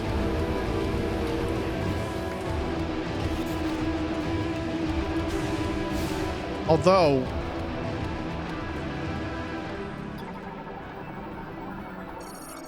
oh, wait a minute. Hold on. That is a... that's a thing.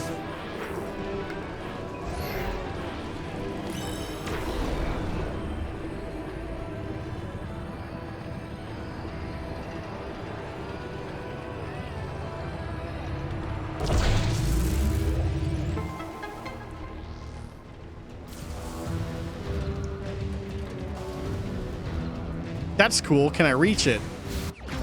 Thank God. Can you imagine if I couldn't fucking reach it still?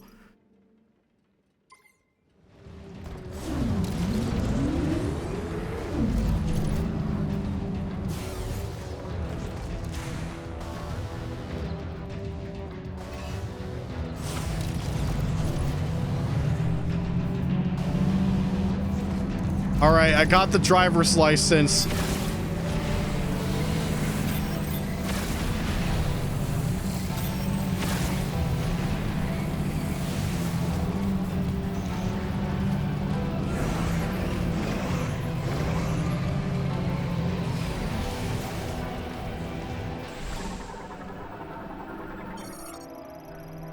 Viola spinner, currently in maintenance mode, activated using the linked bomb slot. Viola spinners were invented during the machine era to repurpose the motion energy of the two-wheeled vehicle for operating connected machinery. The hologram displayed at its center is used to guide Viola placement. Once in place, the vehicle is fixed to its position. By using the throttle to spin the wheels, the rotational energy will open gates or operate elevators specific to Viola. Note that the throttle must remain engaged until the machine operates.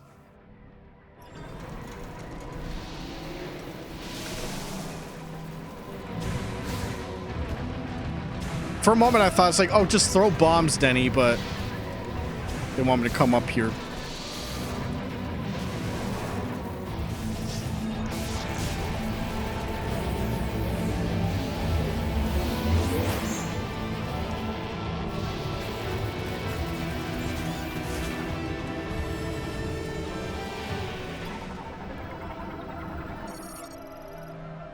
That's currently offline. Why do I feel like that's gonna be something, though? Huh.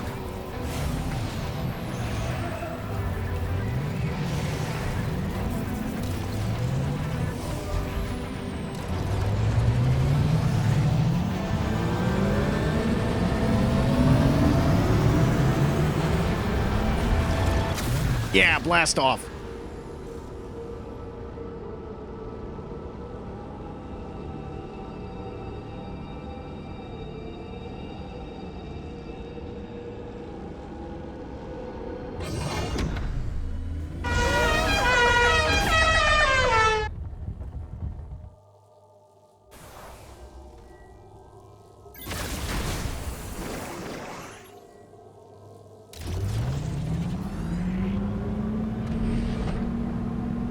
All right, here we go. Hyrule Field.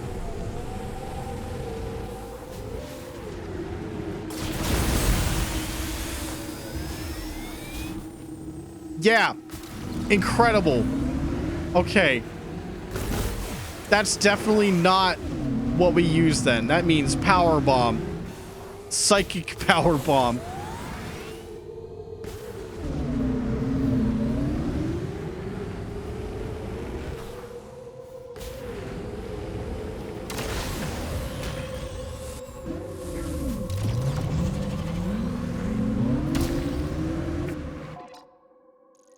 Okay, so let's see how this map truly fills up.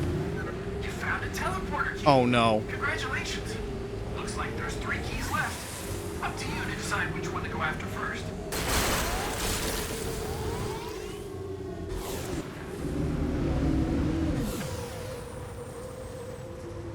Oh, that's to toggle the mini-map. No, keep that stuff on.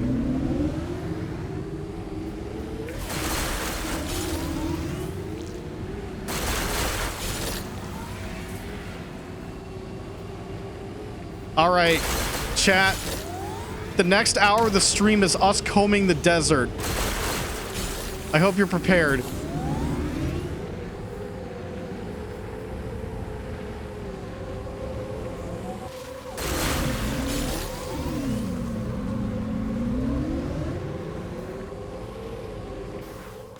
Hold on, there's some big-ass ramps over here.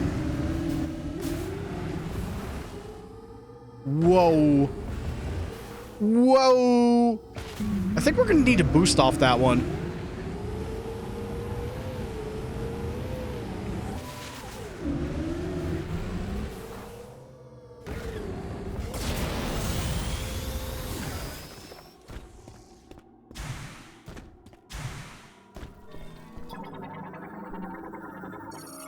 Transport device. Release lock unit. Damn it! Okay, that's it. It's fucking over. Okay, so they do take note of that on the map at least. We've already done this to some extent. Well. Oh, those were new enemies. I should have fucking scanned them. I got bloodthirsty. I apologize.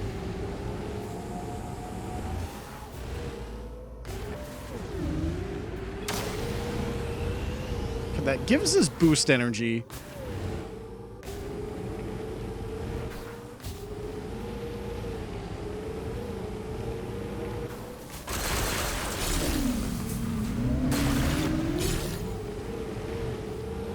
Okay, well, time for something. Oh wait, hold up. Golbat. Bird variant adapted to the arid climate of Soul Valley. Naturally curious, they will instinctively track objects of interest.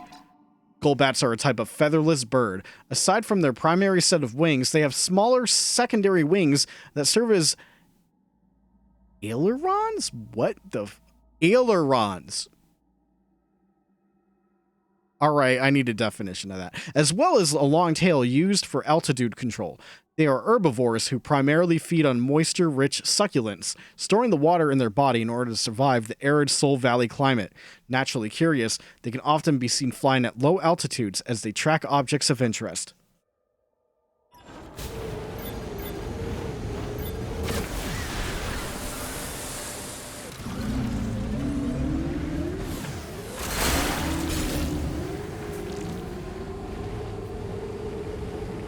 Now, unlike a lot of gamers, I'm used to menial desert combing bullshit. And like, Can't really guarantee how actually large this map is, but I guess in the meantime, hold on. I need to see if this, stand by. Nope. Oh, you can't even hear that. Hold on. You can hear that.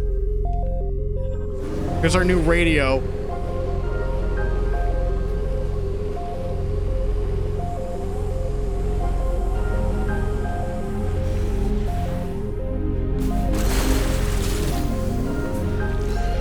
This'll help a lot. Ooh, can we get that?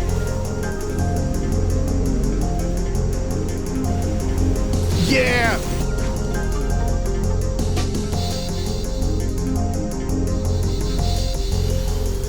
Not a great landing, though.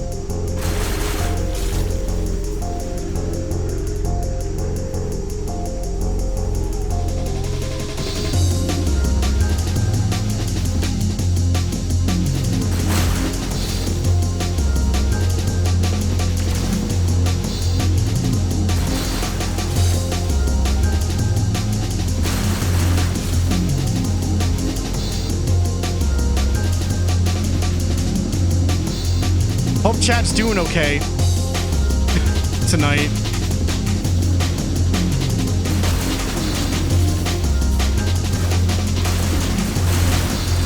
Getting my big money.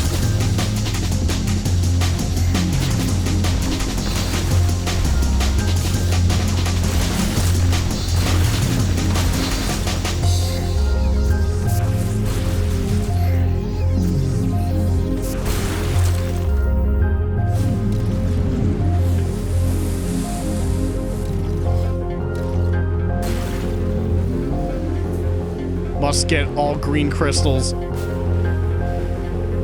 Every single one.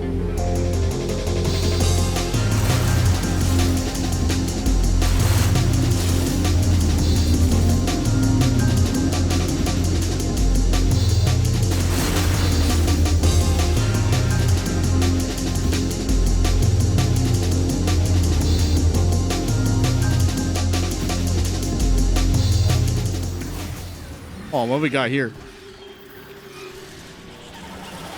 What the fuck are you? Sand Shren, insect relative to this of the Shren family, native to Soul Valley, attacks threats using a sharp, thick needle protruding from its mouth. Sand Shren are a variant of the Shren family adapted to the arid climate of Soul Valley. Like other Shren, they emerge from their nest when a threat draws near, hover, then attack by charging. Due to the scarcity of water, their jaw shape evolved into a sharp, thick needle for piercing the hides of prey and drinking their body fluids.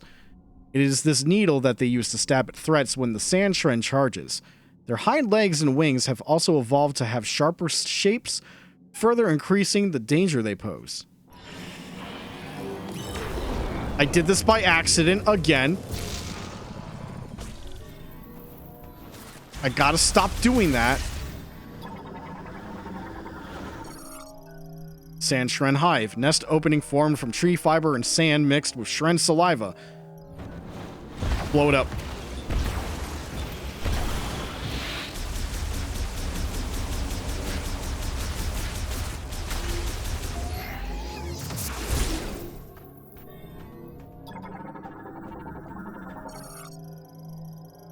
Surge of electricity. Okay, that's a no-go here.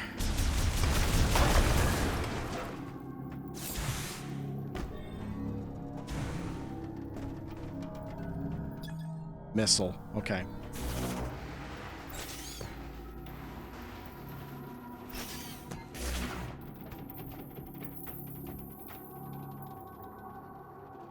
All right.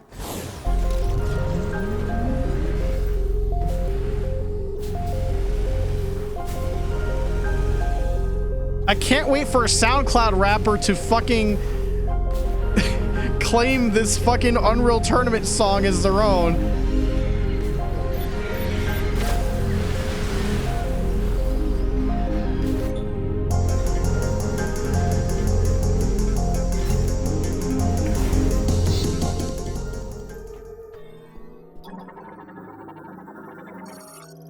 Okay, that's an electric lock. Lakush.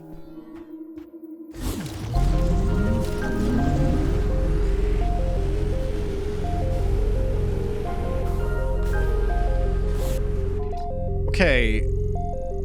Oh, we weren't even halfway across the map when we hit that edge.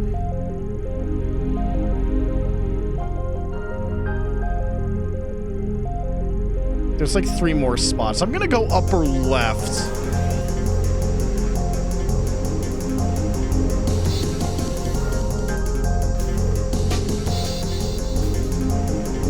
There's Chrono Trigger Tower right there.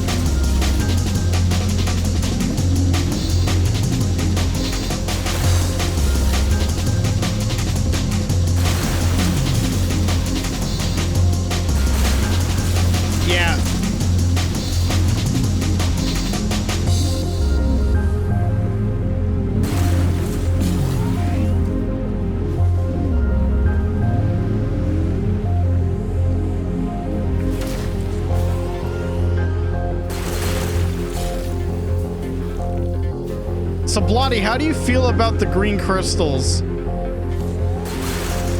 Or rather, this aspect of it.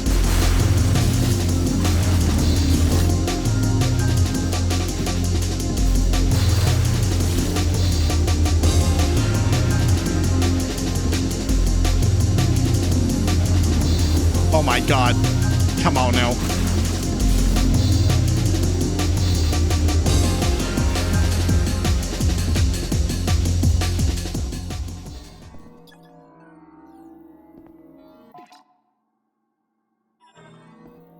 Hang on, I think I could do something here.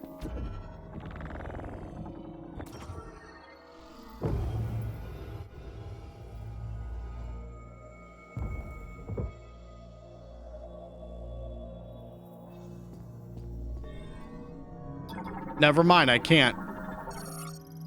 I can't open it. Damn it.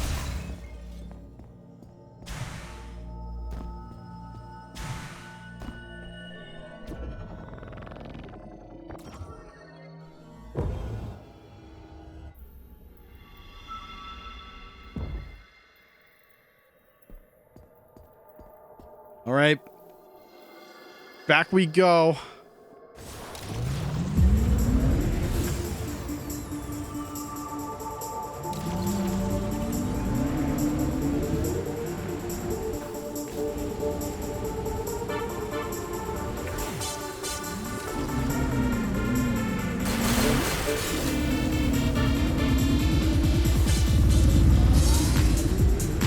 Well, here's the thing, Blondie.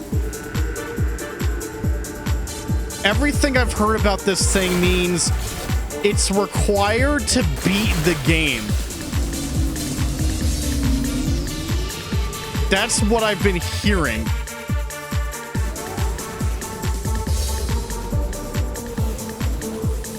Which begs the question, what? Galactic Federation signal detected beneath sand surface. Oh, we don't have the fucking grapple. Okay.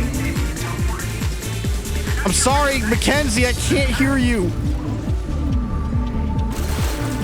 I'm jamming on my fucking radio right now. I can't hear you.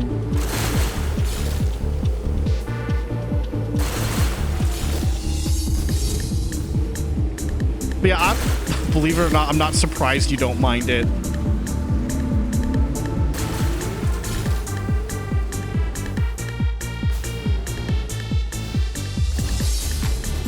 Yeah, because there have been players that didn't bother getting many of that stuff, and they were hard locked until they collected more. So they spent an hour in the desert doing this.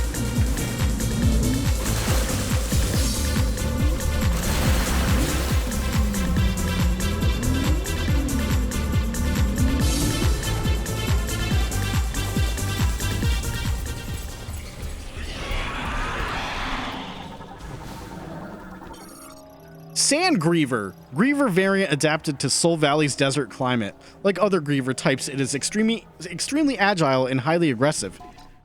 Sand Grievers are Grievers adapted to the arid environment of Soul Valley. To conserve stamina and moisture, they will bury themselves in the sand and lie in wait for prey. When they sense the sound of a potential target moving on the sand, they leap out in ambush. Like other forms of Grievers, they are very nimble and attack with claws or by spitting venom. They rarely attack alone and prefer to move in groups. Each group will have several territories that they will rotate at irregular intervals. Should a powerful threat appear, all groups may form into one and cooperate to eliminate the antagonist.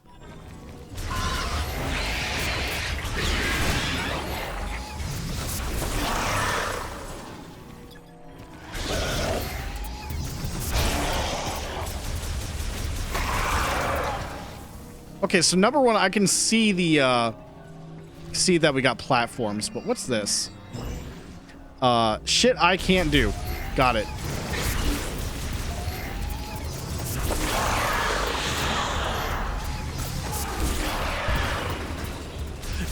Did he parry the fucking missile? He was gaming. I've never seen fucking basic creature bitch slap a missile like that. Absolutely insane tech from him.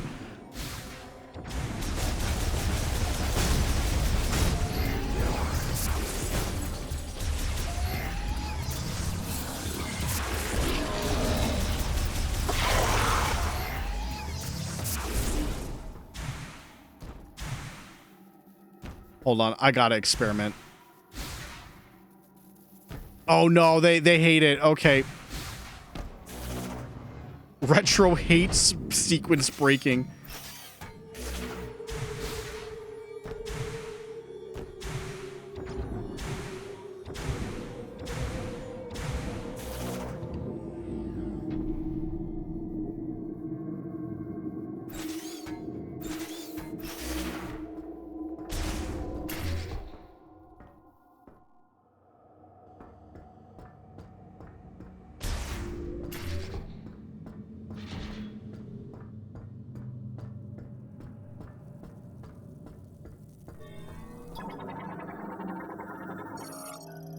Pedestrian door for the vehicle gate. Its internal circuitry is damaged, causing a short.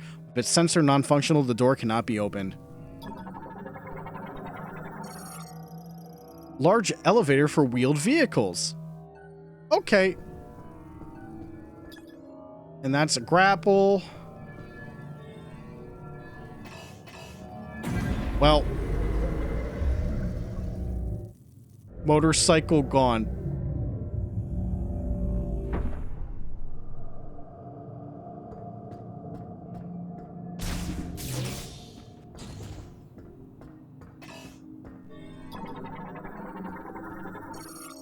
Skytram for wheeled vehicles. Transports loaded cargo vehicles between Soul Valley and Ice Belt. Okay.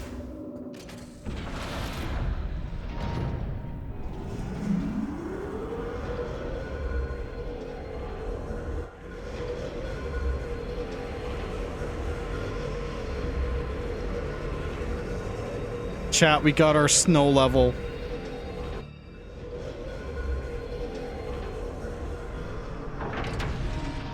Quota met.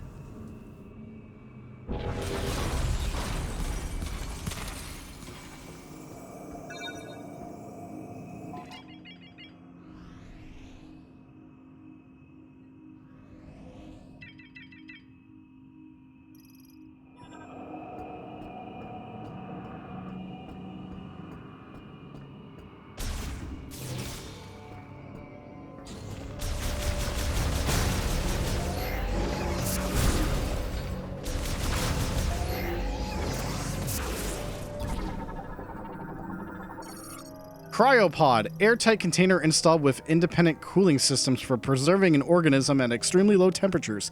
Its circuitry is exposed. Gay baby jail.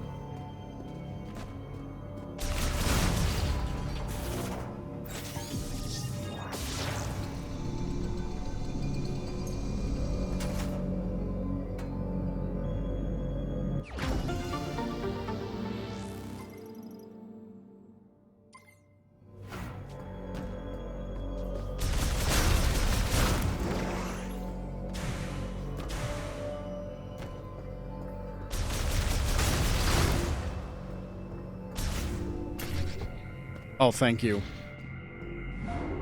Save station time. Yeah.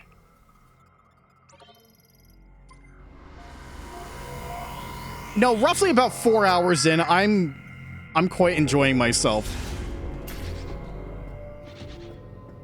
Of course, I'm just waiting for more options for like items and stuff to finally start showing up. Lock cannot be disabled from this side. Rear side sensor remains functional.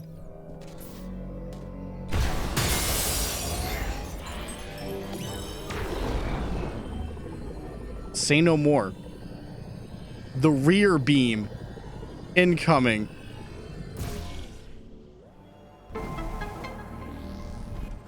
Let's not ever call it the rear beam ever again. This is why I'm not on the dev team. Grapple crane controls terminal. Controls the crane. Offline. We need spinner. We don't got no spinner.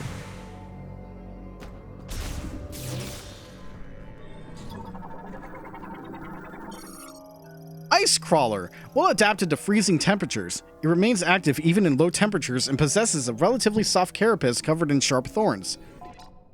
Ice crawlers are land-dwelling crustaceans found in several areas of ice belt. They are well adapted to the frigid climate and can naturally prevent their cells and fluids from freezing using chemicals such as glucose. Though they are covered in spines, the shell beneath is not very durable and can be penetrated by standard firearms. Ice crawlers do not actively hunt and instead feed on bugs and small animals that happen to collide with their spines. Because of this passive approach to predation, they move constantly, albeit within a limited area. Countless sharp spines on their legs provide traction, allowing them to attach themselves to bedrock and move along ice walls.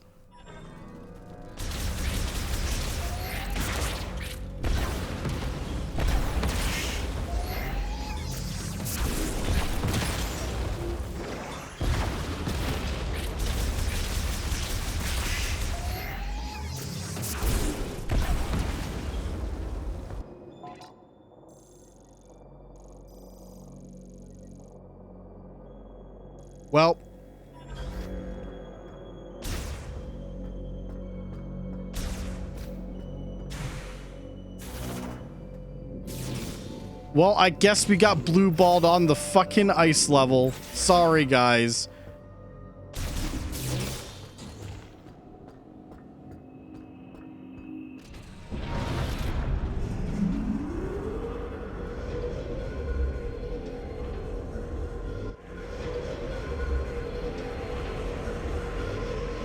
What a goddamn shame.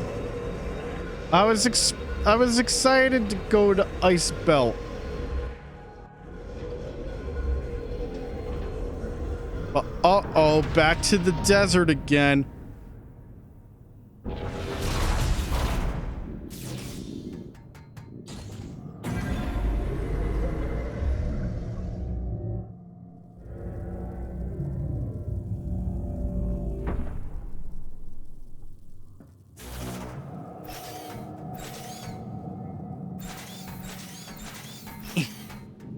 It's definitely not faster.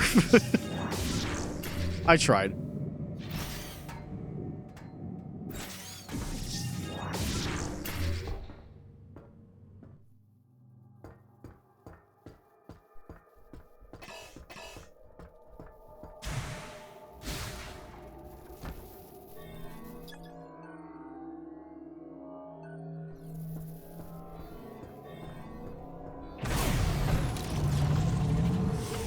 All right, well, I guess we're back in.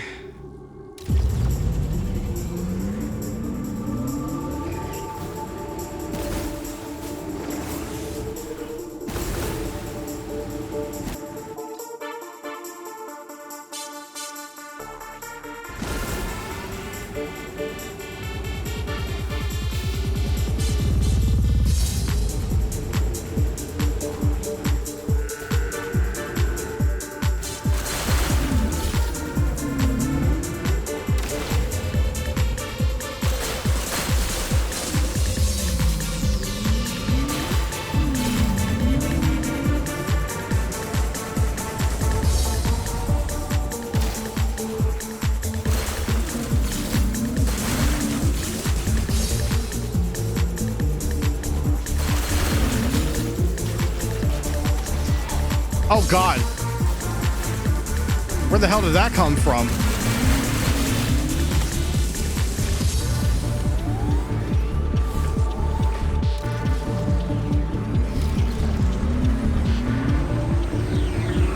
What the fuck?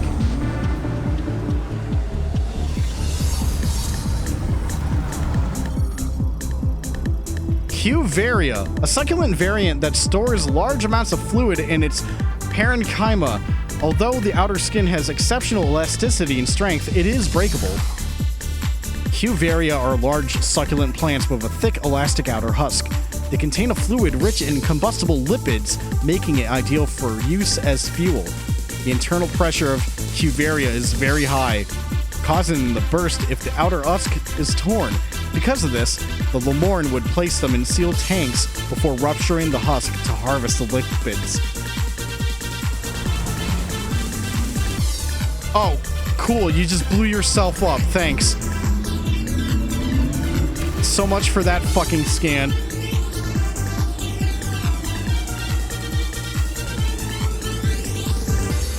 Hi, Kane, we're driving around the desert right now.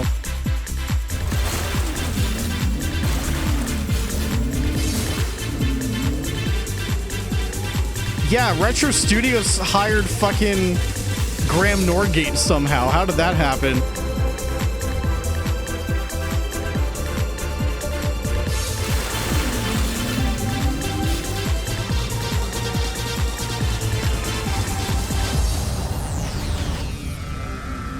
Marauder, a prototype anti-griever weapon developed by the Lemorn after the Great Tragedy. They were never deployed in battle. Until now. Oh God, fuck. I lost track of time. Chat. It's my birthday now. That means I'm officially 33 years old.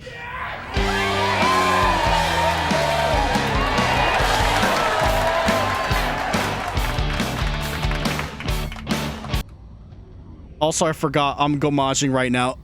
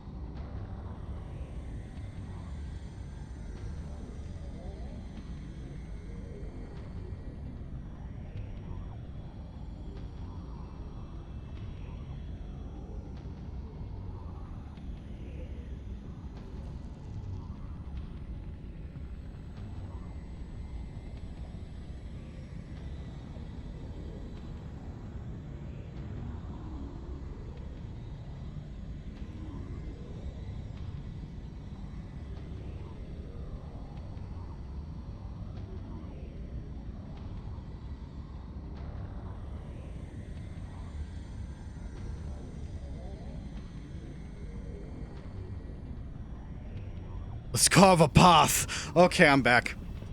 I took the gomaging opportunity to, you know, take a piss. But we're good. The Marauder is an anti-Sandgriever battle mechanoid designed by surviving Lemorn technicians following the Great Tragedy. Its core is surrounded by 12 parts, and it spins the outer 6 at high velocity to move around Soul Valley like a self-propelled tire. Fully autonomous, when the sound of a Griever is detected, rapid-fire energy shots will launch from its core. Because the Lemorn detested using aggressive attacks on Grievers, they avoided deploying the Marauder in battle.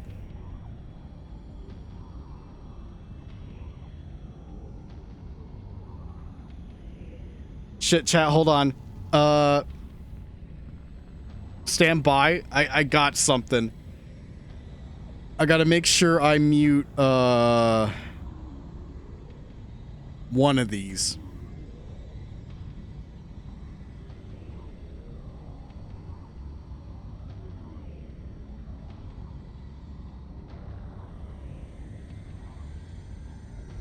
Sorry. I got a birthday wish from my boyfriend. So yeah, there you go. I'm happy. I don't know if you're peeking right now, Varian, but thank you. I love you. I mean, yeah, no, the Dexter's Lab bit is omelette du fromage, but because Gomage sounds close to that, that's the bit. Okay, now, where was I? Oh, I didn't do that one. Shit. Okay, well, back to this one then.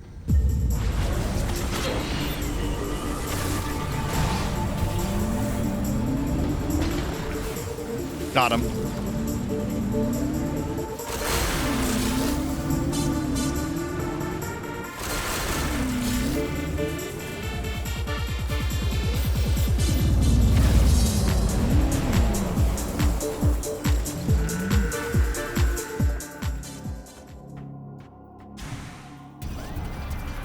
Uh-oh.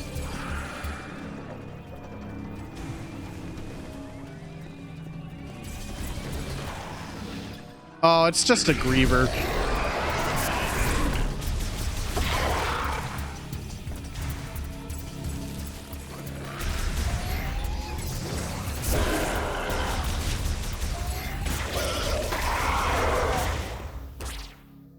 What music? I don't have any of the amiibo. What you're hearing right now is what it is in game. It's just like subtle ambiance. The music just now was just enemy combat. Oh, I can get this. I have double jump, stupid. You got psychic space jump.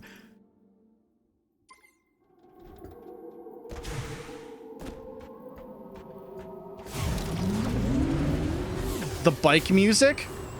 No, that's just time splitters. I'm doing that myself. I can't believe chat fell for it. Fake Time Splitters fan can't recognize Time Splitters 2 Streets. I even put another song on earlier. Actually, I just realized. I usually save this for boost ball moments. Oh my god. If you're unsure where to go, you can always explore the unsurveyed areas. Have you checked out the volcano?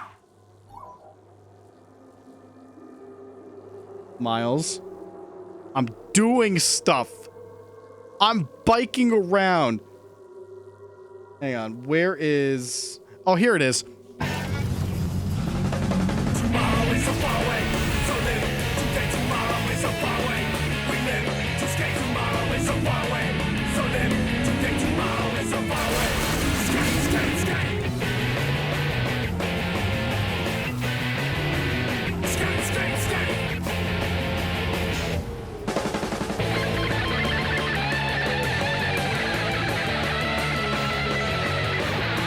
Oh, he's like legit sending me over there.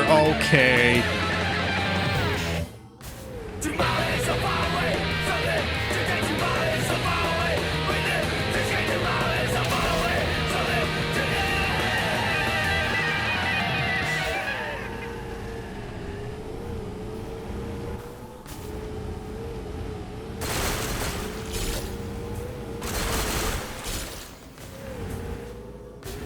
And to be fair, Time Splitters 2 has a lot of, like, certified bangers anyway, so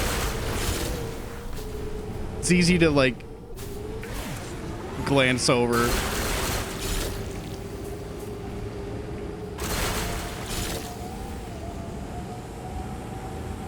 But I'm still combing the desert. You want me to go to the volcano, but I'm slurping on my green energems right now.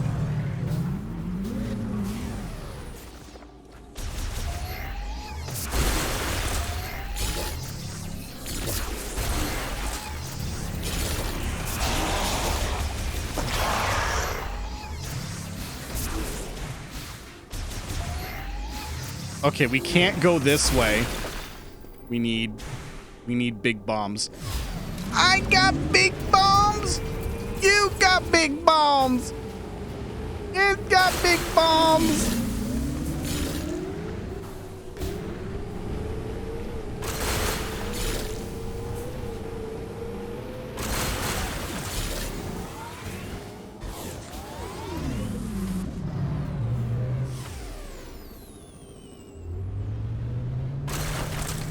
I got it. Yeah. Yeah, I got it. Yep, look at that. Look at me go.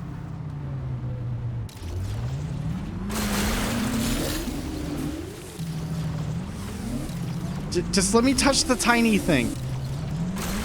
Just let me touch the tiny thing.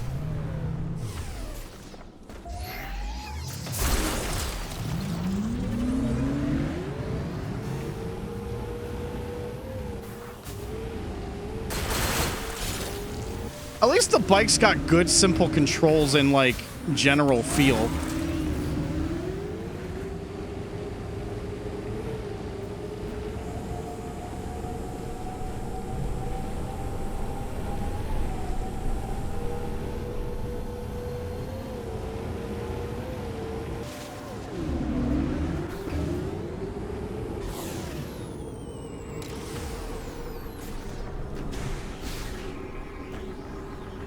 What are you? Oh, shot expansion. Look, I can already tell we can't go this way. Because that's a spider ball track.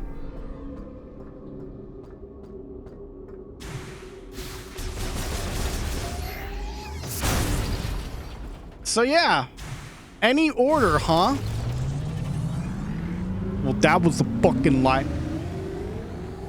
I mean, you could technically go to the spots, but they never said about going in. Oh, I whiffed it so bad. I can't believe it.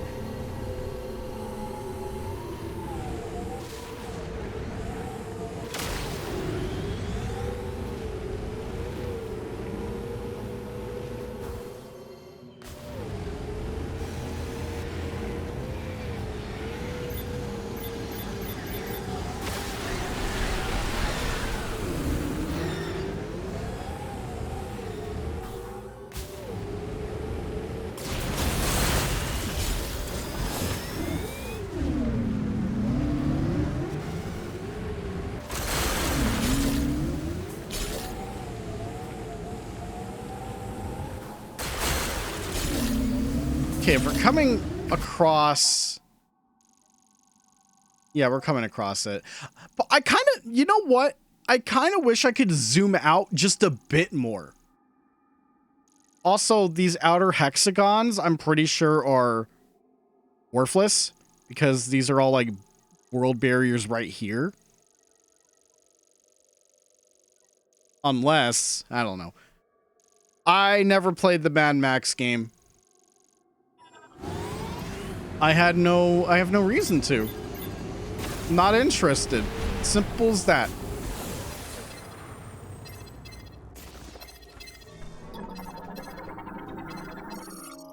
Transfer pod made of extremely durable densium alloys containing a heavyweight golem power cell. Destroying the pod will not damage its contents. Denzi's nuts. Okay, we can't open it. Cool. Fantastic enemy. Just blows itself up all the time.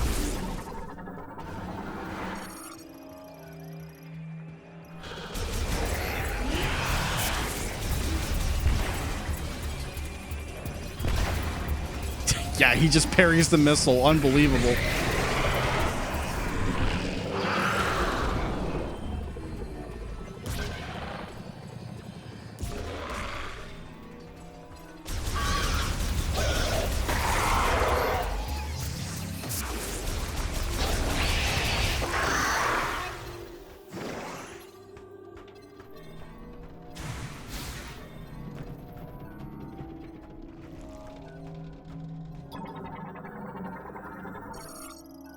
Grapple node used in Galactic Federation facilities by troopers requiring safe and secure connections for their duties.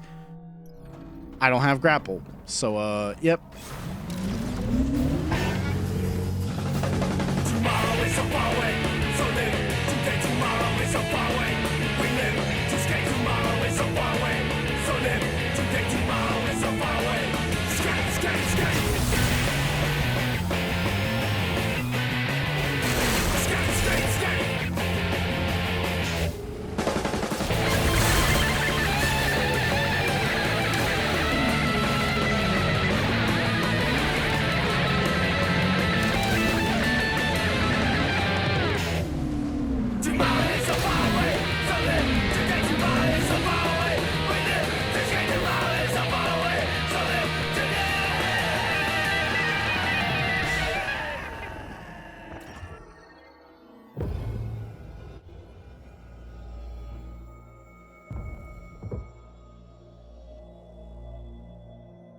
I did 100% Astrobot. Are you talking about the DLC or the main release? If you're talking about the DLC, if you want to know how I feel, go watch that VOD.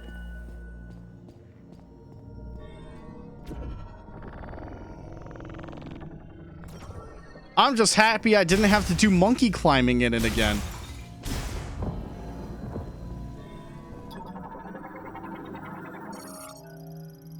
Drain for circulating pumped groundwater. Drains draw from the same common channel with the water evenly distributed to each.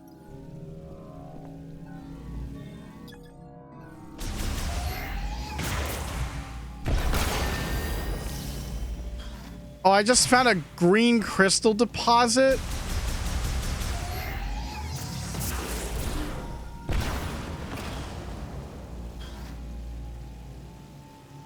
Wait a minute. Why am I able to lock onto this?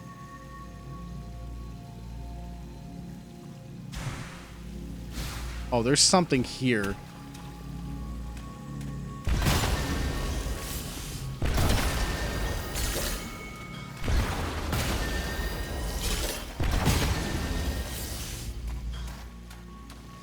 I mean, I was gonna use it, but I'm thinking maybe you freeze these.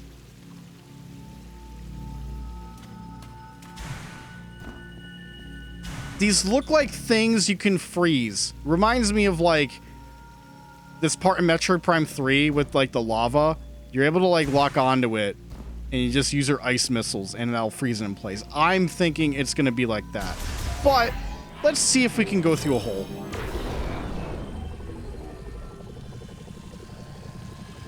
Not with that hitbox. We're freezing those. Okay, we gotta come back later.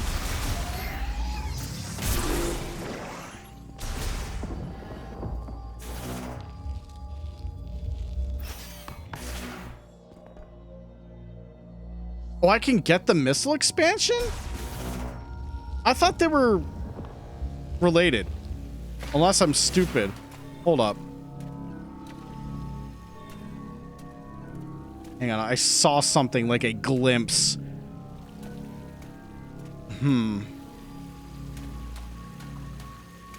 Oh, yeah, I see it. Okay.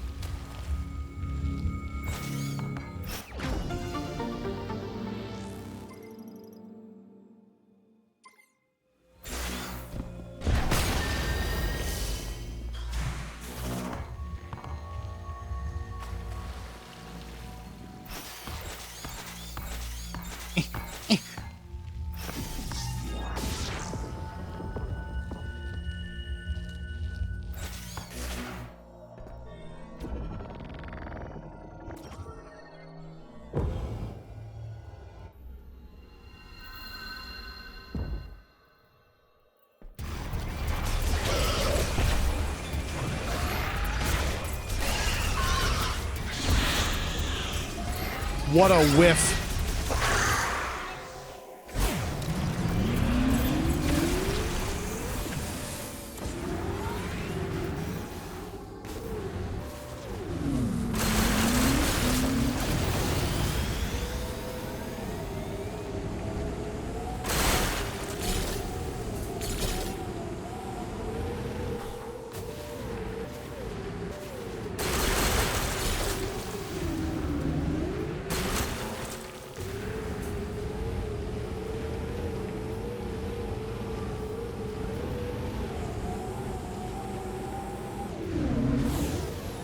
I'm sure you mean Starbucks, not Starbust. Well, it is a bust. Fucking hate coffee.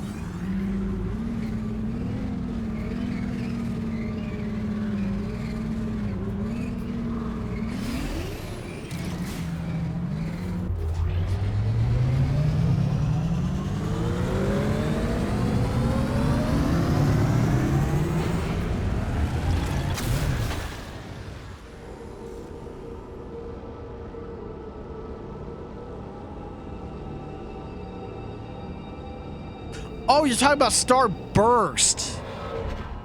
Never mind. Okay. I don't like Starburst either.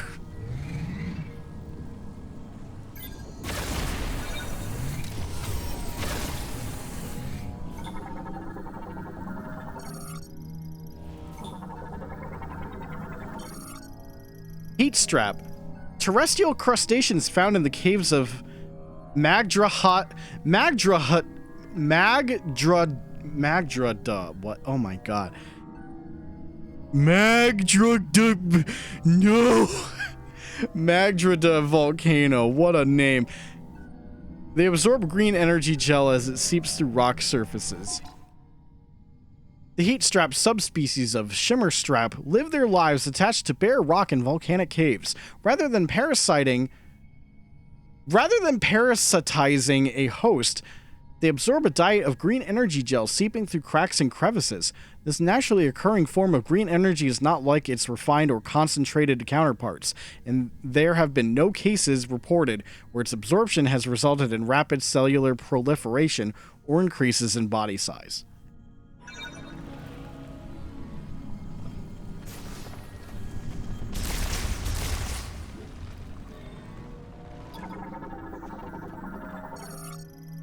Significant leak from a lava transport pipe.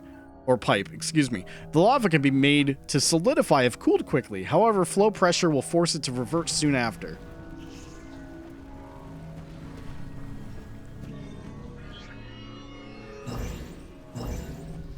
Alright, there's some platforms, which...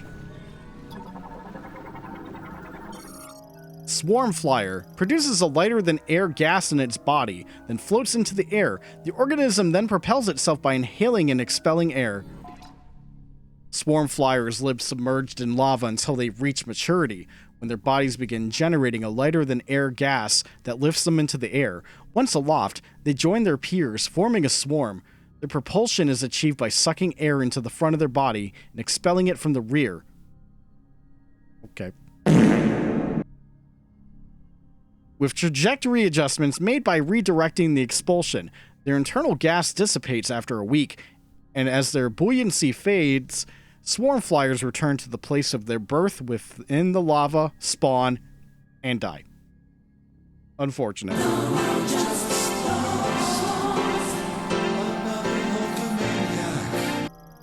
Viernin uses sharp claws on the tips of its legs to crawl on the ground and walls. Reptile variant evolved to thrive in hot environments. Viernin are a reptile variant found in hot climates such as the caves of Magdrada volcano. I'm not going to be able to say that fucking word right ever. Though they are reptiles, they share some features with mammals, such as hair on the backs instead of scales.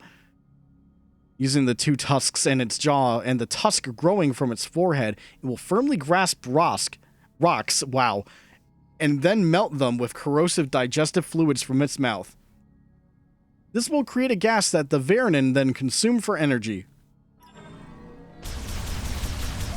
Not in my house.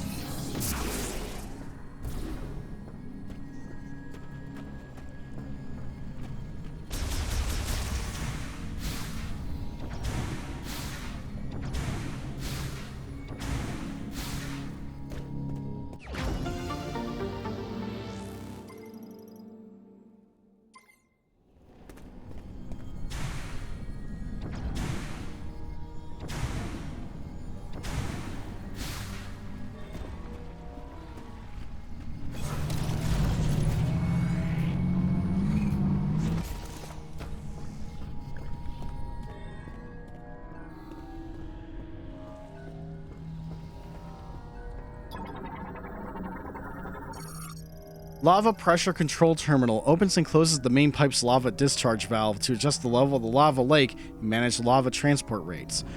And that requires the spinner.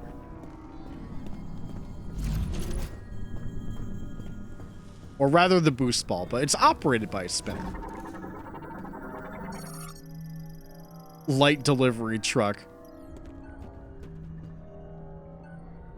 Yeah, it sure looks like it. Oh no, lava melted it. I can't believe it. Extreme heat. Don't touch.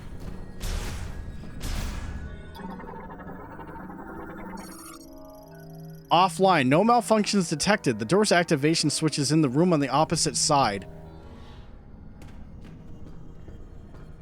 I don't see a hole.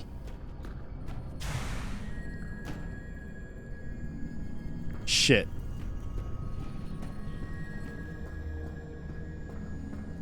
That means we're gonna have to eventually make a shortcut.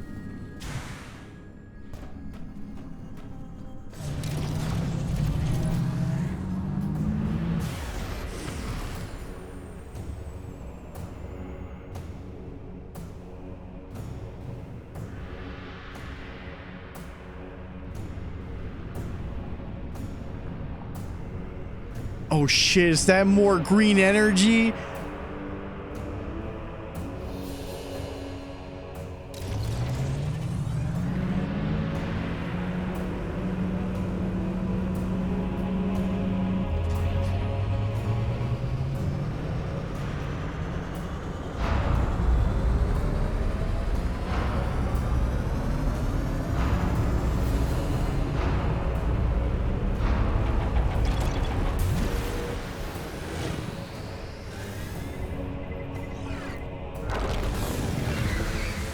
Oh my god, what a troll. Who could have done that?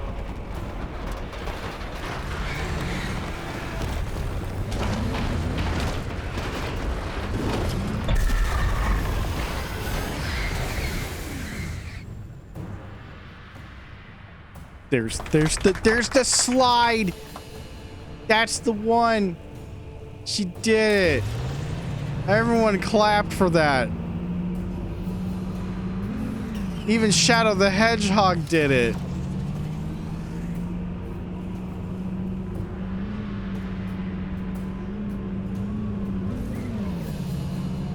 All right, upgrade required, it said. I mean, I'm aware. We're aware that we need like a suit upgrade that we get at Volt Forge, but we need the boost ball to even get that. So thanks, Miles. Check out the volcano and we can't even fucking go here.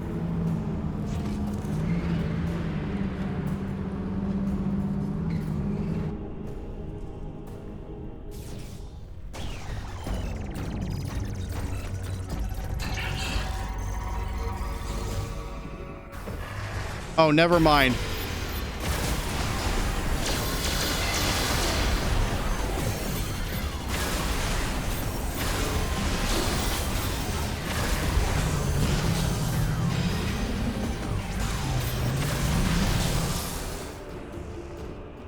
You know, maybe staying on the vehicle was a bad idea. I lost way too much health from that.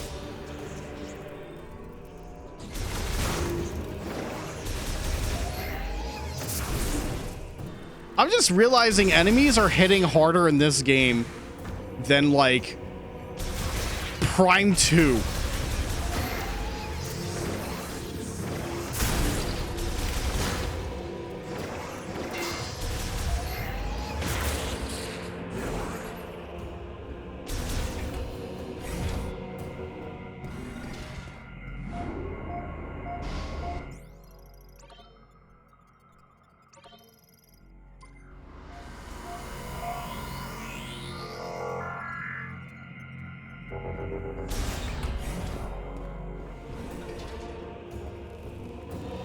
Well, I guess we are exploring the fire pool or flare pool.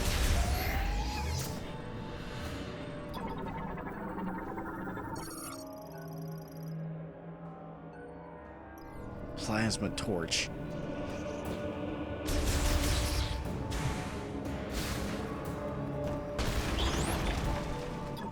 Nope.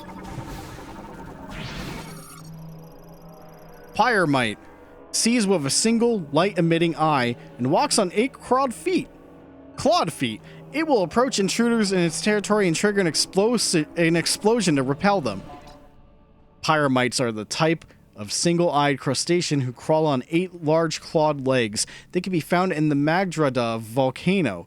They are capable of creating an explosion from the top of their heads by mixing air with a flammable gas they produce inside of their bodies, compressing the mixture, then igniting it through rapid heat generation. If they detect intruders in their territory, they will launch out of the ground, rapidly approach the intruder, and then trigger an explosion. If they take critical damage, they can trigger a similar explosion by igniting any remaining gas within their body to self-destruct.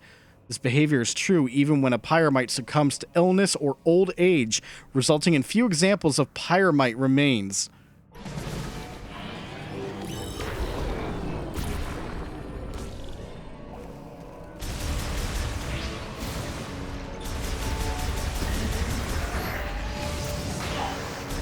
Oh, fuck off.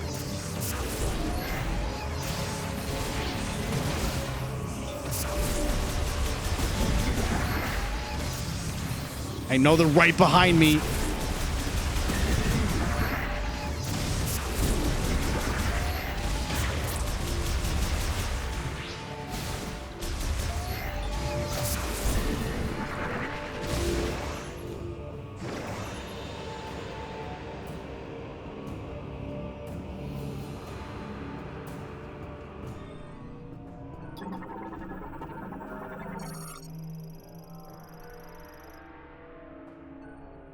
Diffused oscillation blast wave of psychic energy. Okay. That's a power bomb then.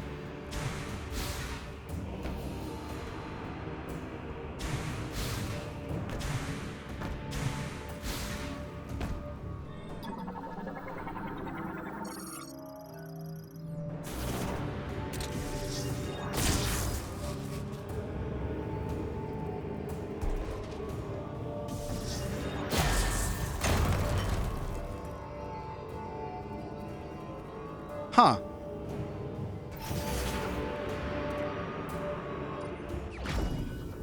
Fire chip acquired. A chip made by the Lemorn. A Galactic Federation engineer level 4 or higher can modify this chip and integrate it into your suit. Oh. No. No.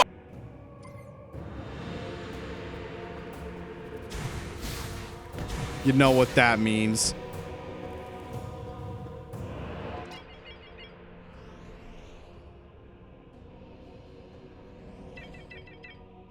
Okay, that's where the teleporter key is. But we gotta go back to Kyle Bossman.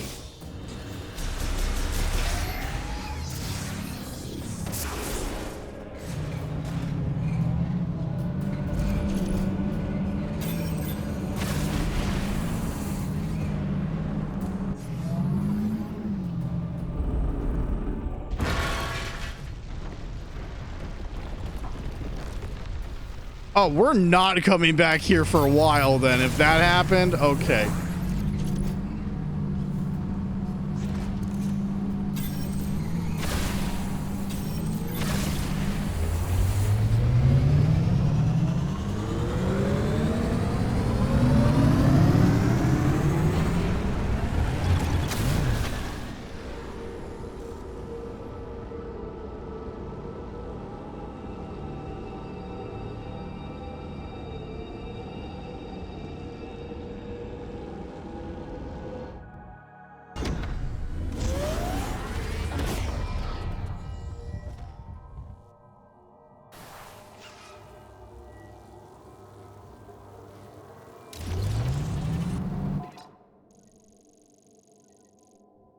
Okay,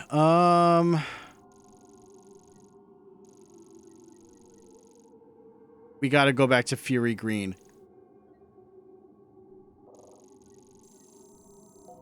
Oh, we just enter zone?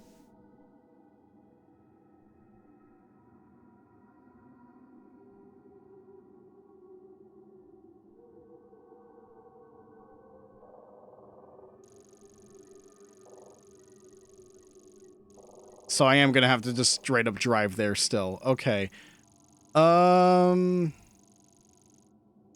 Left of Chrono Tower. All right. I gotta see if I have some other. Yeah, let me know. Let me know if this one plays. That one does not play. Okay. I should probably edit this stuff. You? Wait, no. You? You do not play.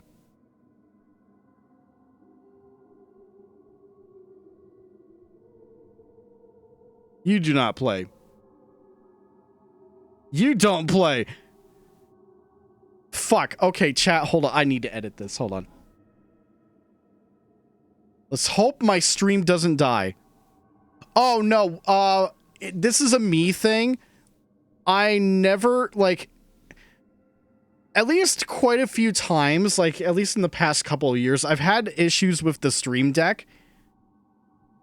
And I had to, like, reset everything. That's not... Uh-oh. Uh-oh. Oh, we're done, chat. Hello? Oh, no, okay. It's fine. It's fine. I freaked out for a moment.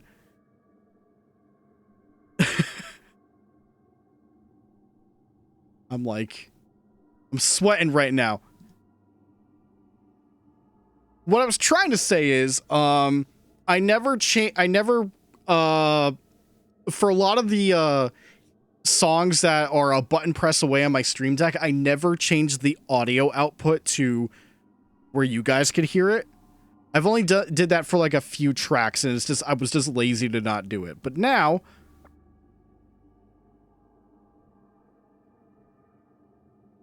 Now I'm just going to do it right now.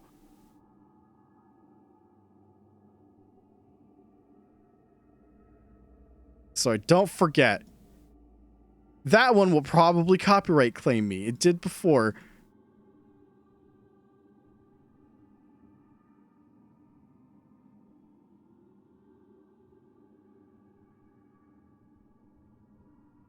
Oh, fuck yeah. Oh, I gotta do this one, chat. Hold on.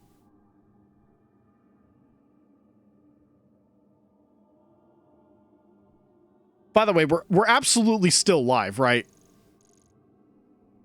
Yeah, it definitely looks like it. Okay. I changed my mind. I'm gonna play this one.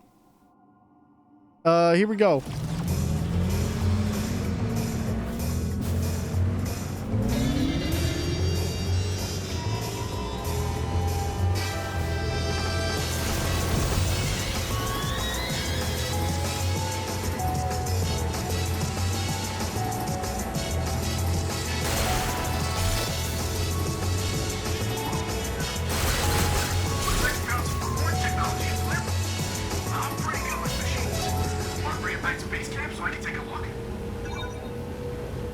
I already know, Bossman.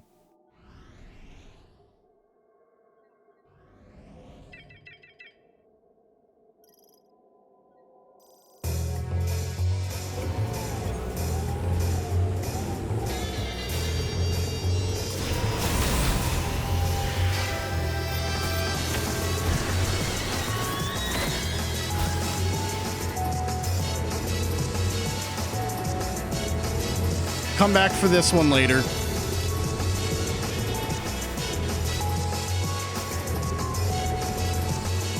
I don't have the Sand Ocean music.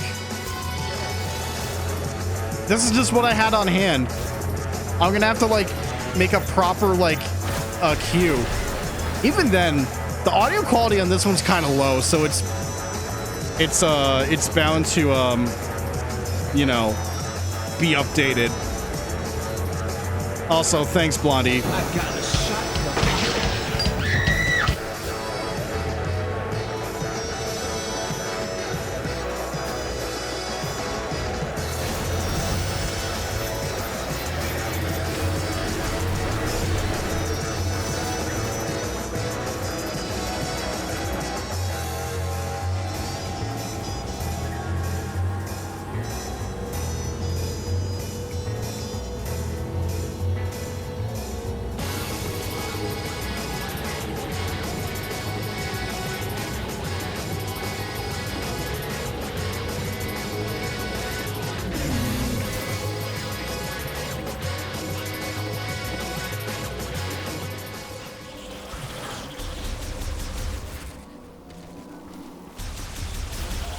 Oh, you're gonna go stream? All right, well, hopefully it works out.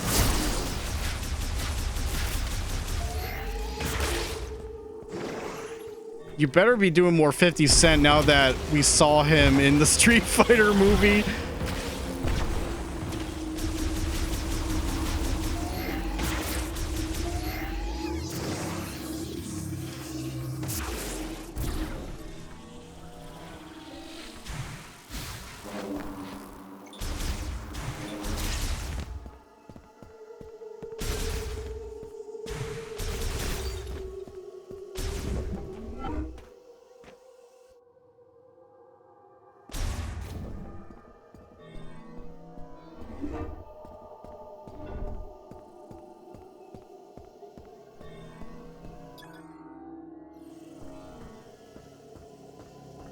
Oh, does this just cargo launch us back? Oh, that's pretty funny, but wait a minute. There's more.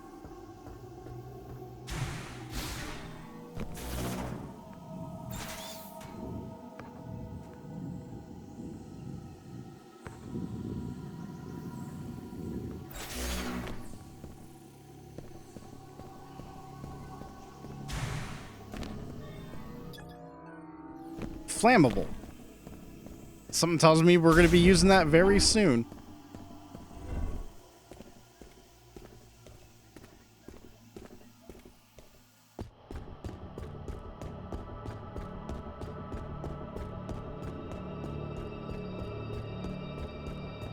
Look at her go.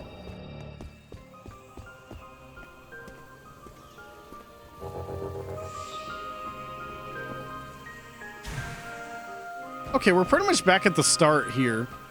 I bet the cargo may have transported us quicker to Kyle Bossman, but item collection is more important than Bossman.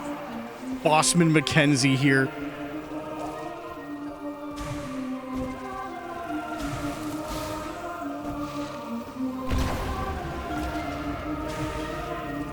Oh, god damn it.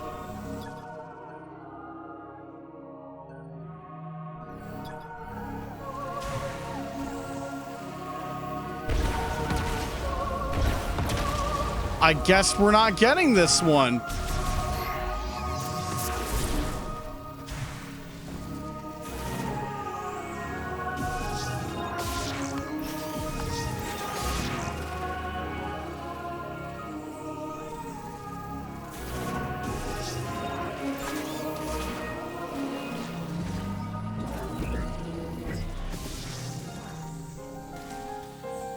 That's probably another power bomb. Well, I know we can at least get... What? There's at least another item in Fury Green. I know one of them required the jump. And then the other one was, like, at least flammable. And that would be right here.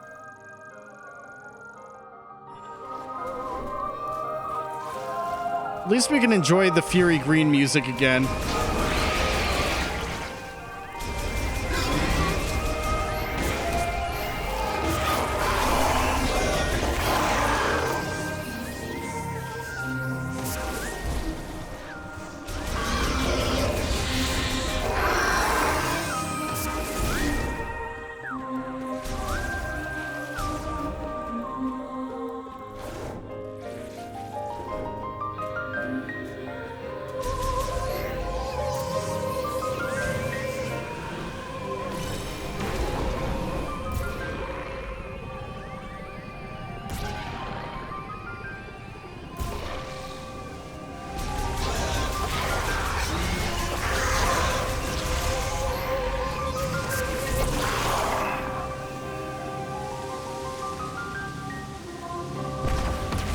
This is also flammable.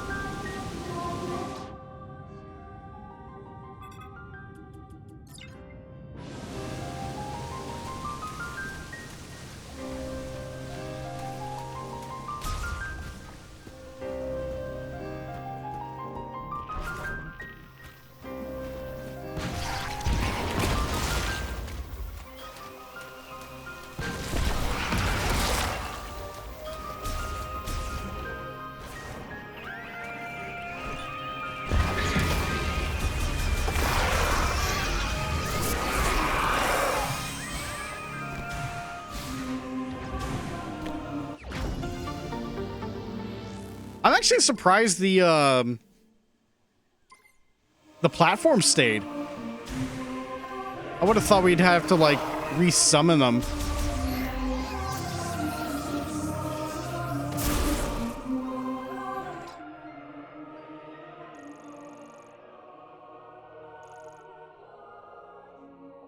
There wasn't anything else here, right?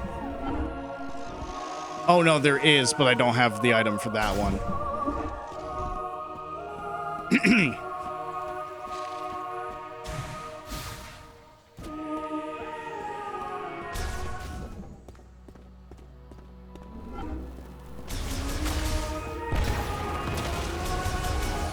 Why did that little alcove have, like, a completely different music cue before going back to the main one? That was very strange.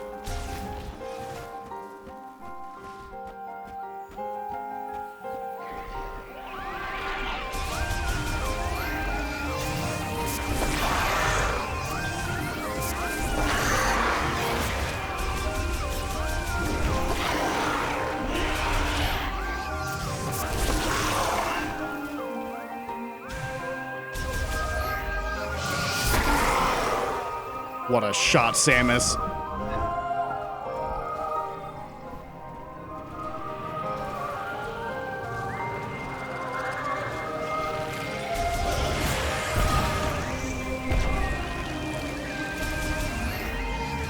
Yeah! The little whip on the enemy, that's great.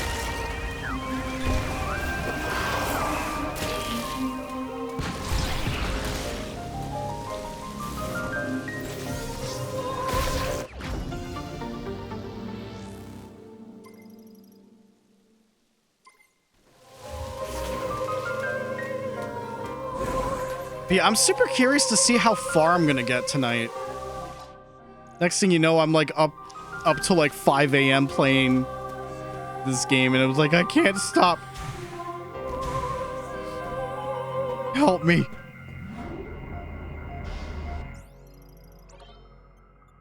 I've only played one Metroid game this year, and that was the GameCube Prime game. I played most of my Metroid Prime stuff last year.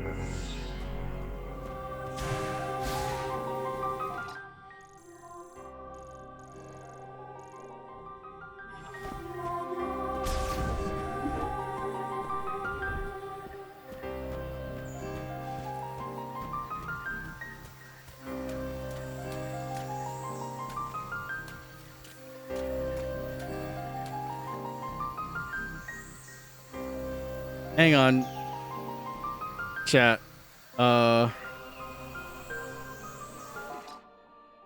got Discord pinged. Oh. Oh, this is a birthday wish. Okay, never mind.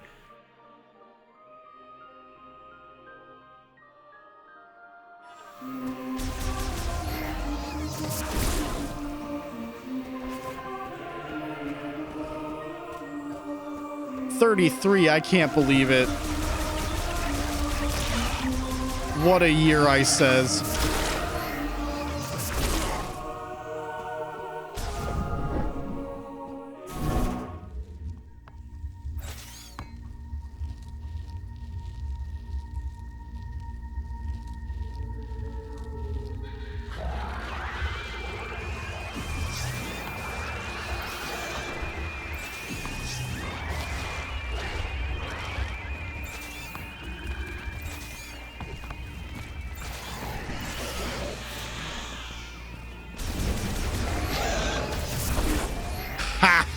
Nice try.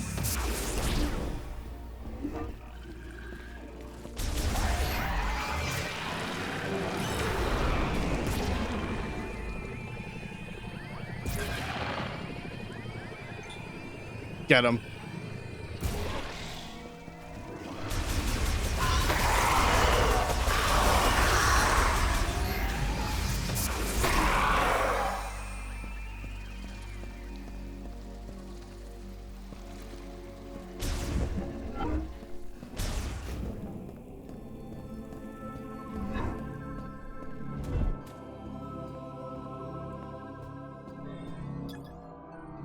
Yeah, only powerful explosives, not my missiles.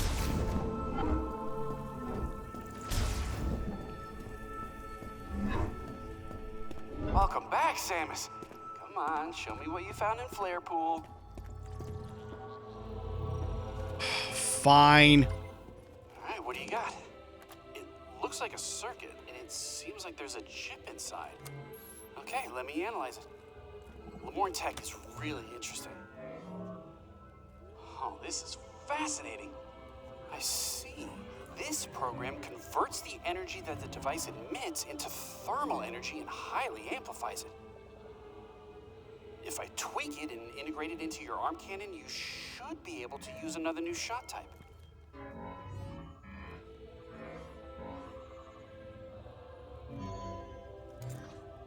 Ta-da! Give her a try.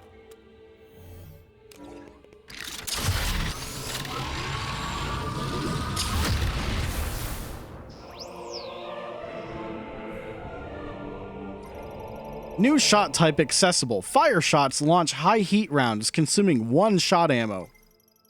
Press down to activate fire shot subweapon, then press R. Fire shot causes targets to briefly burn after being hit and can melt ice. Open the menu with minus and check the inventory. You can now use the fire shot. You can shoot projectiles with extremely high temperature, so I bet targets will burn or melt when they're shot. If you find anything else, bring it into me. I'm dying to do more experiments. Dying, you say? Ow, that burns! You did say you'd melt. I don't believe you anymore.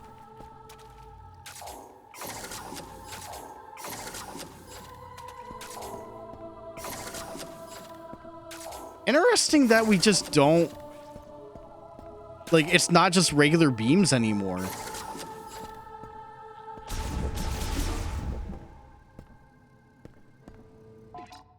Wave beam lovers in shambles. Me.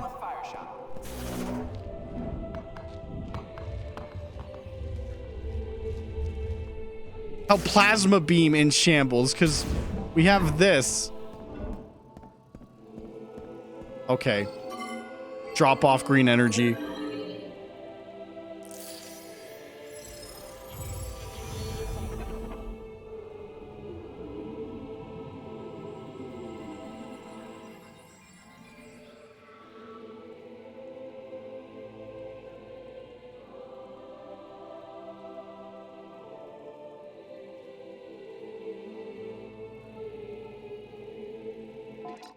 Okay.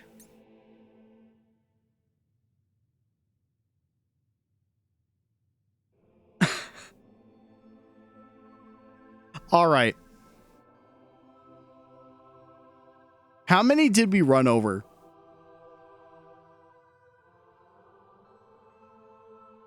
Look at that meter.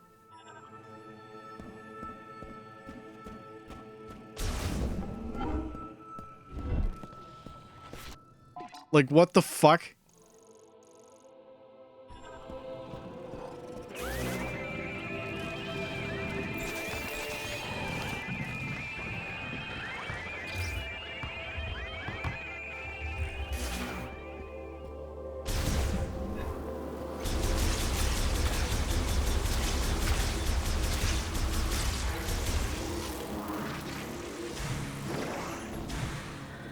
Like, we must have collected like 50 of them, right?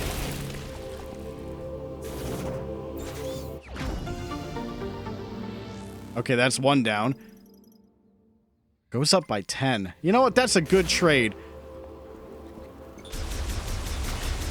Get a good head start on the fire shot here.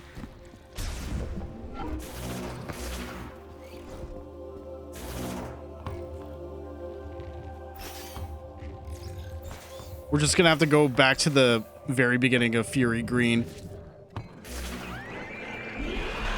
All right, let's see.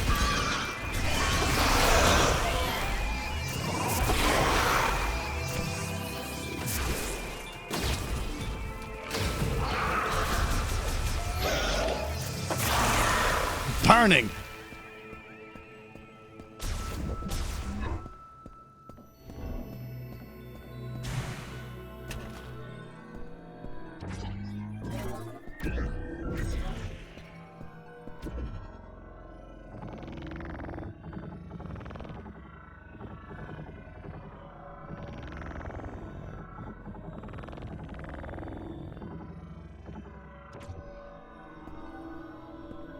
Wait a minute. Hold on. Yeah? What did that do? There we go. Okay, that was weird. Not all Lamorne controlled power from within. In a place where dark clouds never clear, endless lightning slices the sky, and the wind and rain rage, our forebears laid the foundations for the machine era. Here, 3 giant towers were built, piercing the dark sky. These would become the birthplace of a tool able to race across the land on spinning wheels. This harsh environment proved unsuitable for the Lamorne peoples. This was why Lamorne technologists created an artificial life form to oversee the towers. They named this life form Zelios. Its singular directive was to seek the happiness of the Lamorne. With command of the electricity flowing through the towers and the machines, not the time machines, and the machines connected to them, it could follow its directive as it chose. Even now, with the machine era long since past, Zelios seeks the happiness of the Lamorne. And then the rest is just the boss info that we already got. Okay.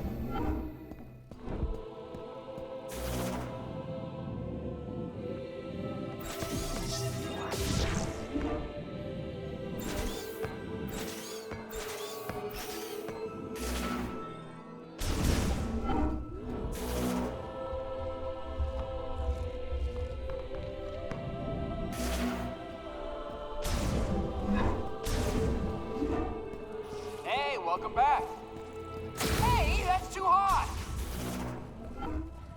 Don't worry about me. I'll be fine.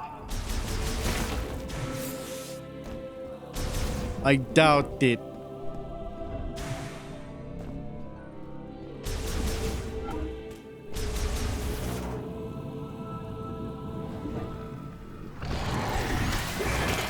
Oh, crap.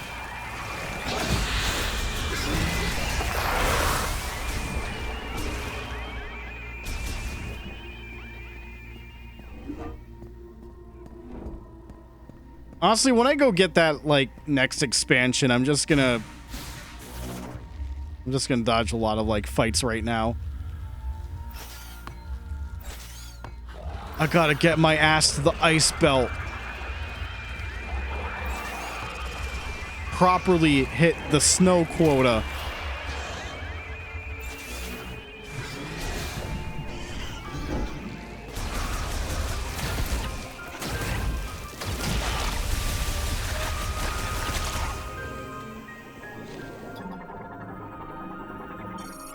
Shot ammo, small. Energy, large.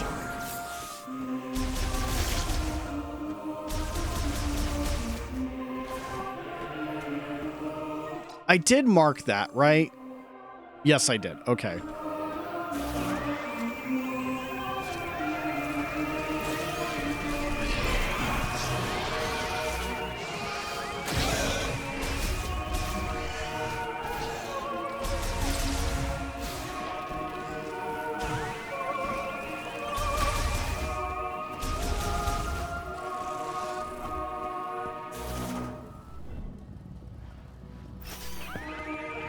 Yeah, it's weird that just little spot, different music.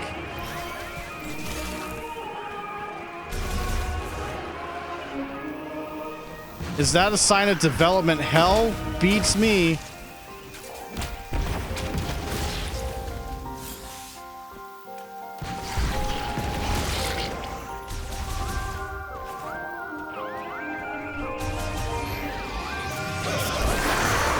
Oh, baby, a double. What a shot.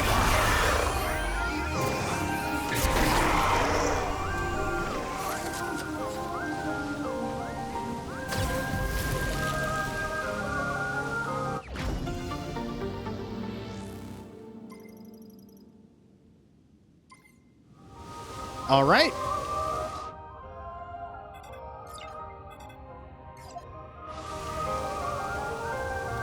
Let's get on out of here. We're off to the ice belt.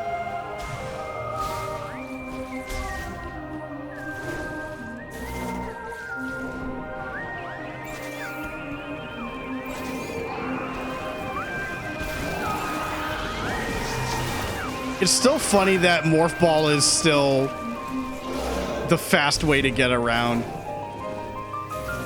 You know, in the places where you can't bring your bike.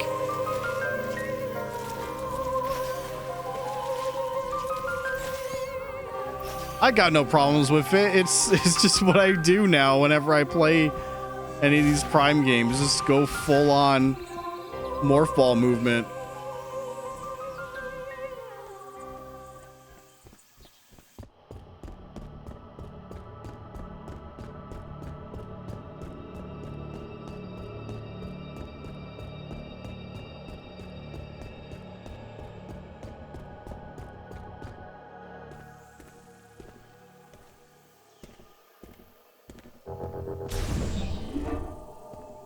There actually was something on the map that I needed Flame Shot for.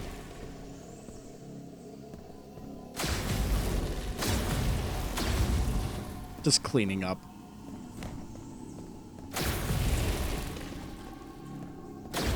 It should have a marker on the map. I'm gonna go stop there first. Ooh!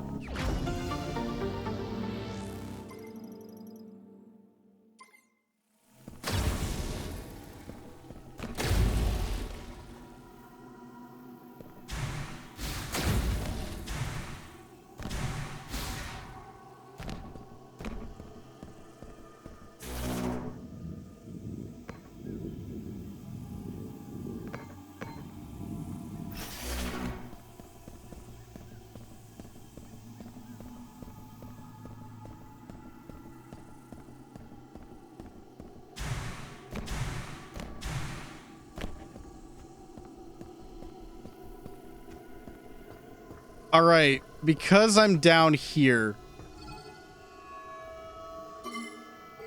I need to know where this launches me.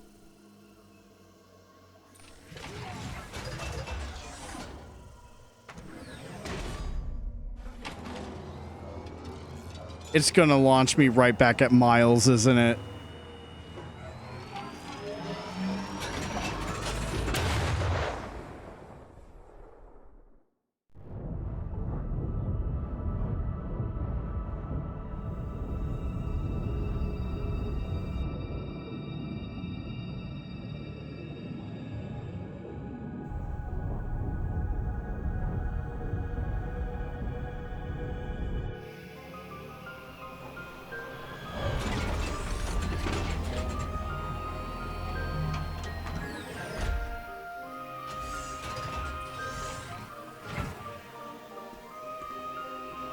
Oh, it launched me back here. Actually, that's very good.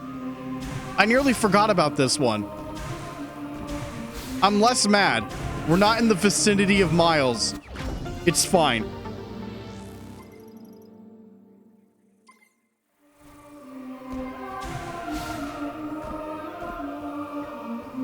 Now send me back out.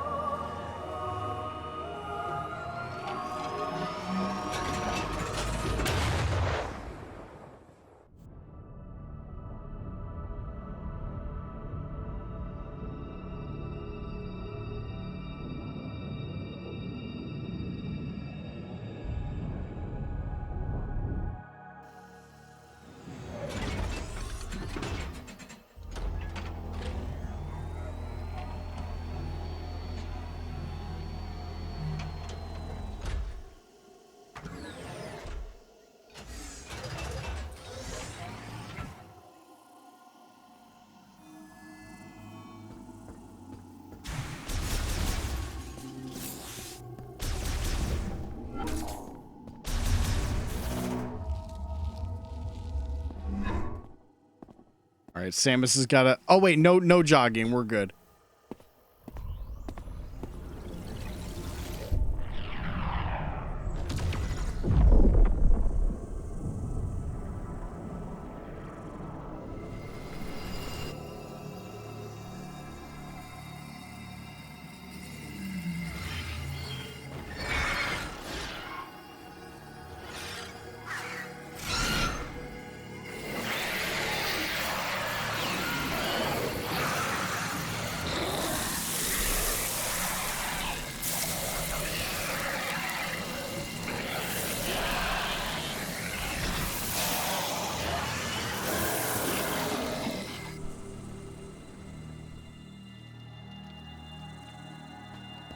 Yeah, great Mountain Dew rain.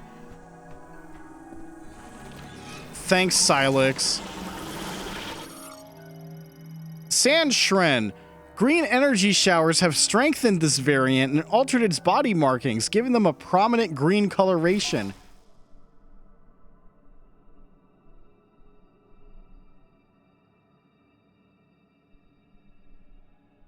I think other than that, the logbook is the same.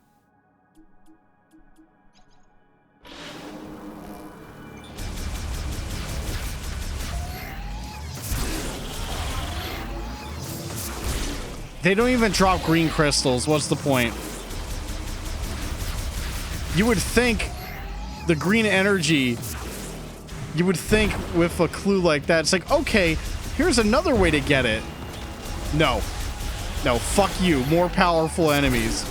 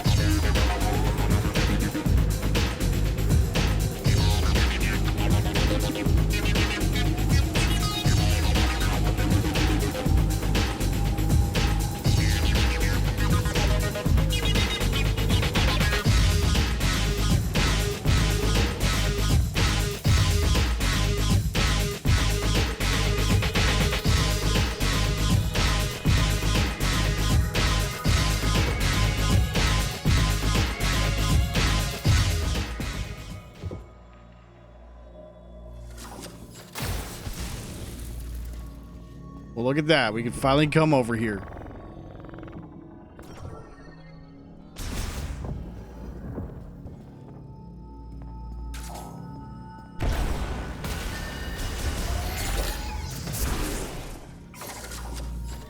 Ooh, what are these? Web crawler. Arthropod variant found in the underground shrines of Soul Valley. They possess a spinneret on their abdomen and produce thread from their telson while nesting. Web crawlers are arthropods who prefer to live in the underground areas of Soul Valley where light cannot reach. They create nests using a protein-based thread produced in the spinneret on their abdomen, which is then released from their telson. This thread is very effective at distributing impact and cannot be broken even using powerful firearms. However, it is very flammable, burning up instantly if lit on fire.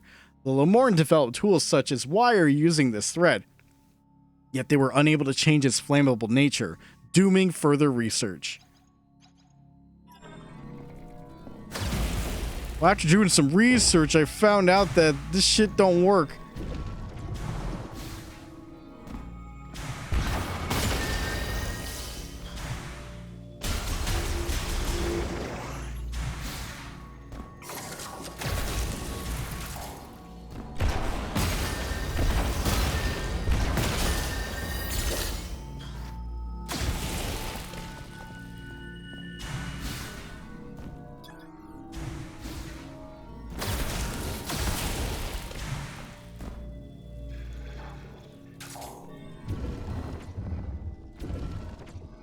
Huh?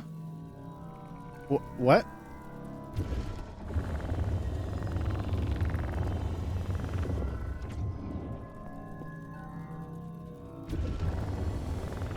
Oh, wait a minute. Nope. Ow, nope. Okay.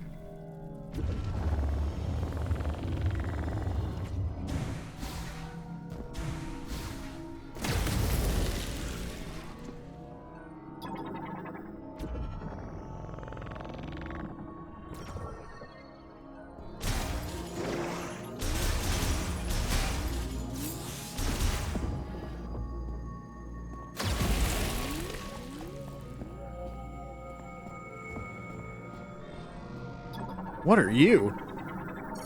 Charged fire shot launches several fire shots simultaneously. The added heat causes them to rotate. Uses 3-shot ammo.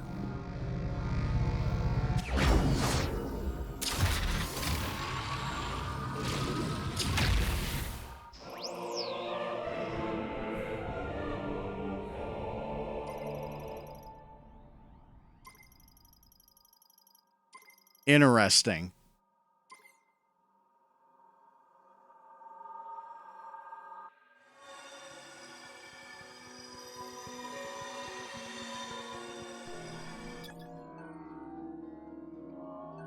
Oh, that's a teleporter? No. Not yet.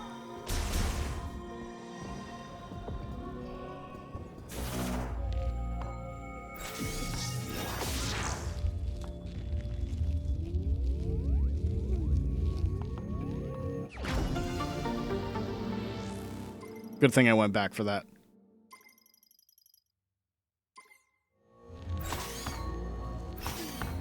Okay, now you can teleport me wherever the fuck you're gonna send me.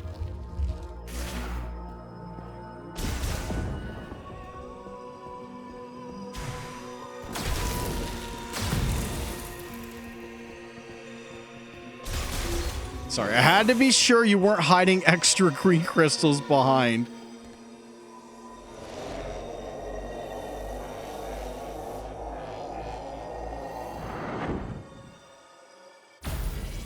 Oh, of course it sends you outside.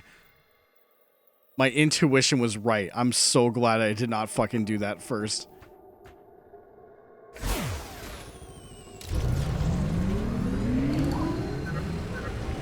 If you're unsure where to go, you can always explore the Miles, shut up. Have you checked out the snowy mountain? I'm going to the snowy mountain.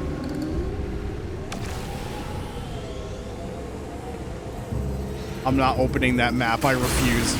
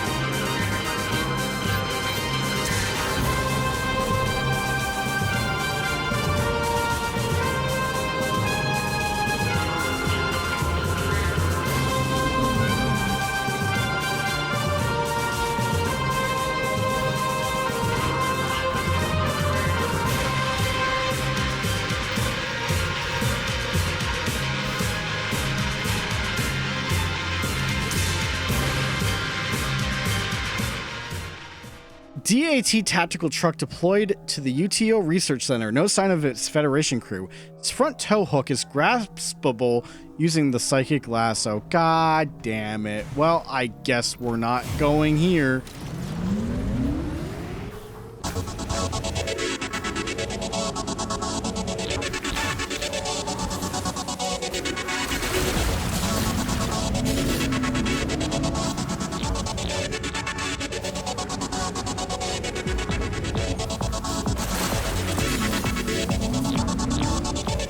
God damn it, get this one.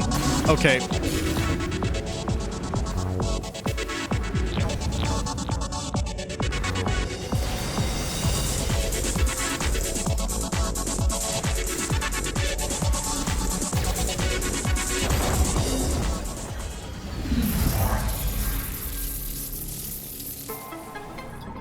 What are you?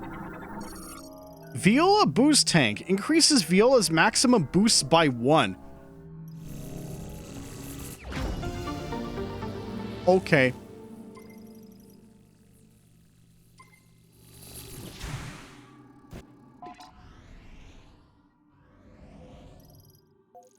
I already know that I gotta go to the fucking belt. I know.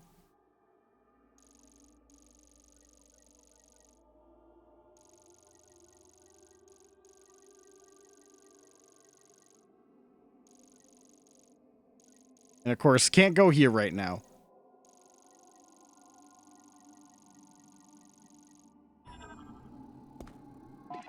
Wait a minute. Ladder of Thought Shrine. Wait, okay, so they removed this from the map, but they didn't remove this. Makes me wonder if I missed something here. Other than the energy tank and the charge shot.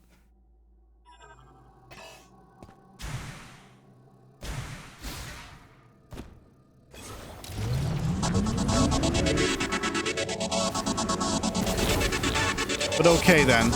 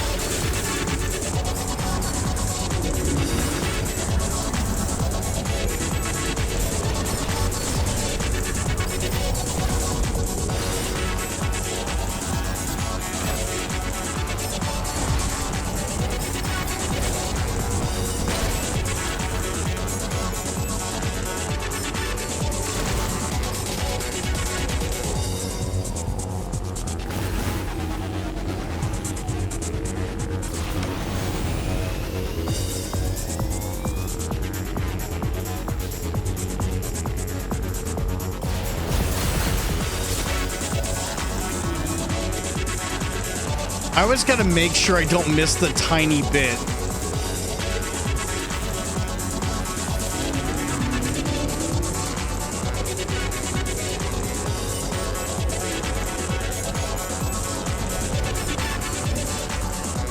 Whoa!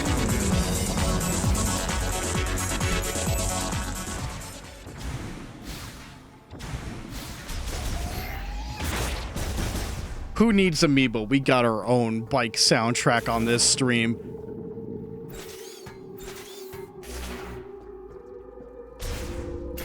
And I mean, it could have been worse. We could have done this all the time for the bike. But, no.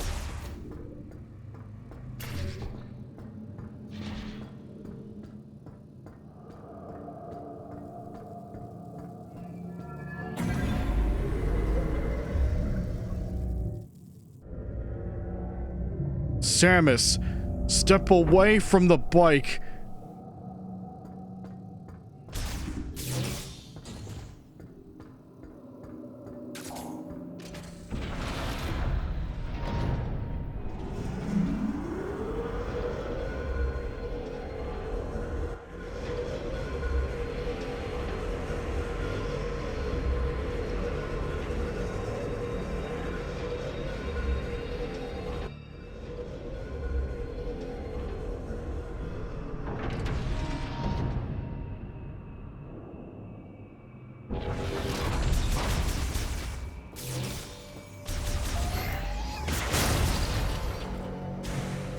Okay, before we forget, let's save real quick.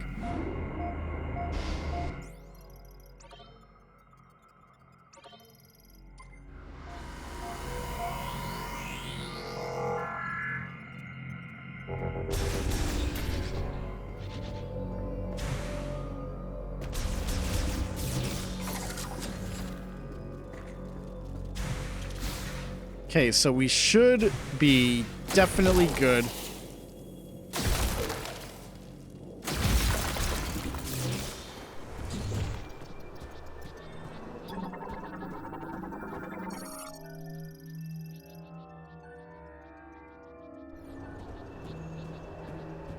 Oh boy. All these cryopod transfers. It's Dead Space 3 all over again.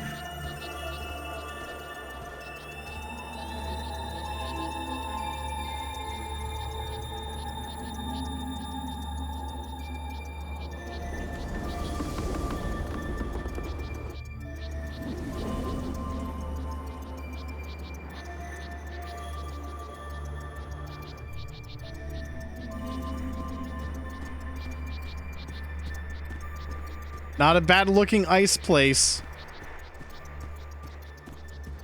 But it feels like the Callisto Protocol a little bit.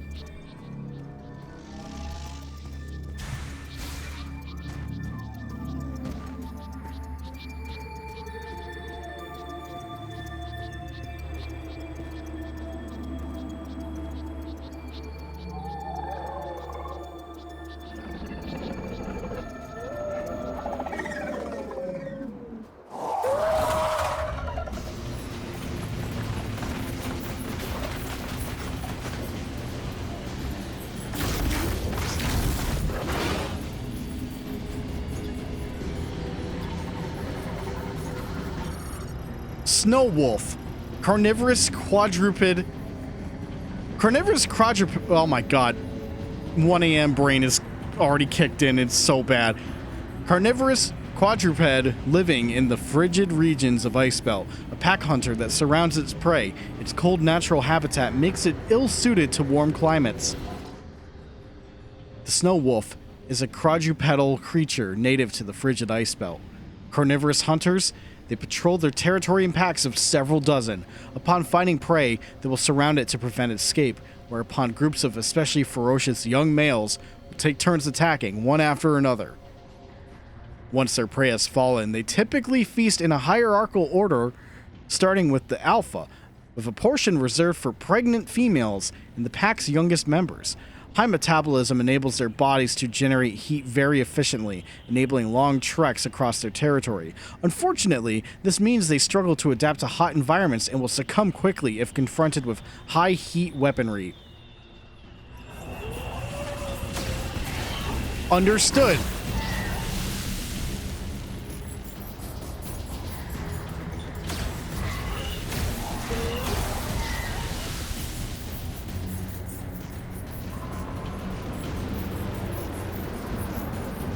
It's like that one Metroid Prime 1 boss with the Hive, where I'm just staring at the radar and noticing any discrepancies. Like that.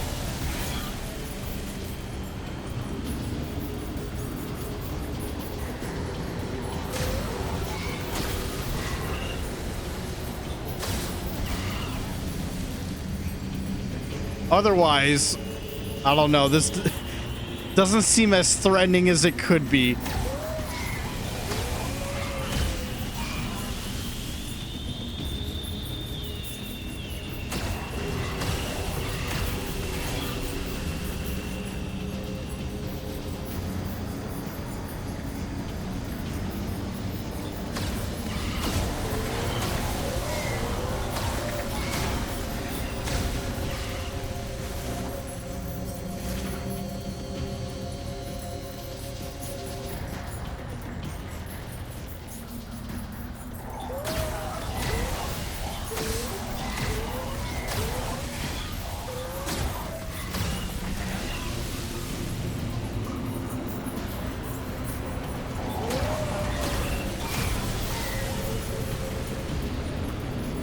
They're closing in.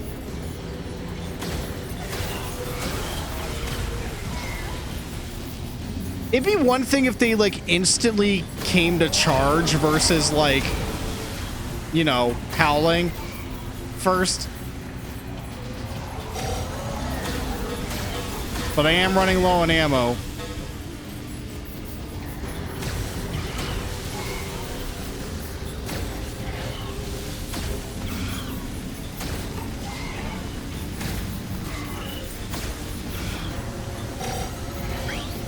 Out of ammo, timeout. Now the fight begins.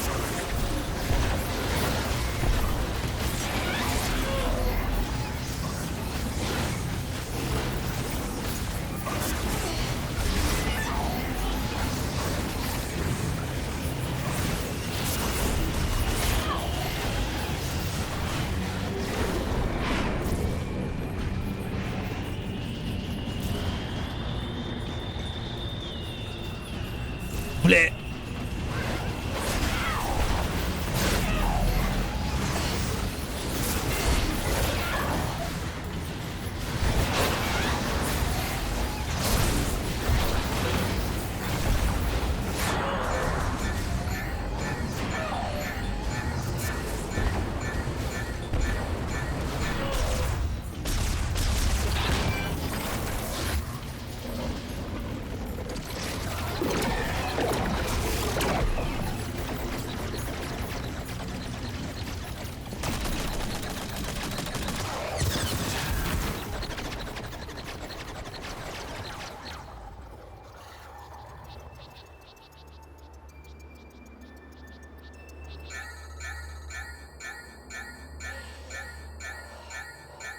Okay.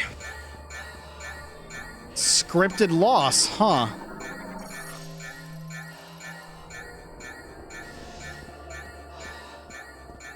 Makes me wonder, do you have to kill a certain amount? Or can you just do nothing the whole time?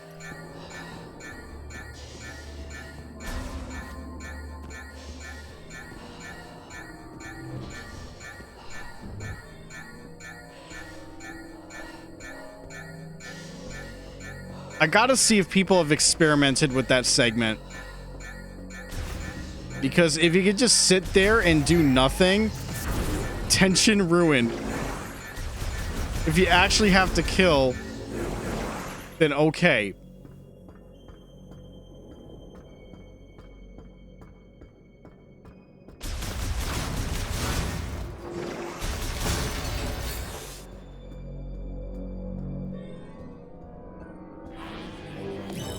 I gotta stop doing that. Oh my god. I'm getting so many accidental fucking charges like that.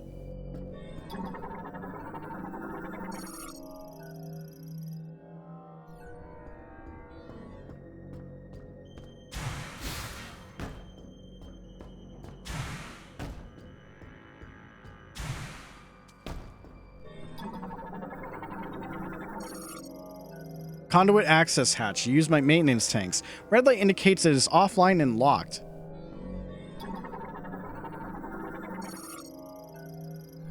It's offline.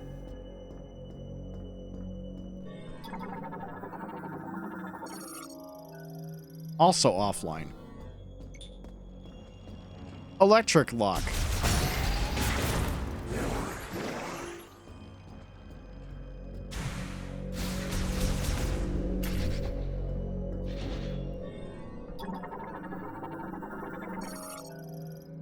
Lamorne Healing Pod administers intensive care, currently offline.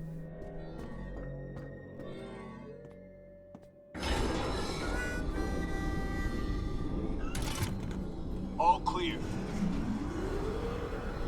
I never thought I'd meet the legendary bounty hunter, Samus. In a place like this. Corporal Rigert Tokabi, Fed Sniper, Herc Unit Delta. It's good to finally cross paths with you, but tell me, where are we? What is with this guy's voice? Gunfire. I lost visuals, then woke with a busted comms unit and a leg to match. Now, I tried to access this terminal, but the only thing I could get operational was the gun. That's it. Then I see this here. What do you make of it? What is this? What's with this guy's line reading? Can we go back to the recording booth and try again? I don't think that was good. When Miles McKenzie is more believable than you, then we've got problems. I've gotta speak like... Oh, what is it? It's like I'm trying to talk like Kung Fury or something.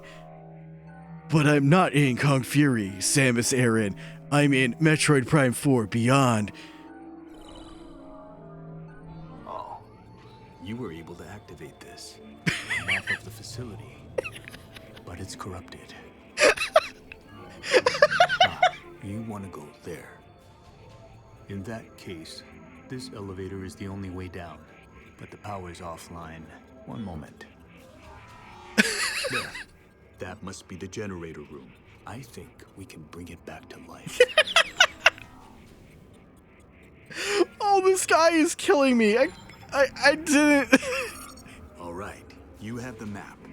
I'm no good with this leg, so I'll have to keep an eye on you from here. Luck be with you. Why does this make me laugh so hard? This is not the fucking kind of line reading I would have expected. What the fuck? I'm gonna be thinking about this for the rest of the night. I just turned 33 and I'm still cracking up at fucking shit like this. Oh my god. I needed that. Thanks. Tokabi? I can't go with you because of my leg. I'll have to stay here. My leg. Oh, my leg. Oh, God. Spider ball? No, that's not a spider ball. Transport tube. Network for moving small cargo. But it does seem like it can hold, the morph ball. There might be an item above. Who knows? I'll keep an eye on things from here. Least I can do.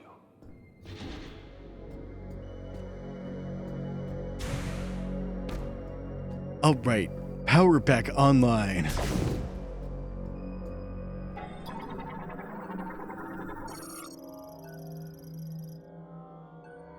Strong shock. You got it.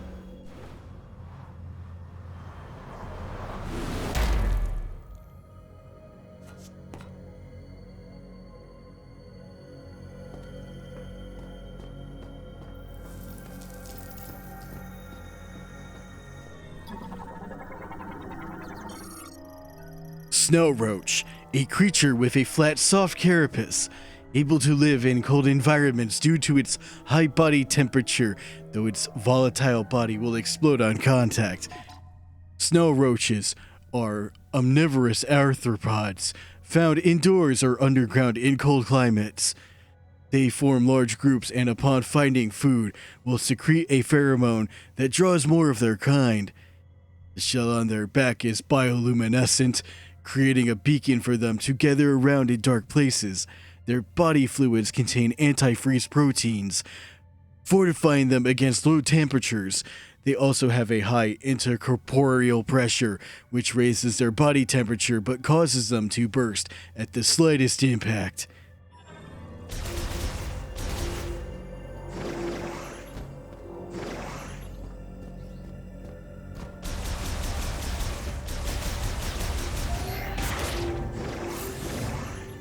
I might be easy to please, but god damn it. I can't help it.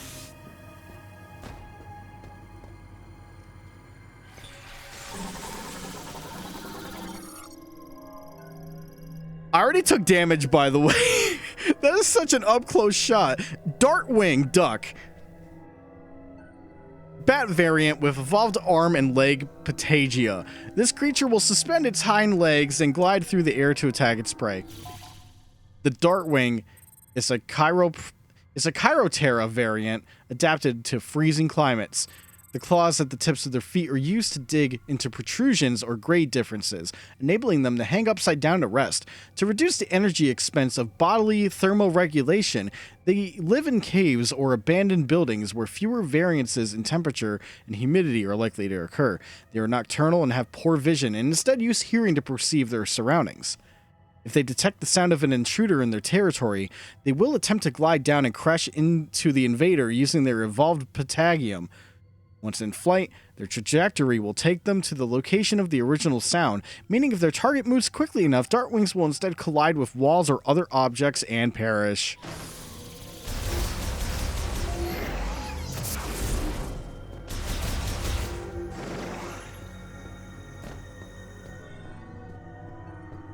New Shriek Bat unlocked.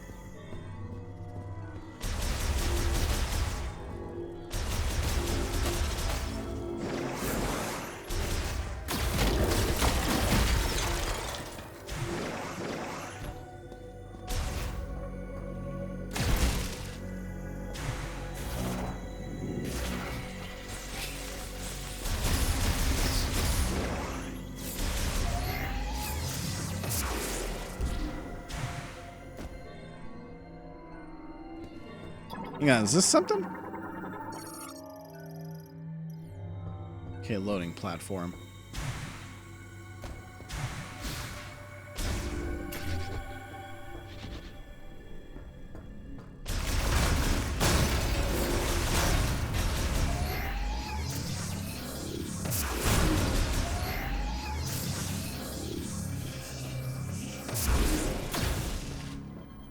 Okay, that's off limits.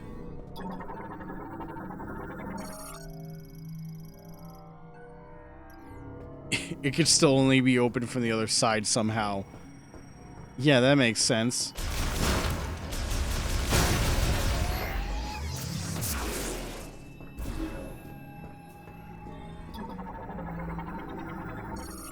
Psychic Lock Unit. Developed during the Psychic era, blocks passages with a wall of psychic energy. These locks can be released using collected TK codes.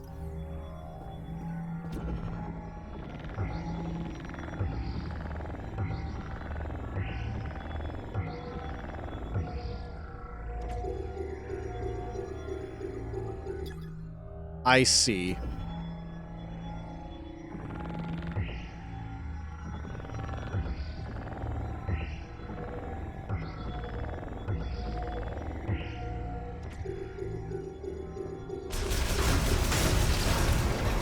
Part of me thinks, oh, I could brute force it, but probably not.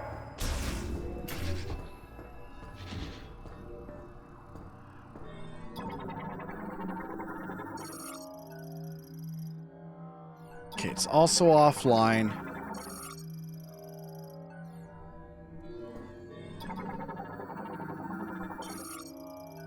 Accessing encrypted file. Research Diary Day number 1. Endeavor.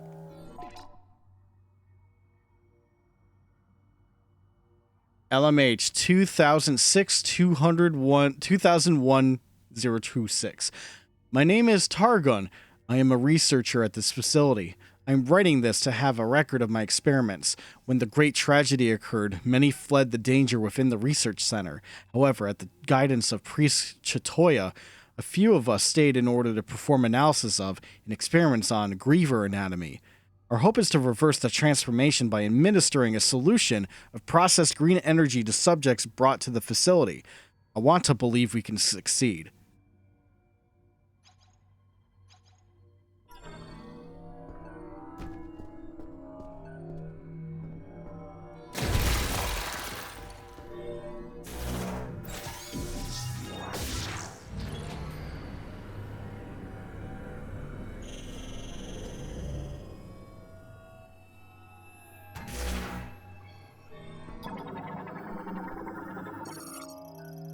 Ready for use. Touching the hologram will release all locked security doors.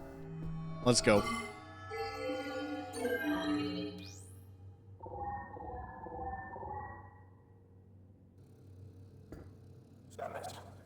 Samus?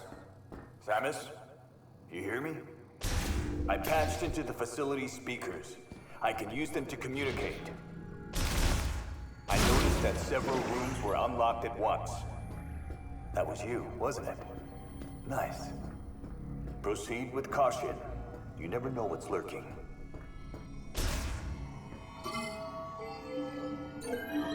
I still wish I understood why he talked like that.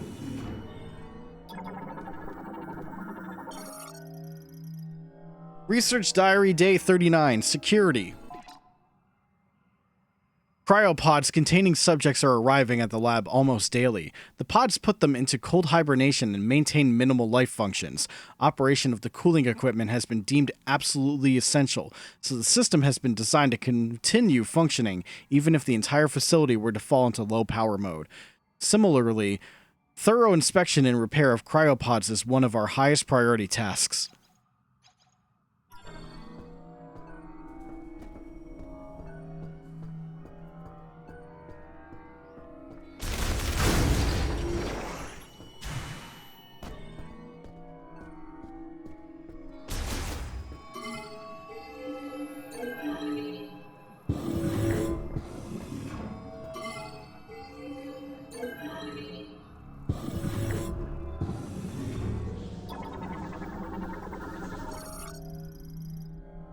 What the fuck? Research sample containing a TK code.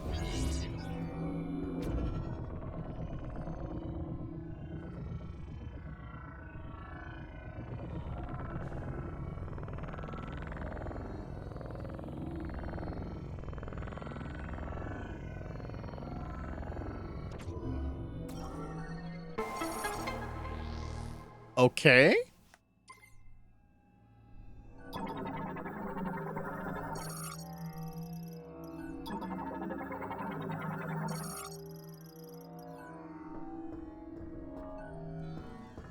Kind of just did that by accident, to be honest.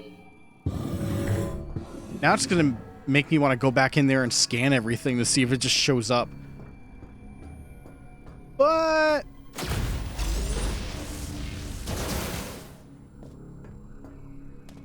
I still can't open that.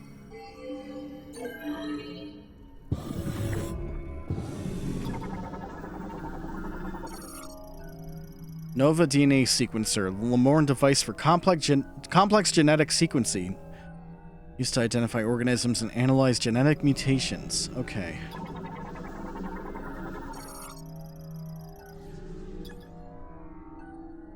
Lasso. Lasso. Lasso.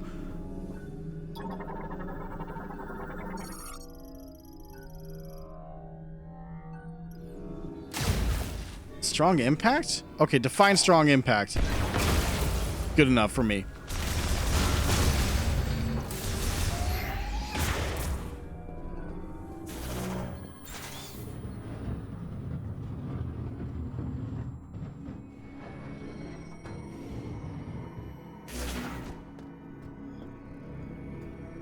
Ah.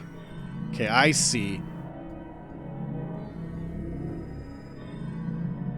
That'll be for some other time.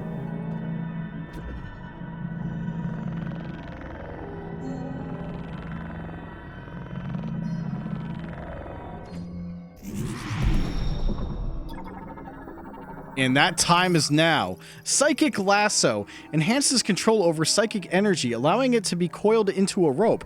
This rope can physically grab onto objects and pull them.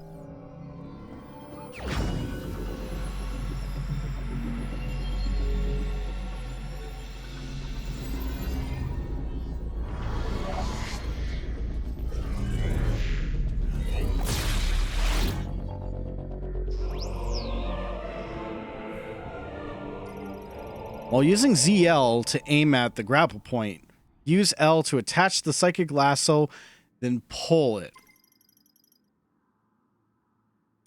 Okay, so it's a click this time.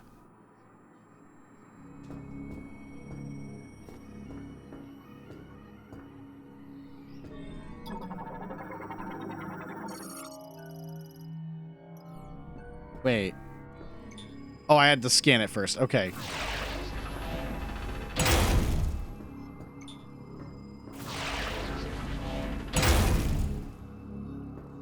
At least I don't have to use a nunchuck this time, so...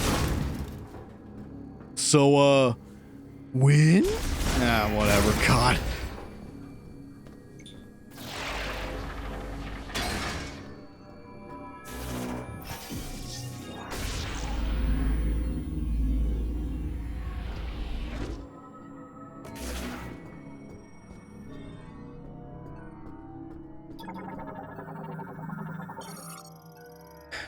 Diary Day 21. Gifts. Priest Chitoya wants to install something in this room. Apparently, it will be a gift to the one who will become our savior at some point in the future. But do we not need a savior right now? If our efforts are if our efforts are not the priority, then do the Lamorne have a future? All we can do right now is continue the experiments and believe that we will see results. I pray for the day when I can leave this dark, freezing lab and walk under the sun again.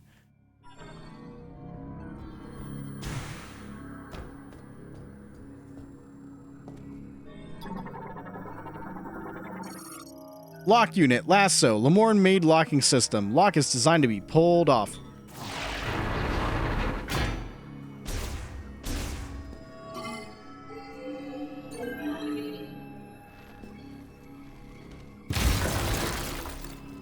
Man, the door's powerful enough for that shit.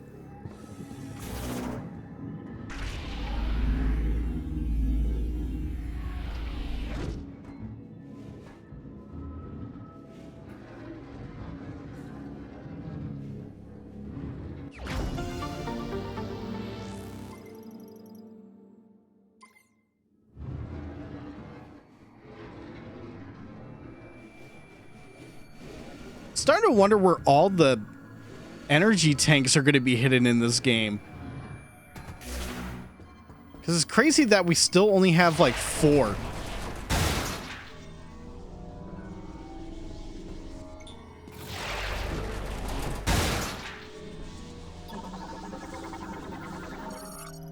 Sample vial containing a TK code. Here we go.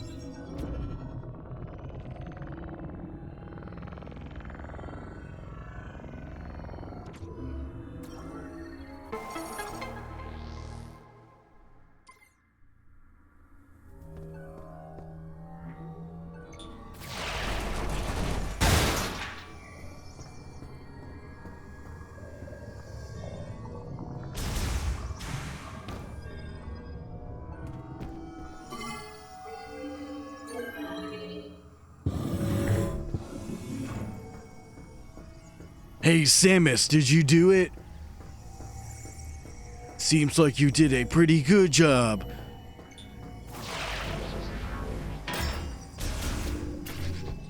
Not a save room.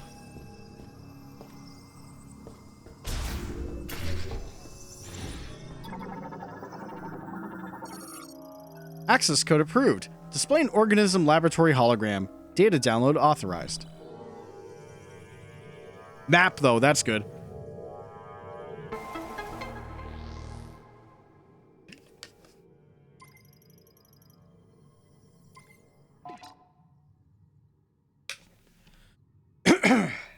Excuse me. Hold on. Is Miles going to be on the radio, or is it going to be the new guy? It's no one.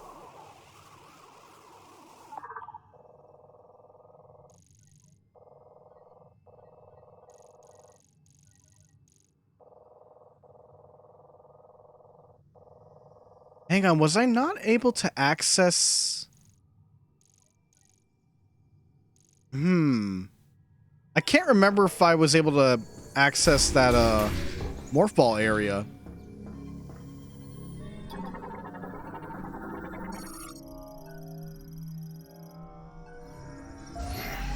Oh, physical force? Okay.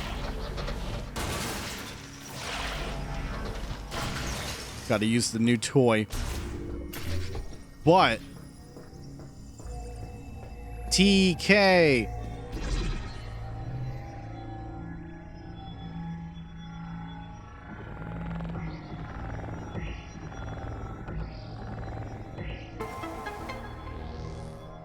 Okay. That's neat.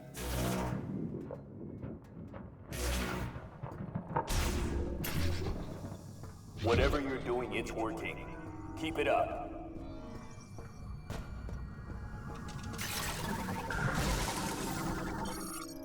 Light maintenance tank, a smaller version of the regular maintenance tank developed to perform tasks in narrow passages.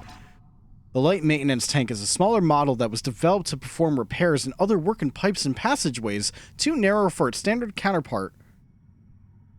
Why didn't I go into the one tunnel I cleared? I thought that was progress because he had the lasso. I'll go back. I don't know, man.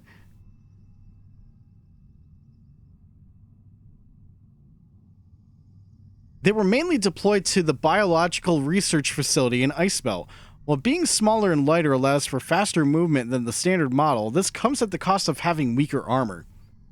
However, if threatened, they are fitted with the same standard welding beam and are also able to emit a high voltage shock at close range.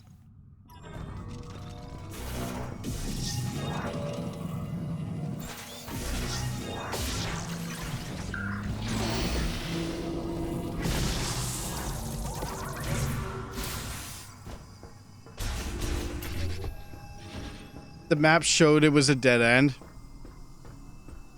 It's 2 a.m., bro. I just turned 33. My eyesight is failing me harder than ever.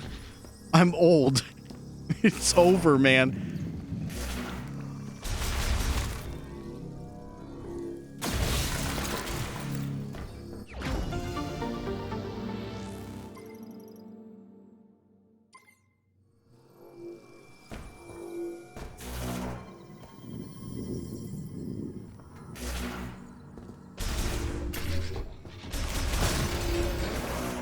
But also, new Federation guy is like, is making me feel something.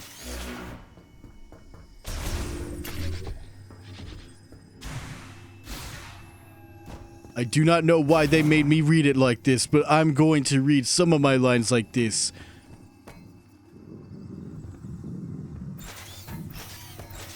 Just don't tell the others I'm doing this because it's very embarrassing. Oh, no wonder. It's blocked off. Okay. All right. Fair enough, game.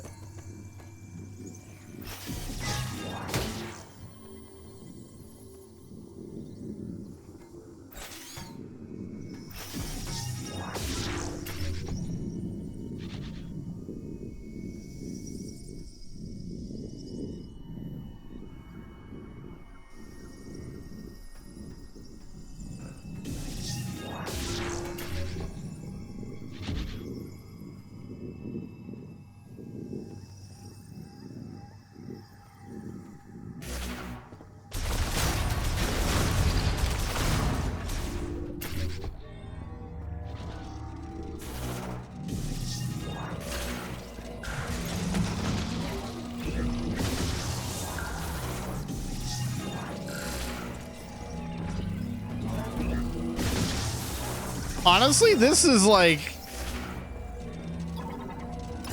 I can't believe how effective this has been against these bozos. Non-standard Metroid Prime 4 gameplay. Diary Day 57. Anxiety. Real, though. Green energy dosage results show no significant benefits at this time. Essentially, a rapid increase in cellular proliferation speed and a doubling of the number of cells increases growth and affects vitality. But why has this vector taken such an abnormal turn? And what can be done to shift it back to its original direction? Our time is limited. I'm worried about our remaining stockpiles.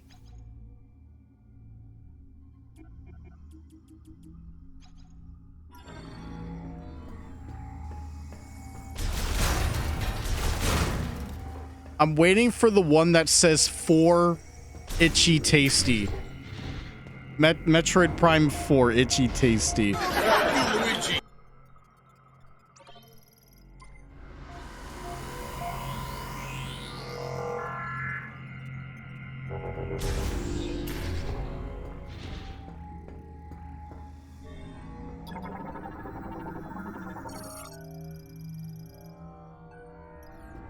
Can't destroy the gate. You could destroy that.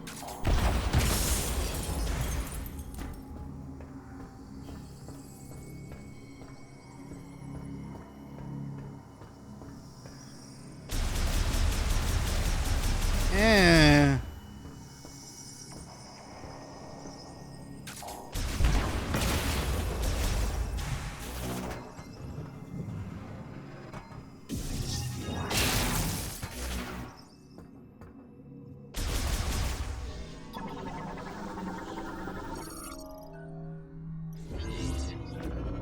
Can't believe the first one I scanned was the one.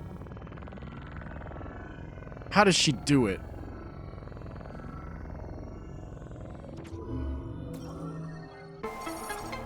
Oh, we need 4? Oh, boy.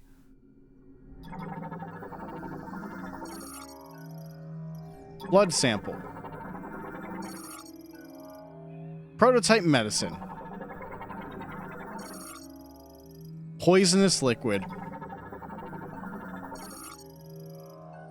Body tissue.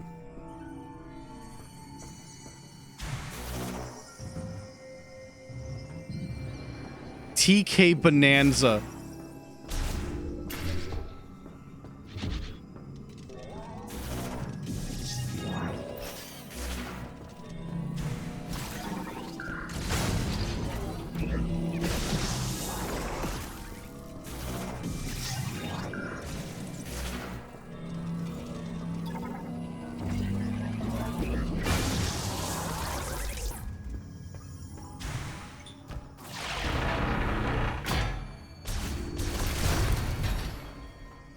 I hate to say it, Blondie, but that's your fault. You bringing that up against Silex, and now I'm just doing it against the ones that just die in one hit.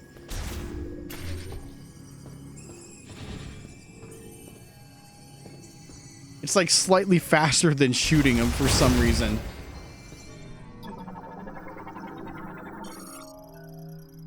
Day 117, breakthrough. We may have had a breakthrough today. Until now, we presumed that the physical transformation was triggered by something in the crystals causing compositional change in the GE, which would in turn cause an abnormality in gene transcription. Yet that is not the case. In actuality, an unused region of the brain linked with the crystals is stimulated, and as a result, genes that would normally have stayed pseudogenes were transcribed. I now wonder, are we unlocking a blocked evolutionary branch? This would mean the great tragedy was merely one possible evolution of one potential future. So with that in mind, what would happen if, when administering GE, we disabled those genes at the moment that the rapid cellular proliferation is triggered? There should be sufficient value in attempting this to justify altering the Balsole system's programming.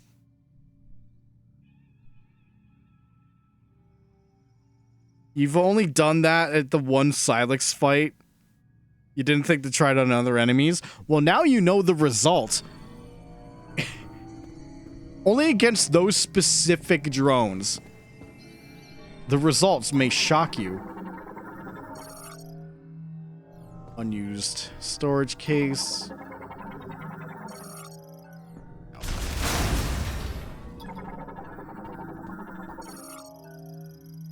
Stretcher. I've got to hide. Oh, wrong one.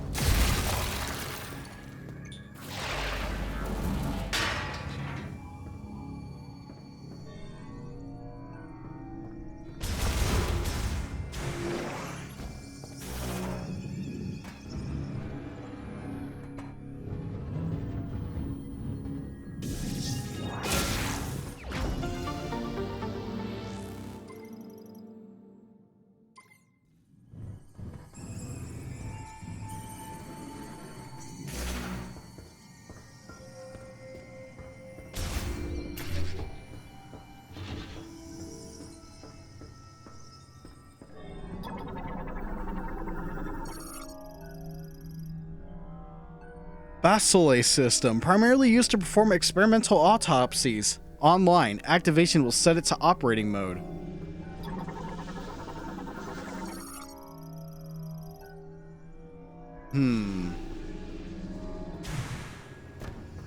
Can't wait for this to fix our friend's leg. Access code approved. Autopsy systems activated. Storage mode disabled. Operating mode initialized.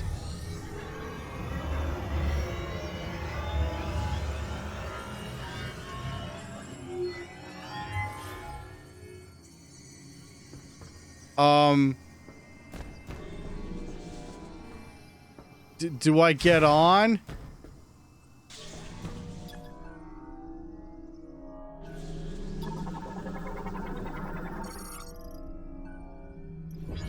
Oh, there's a TK code. Okay.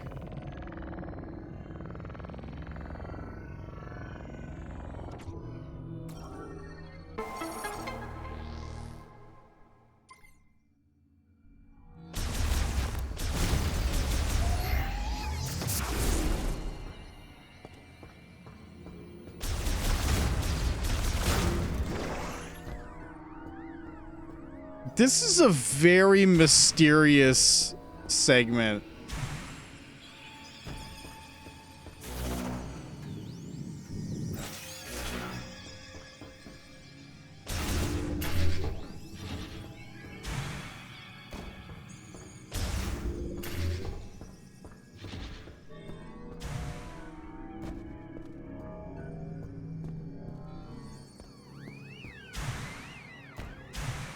Hang on, wasn't there a, I thought there was something I could have scanned that I glanced over. Unless it was in another room. Oh, it was this room. Yeah, okay. Day 81, Awakening. The subject is in hibernation in the cryopod, and its metabolism is at minimum levels. Unfortunately, we are unable to perform the experiments we'd like with the subject in this state. If the subject's metabolic function is inactive, a reversal of its rapid cellular proliferation cannot occur. First, we must wake the subject and restore its normal metabolic function. This also means restoration in consciousness, so appropriate sedation will be crucial.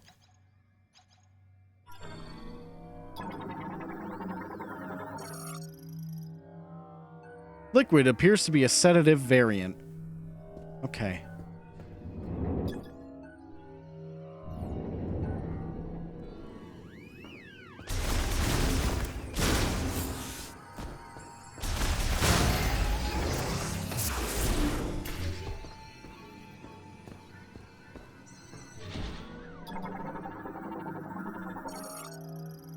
Pod glass destroyed. Damn.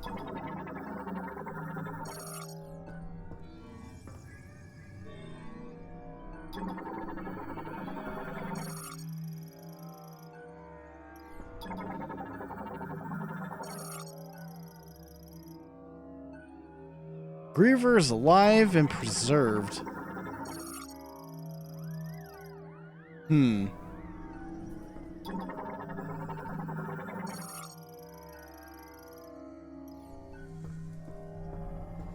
All normal.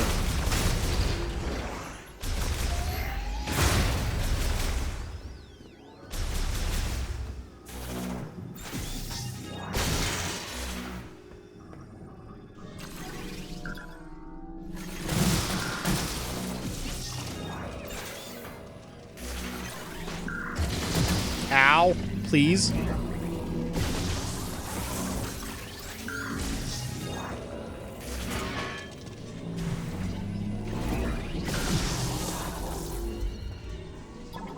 I can't help it. It's so stupid, but I can't help it. Tracks the state of the contained specimen and sends data to a remote database. Operates normally in low power mode.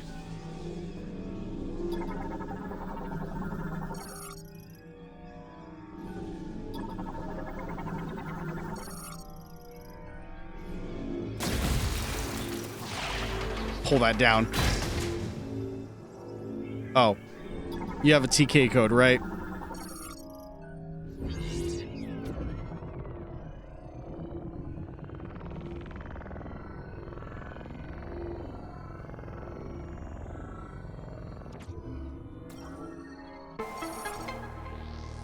Okay, one more.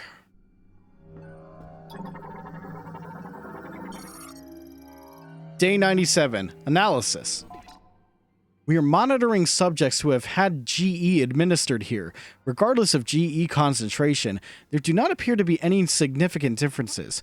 We see regeneration without an apparent mutation to alter the cells. Furthermore, no matter how deep our analysis, we have yet to see any apparent chromosome abnormalities. It is almost as if they are natural creatures. Put another way, if we were to judge based on DNA, there are no significant differences between them and us. What is going on?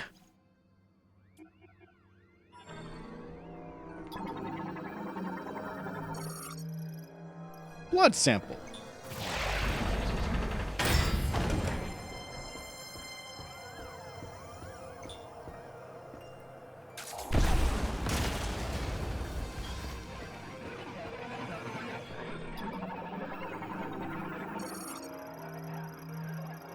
Griever specimen. No life signs detected. Cryopod cell culture and preservation liquid have leaked. Analysis implies extended neglect led to the specimen's death.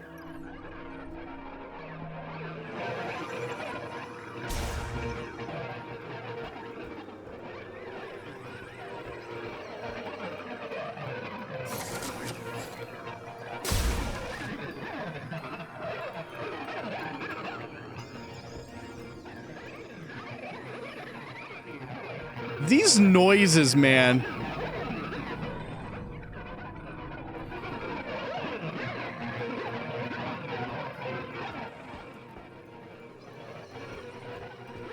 Why did they allow me to break the glass?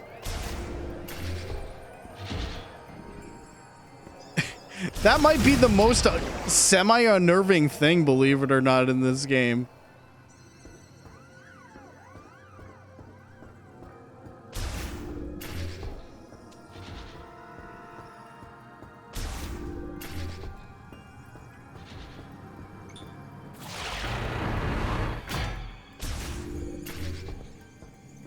Like, it's dead, but it's still making, like, noises like that. Does it mean it's not dead?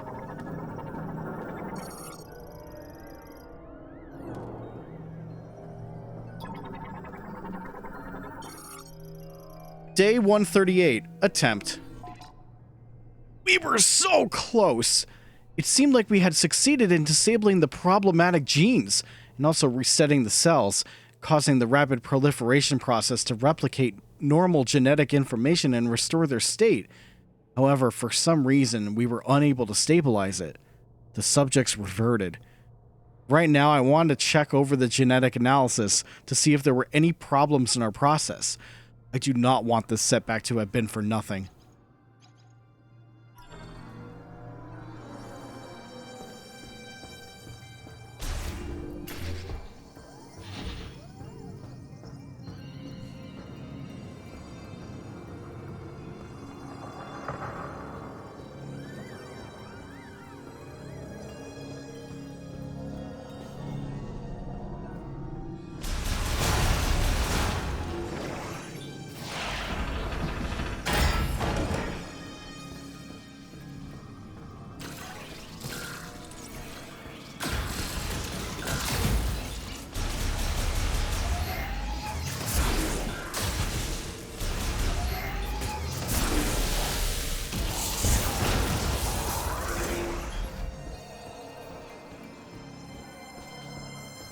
I'm done with morph ball shenanigans. I shoot.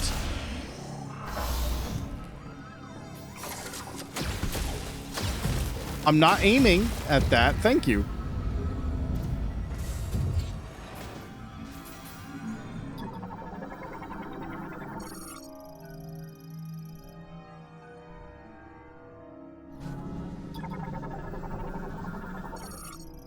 Opens the hatch of a socketed cryopod online.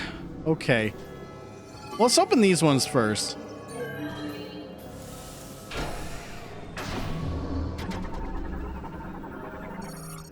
Completely frozen due to the drop in the laboratory's temperature. No life signs detected. It's also a cryopod. You're supposed to be frozen.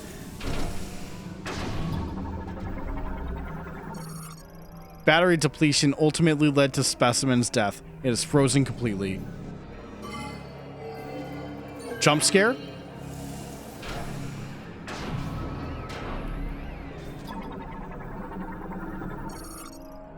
Griever specimen containing a TK code.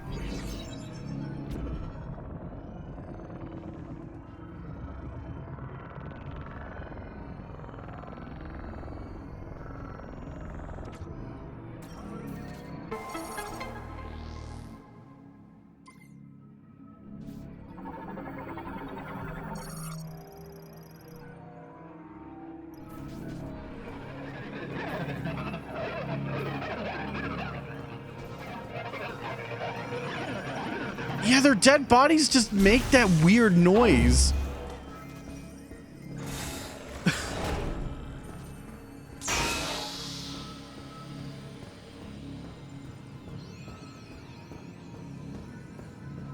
I'm just waiting for shit to hit the fan. I know it's gonna happen. Day 205, limit. Since the lab experiments began, several subjects have been brought in each day. The lab is close to capacity and, tragically, countless brethren have lost their lives while securing these subjects. I think we should stop gathering subjects, if only because our restoration experiments have thus far been unsuccessful.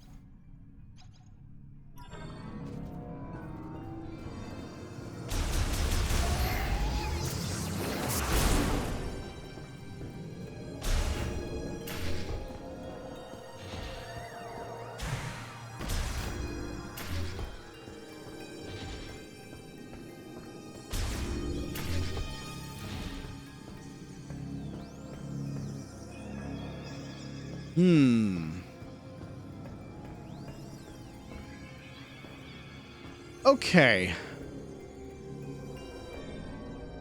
How?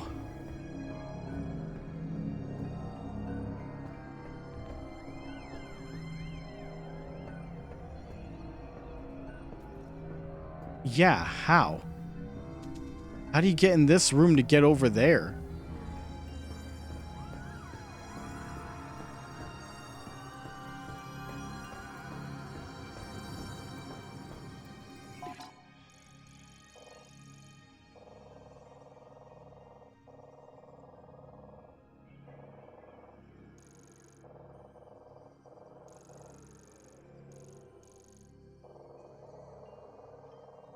Actually, better yet, how did I get in here?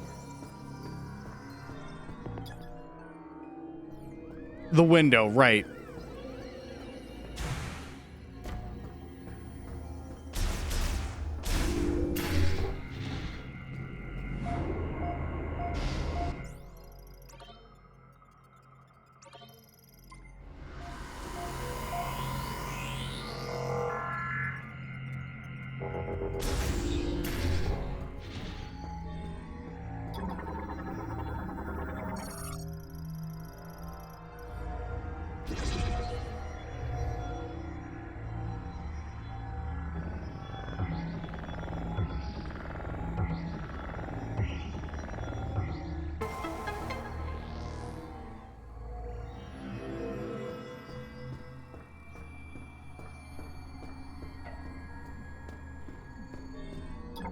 I need to know if I got to update Samus. 214, resignation. Our resources are running very low, and we are almost out of the chemicals needed for research and experiments. At the same time, progress remains at a standstill. Naturally, there is a rising sense of panic and resignation. We cannot hope for more chemicals to arrive, and if we use up what we have before the experiment succeeds, no, even if it succeeds, and with what we have left, and we are losing researchers, everyone is likely thinking the same thing.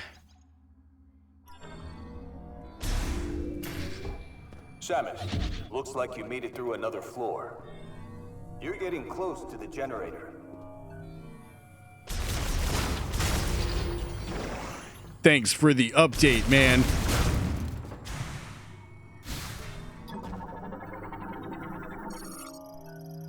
Security storage. Contains vital medicines and experimentation equipment. Okay. Not important.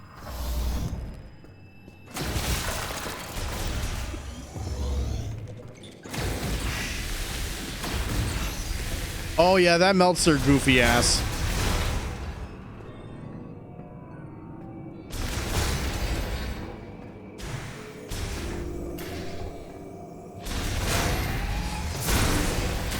Oh god. Fuck. I didn't even get to see that shit. Very rude game. Oh, this part from the trailers. Blue Krauk. Chirotera variant that flies using their patagium wings. The leader guides their colony by emitting sound waves from their antenna. The Blue Krauk is a Chirotera variant adapted to frigid climates. By flapping the wing-like membrane formed by their front legs as they glide, they're able to fly freely.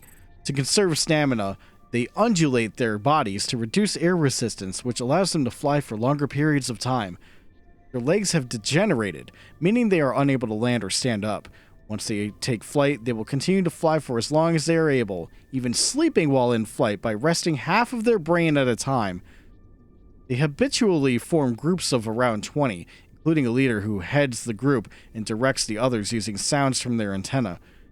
They rely entirely on these sound waves, and should an obstacle suddenly appear in their path, and if the leader fails to make large enough movements to instruct the others to avoid it, they will simply collide with that obstacle.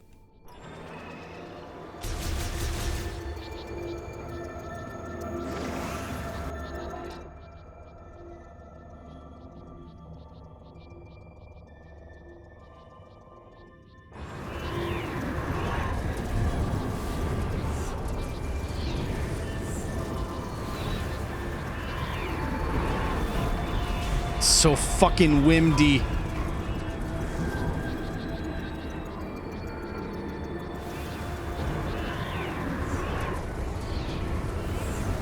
Oh, it pushes you too. Oh boy. Okay. All right. All right. All right. All right. Speed up.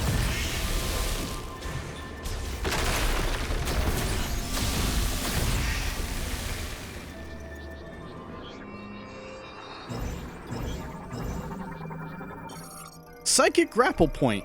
Connection point for the psychic grapple. Swinging back and forth from it can generate momentum from point-to-point traversal. Psychic grapple points are fixed anchors of concentrated psychic energy for use with a psychic grapple and function similarly to standard grapple points. Before they can be used, they must first be materialized. However, without a psychic grapple, they cannot be used. Psychic grapple points are often arrayed across large gaps, requiring users to swing back and forth to generate the momentum for point-to-point traversal.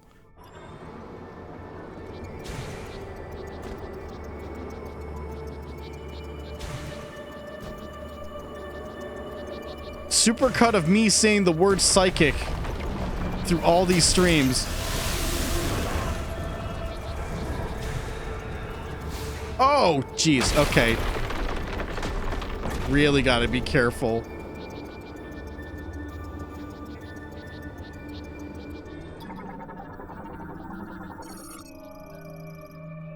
Strong shock.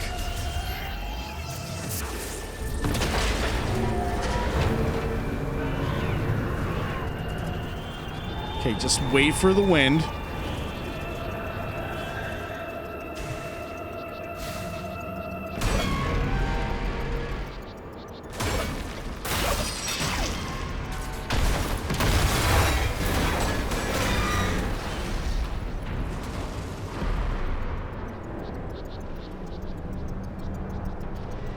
Okay.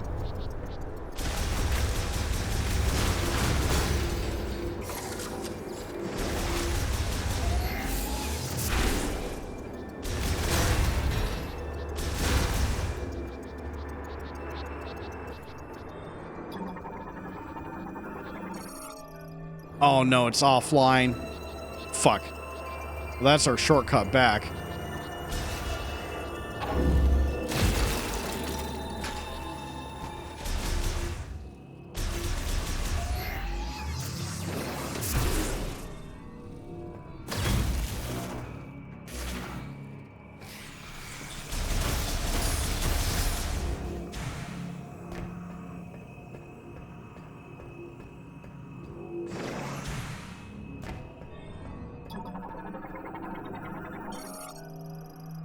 Day 289. Records. There's little more we can do.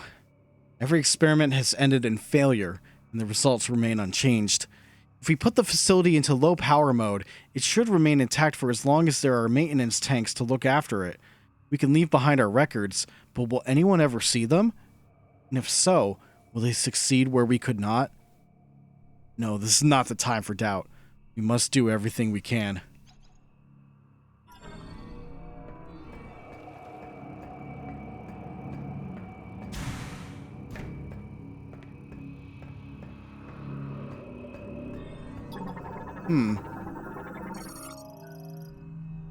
Bomb slot?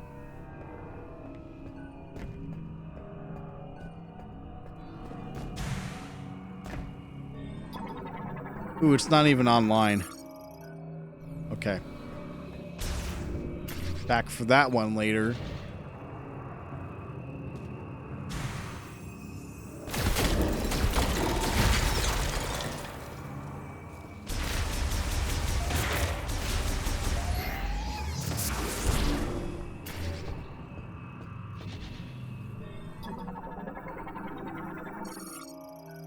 Data Archive Cluster 2 captured specimen identification and medical records.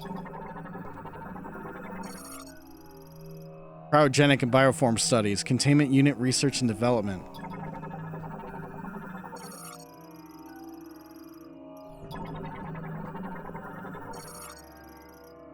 Treatment examination.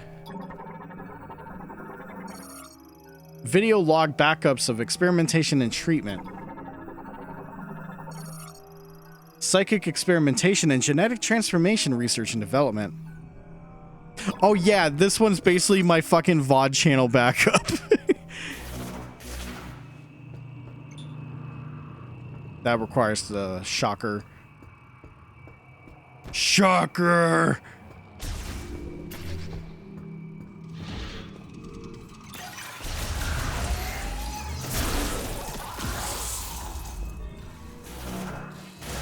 Did not mean to do that.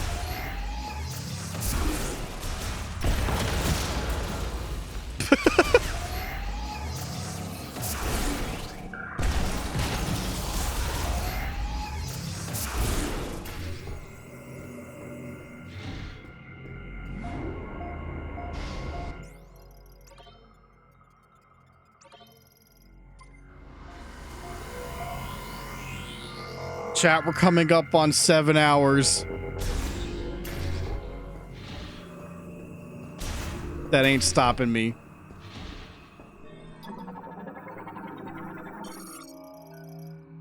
Day 293. Query. We have finally reached the end of our resources. Tomorrow we will abandon this lab and, at Chitoya's instruction, move to Chrono Tower, built in Soul Valley. We will not be able to save our brethren. Why could we not find a way to stabilize the Griever cells when they reverted to their Lamorne counterparts? What did we miss? I will ponder this for the rest of my life. On this orb, no less.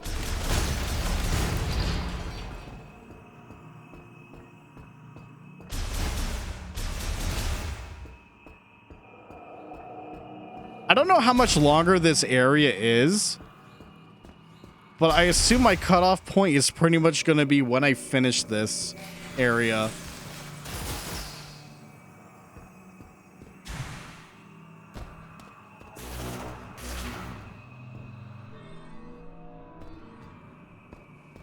If I was in mid-33s, I would be in bed 2 hours ago. You don't know that. Maybe my streams go to 7 in the morning now.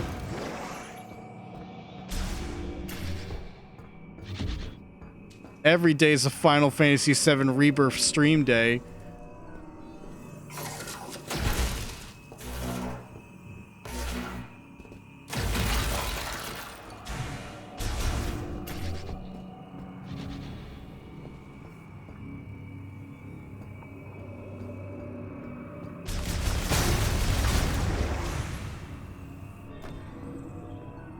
Spider Ball?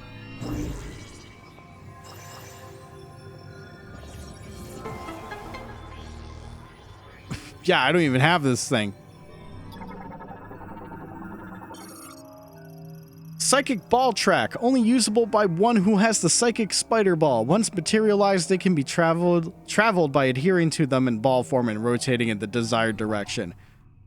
Psychic Ball Tracks are pathways navigable only by those with the Psychic Spider Ball.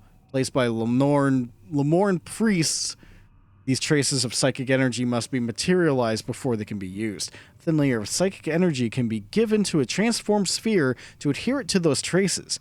This allows the sphere to move along the route, including along walls and ceilings, with ease. Ooh, almost have... Huh. What would be before save station?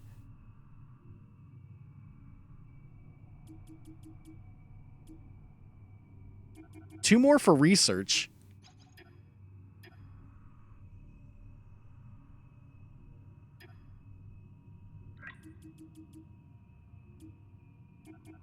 A lot of there's at least what? Like 6 machines to go.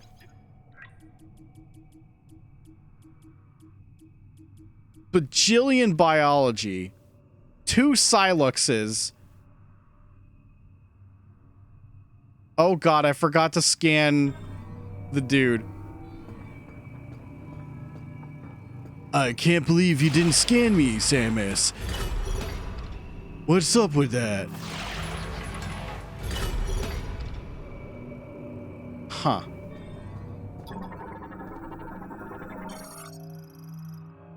Day 294, prayer. Just now, the main generator is stopped. This means that the boiler we use for heat will also stop. The temperature will drop, and I expect the facility will be frozen solid.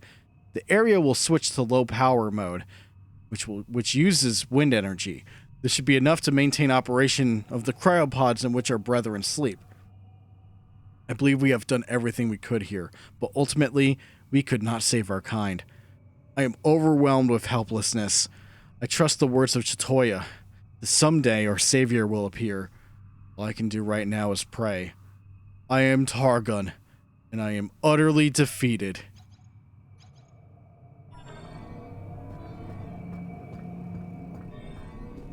That's quitter talk, man. Ooh.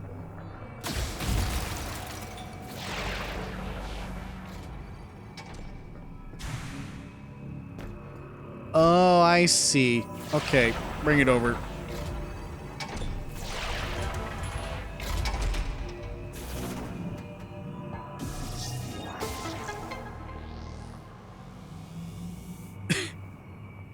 Yeah, this is officially the birthday stream. 2 hours and 41 minutes of birthday stream. You should be thankful that you're getting an extended cut. The most ambitious birthday stream of all time. Turbine hologram display shows the current state of the main generator turbine. All systems appear nominal. All right. Turn that shit on.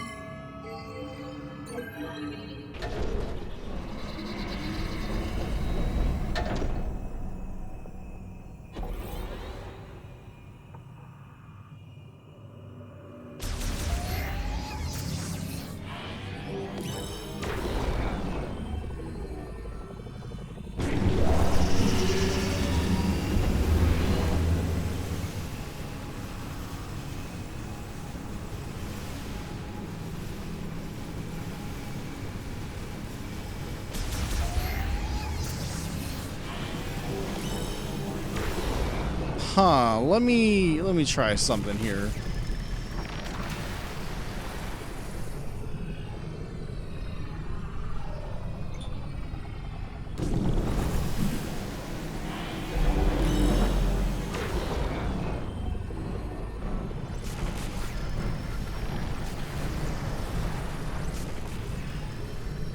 They really want us to use this mechanic.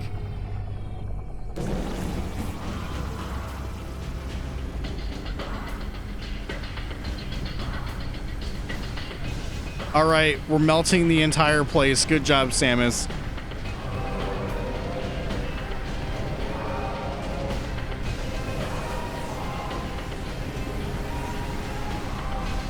Hey, you've got the power back on.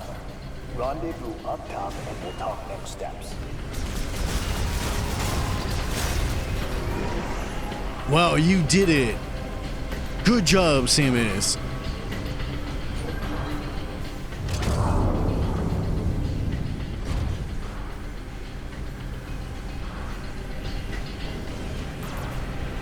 Wait a minute, wasn't there a, I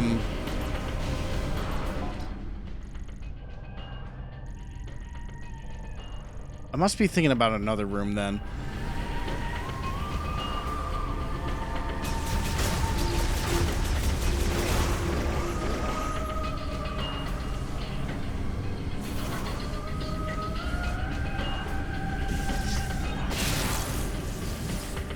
Oh boy.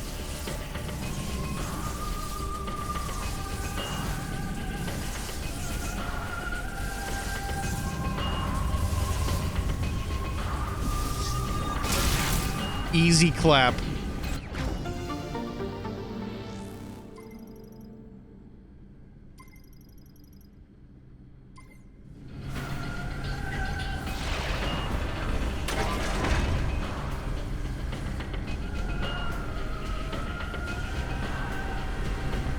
Okay, now just truly backtrack. You got it.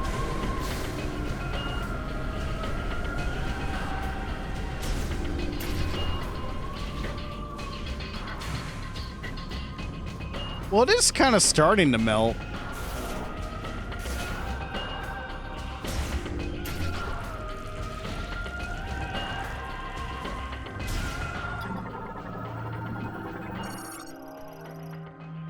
Oh, damn it. It's frozen still. What about now? Nope. Okay. Tried my best.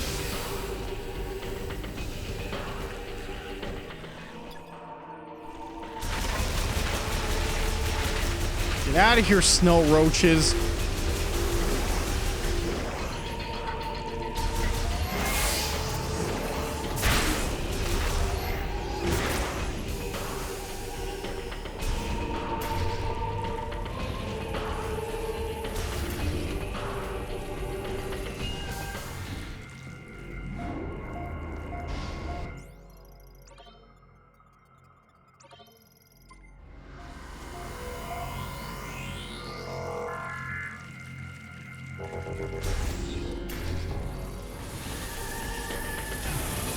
I wonder if all this lab stuff is going to have some kind of payoff. I mean, probably not.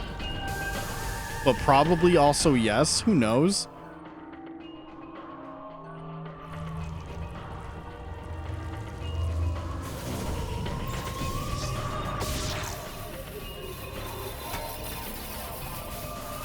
Just plop Samus's ball out.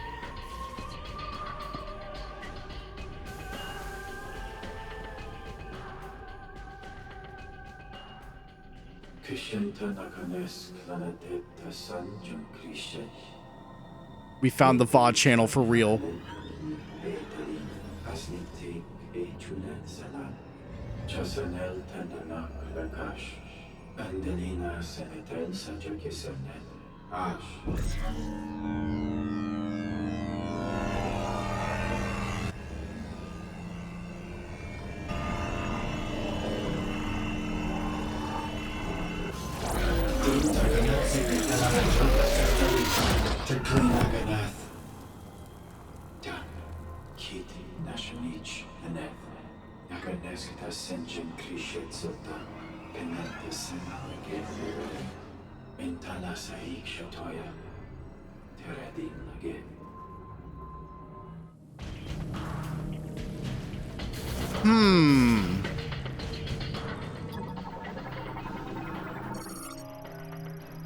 Data corrupted due to the deep freeze. Only the most recent recording can be accessed.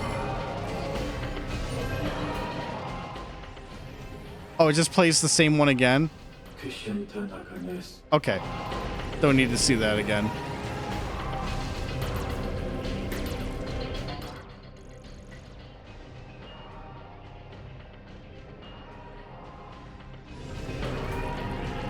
Yeah, they do look like an axolotl, but I still think their face structure is very similar to final, like, the final form of Metroid Prime 1. It's probably like the biggest coincidence, but you never know.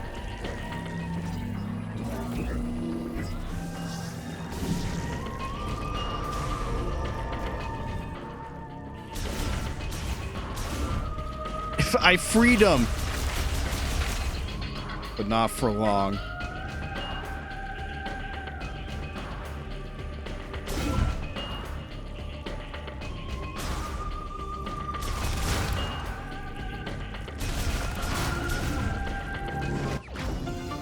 There we go. Can you imagine if it was just a room of fucking nothing? Just freeing the babies from gay baby jail and killing them, and that was your only reward. Generous having, you know, shot expansion here.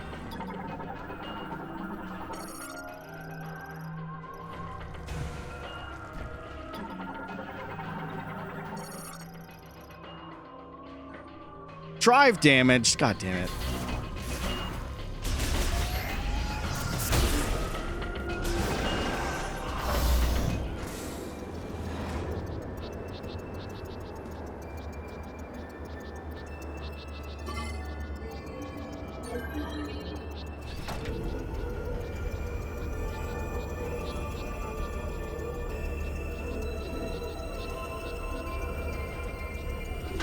I'm tempted to look outside and see if it started snowing. But I don't think it's supposed to happen until a bit later. So it's probably nothing right now.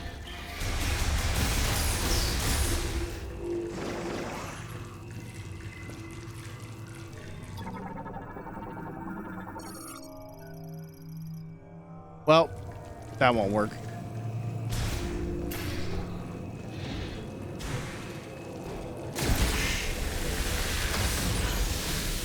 Come back to the control room. I'm working on it. I'm waiting for you upstairs. I'm working on it. We're never gonna get another actor that can capture the bizarre essence of Xavier Renegade Angel again.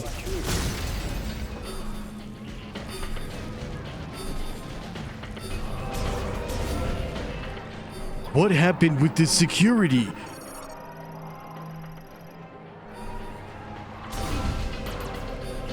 Here, I'm in gay baby jail now.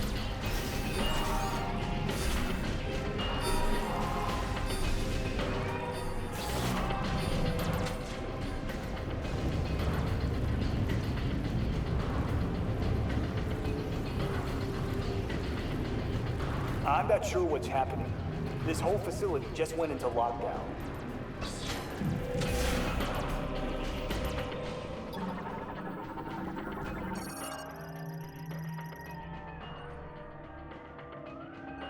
Uh-oh, it's malfunctioning. It's not a good sign.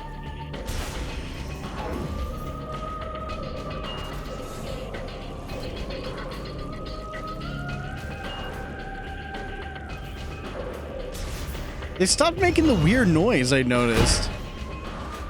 What do you know? That's what I thought.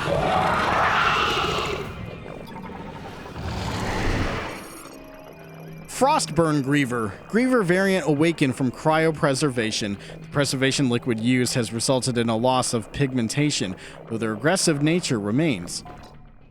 Frostburn Grievers are those that have been revived from cryopreservation. Prolonged submersion in preservation liquid has leached all pigmentation from their skin, resulting in a pale gray appearance.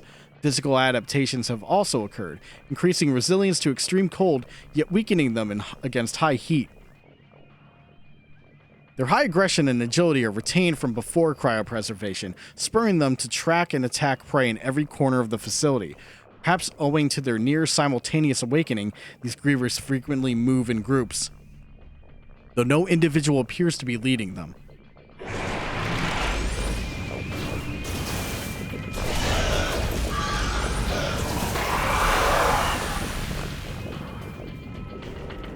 Just realizing that the charge shot's a little underwhelming. It's just a 3-round burst.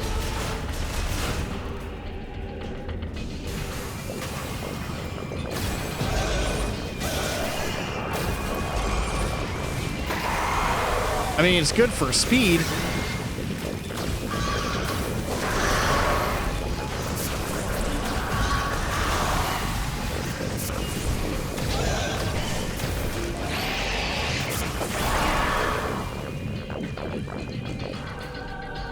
What is that fucking combat music?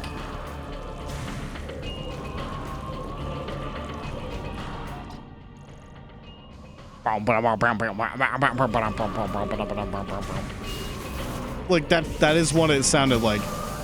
Very mysterious.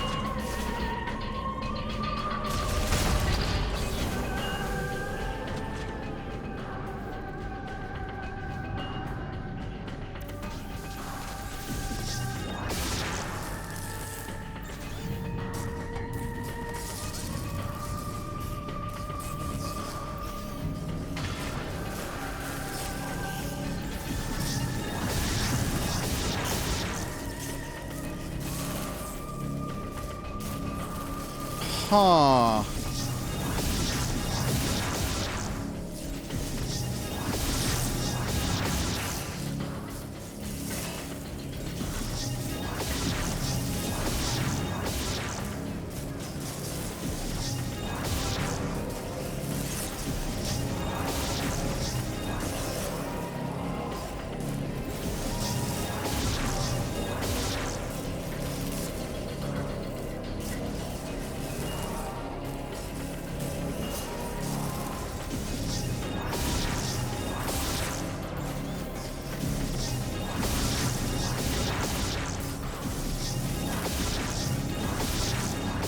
I hate this already.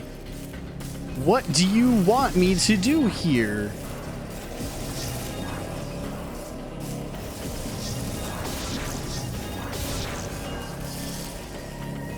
Is there no way to early detonate the psychic one?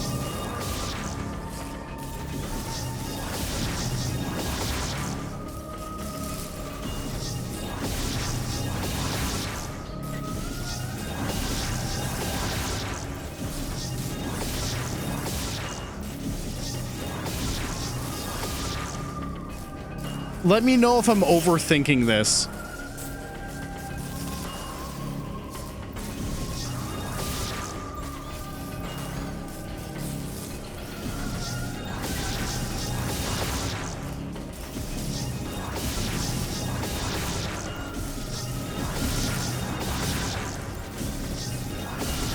I am? God damn it.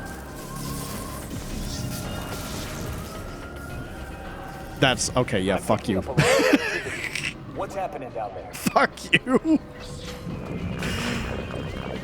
You should have just led me on. It would have been funnier.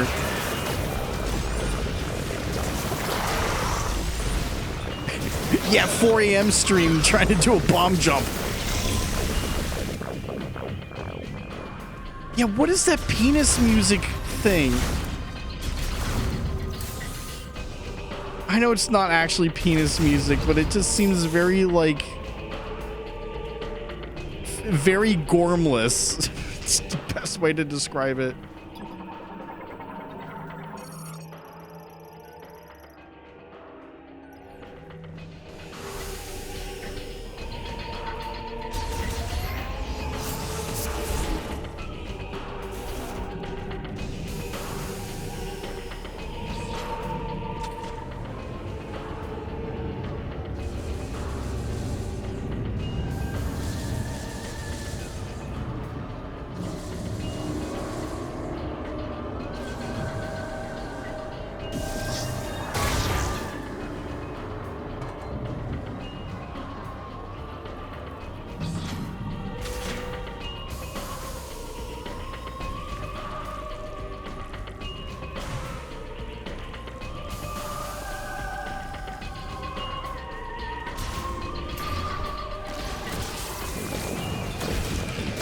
They're back.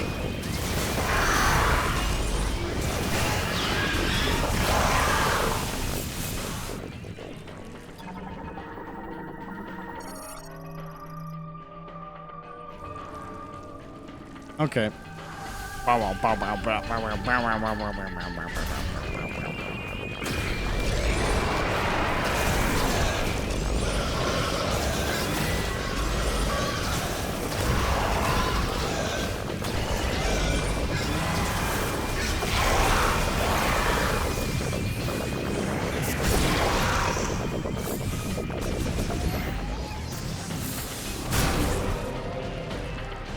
Fire's doing a good job, though.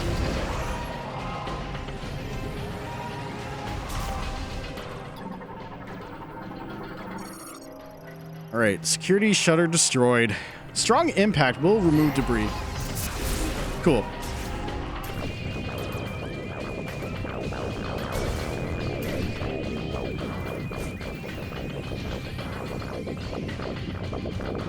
Oh, this answers my question about the missiles, I think. Ow. Okay. So why does, like, their melee attacks do 10 damage, yet we've got robos with lasers doing, like, 50%? What is the damage scaling process in this? If the damage scaling is gun hurt, then okay, whatever.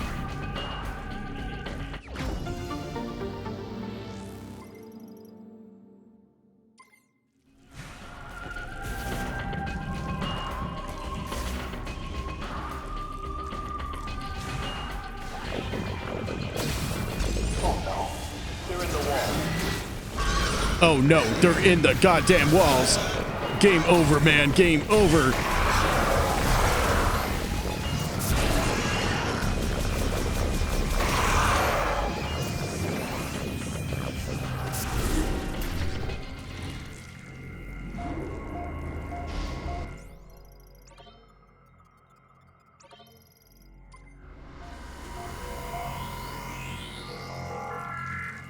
I can't miss my Galactic Federation scan.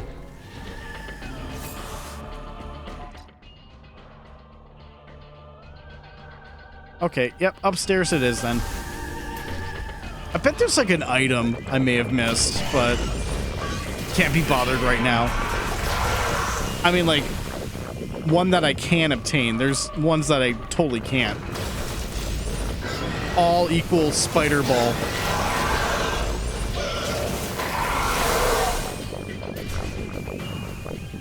Samus, do you copy? I got red dots on my radar.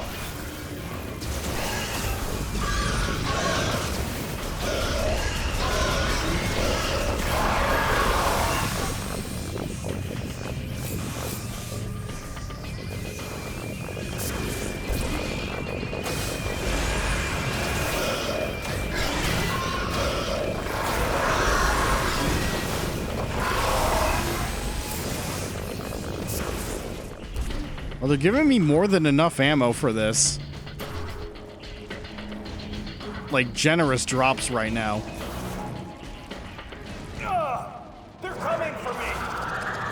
Going off comm. Meet you upstairs.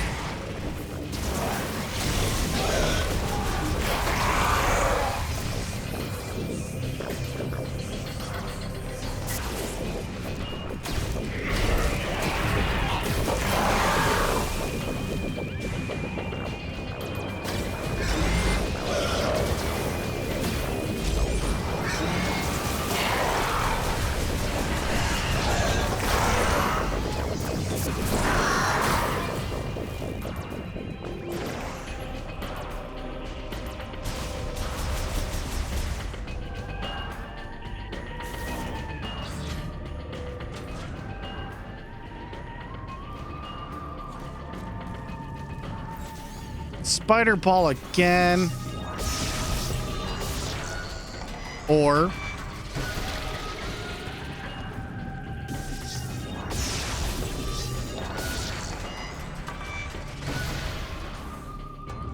huh.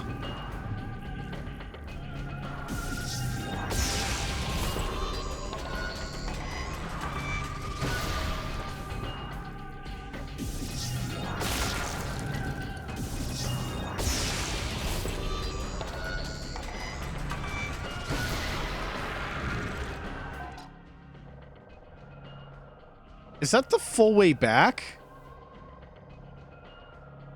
But there's something there.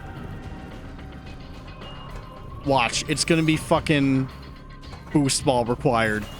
I see the shape of that thing. And if it's boost ball, I'm gonna... Oh, it's spider ball. I'm doing it anyway.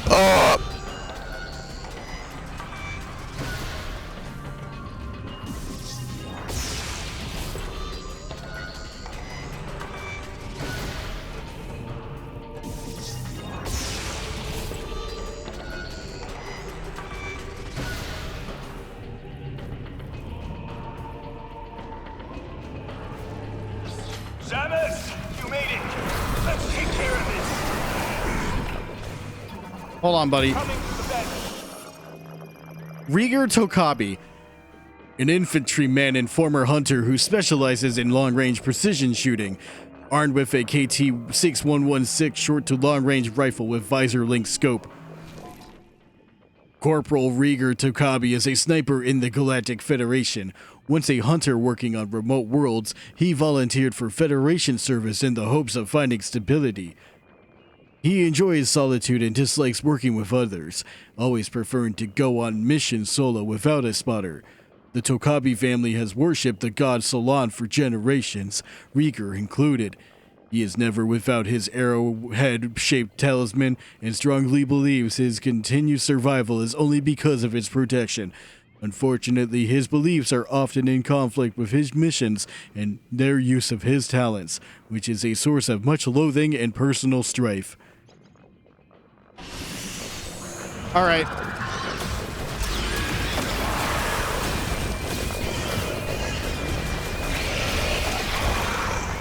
Target down. I keep hitting up on D-pad trying to switch weapons to the flame shot. That don't work.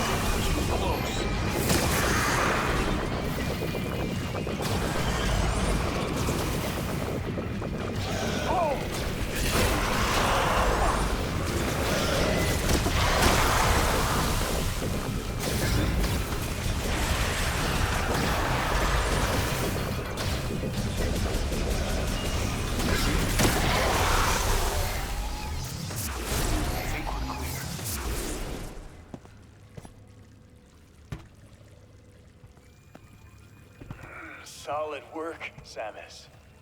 Power's back online. Feels like the heat is too. Might be what's drawing those strange creatures. You'll be able to use that elevator now. It'll give you access to the deepest level. I'll hang back and try to open the gate from up here. The rest is up to you.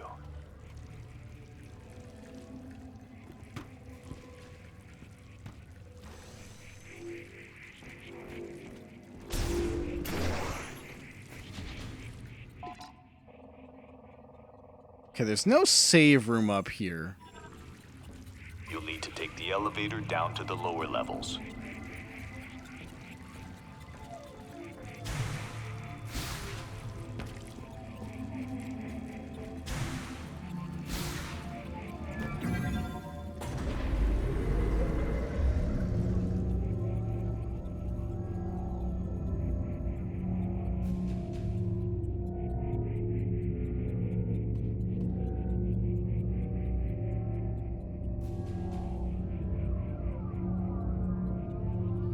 Ooh, this is the longest elevator load time thus far.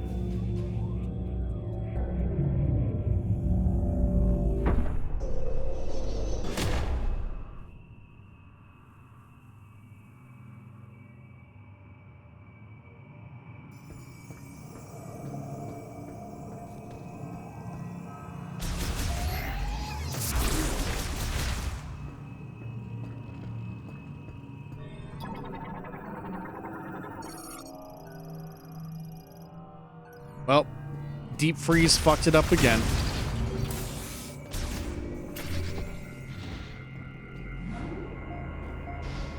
All right, if you got the boss fight up next, that's the last thing I'm doing tonight.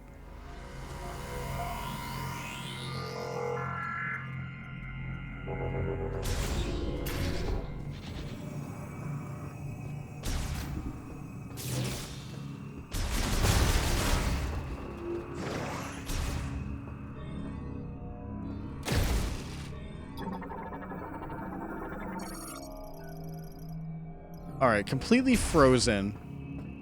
Oh, I was looking at the wrong thing.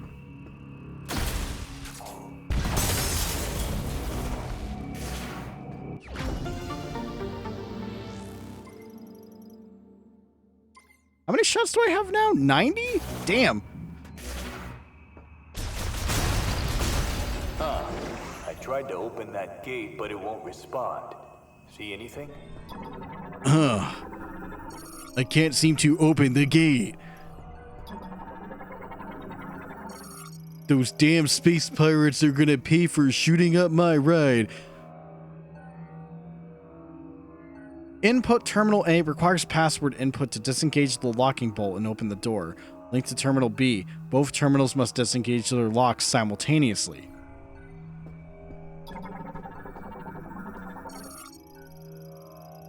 Input Terminal B requires password input to disengage the locking bolt and open the door.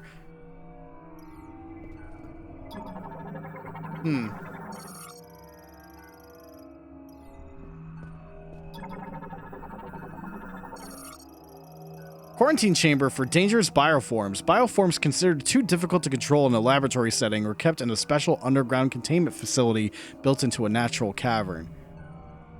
No, scan the other thing. Heavy clamp used to secure the door. In the event the release mechanism becomes non-functional, it can be pulled open.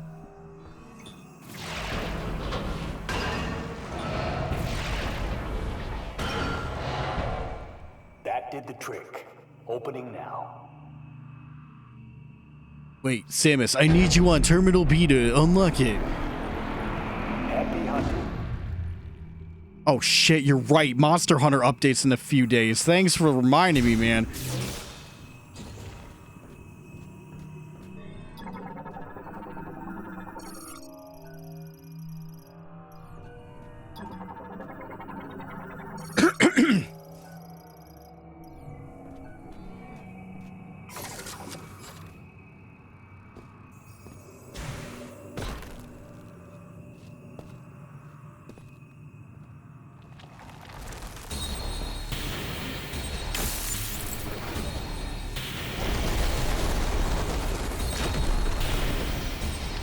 Ball.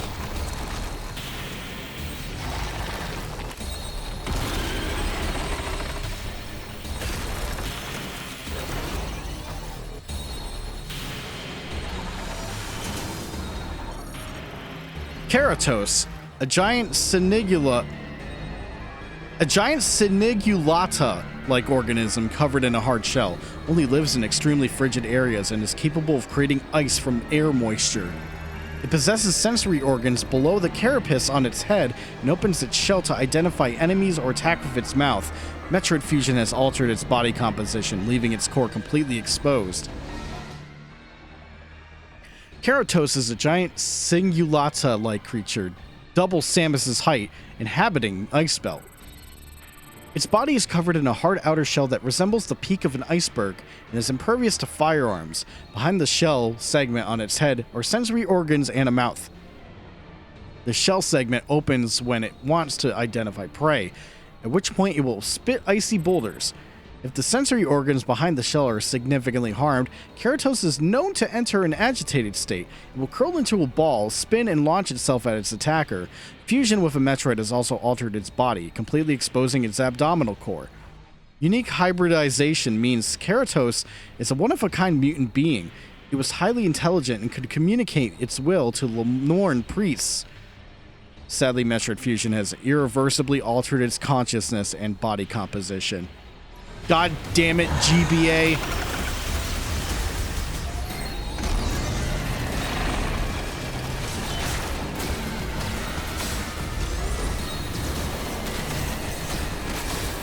Yeah, melt that shit. Oh, okay.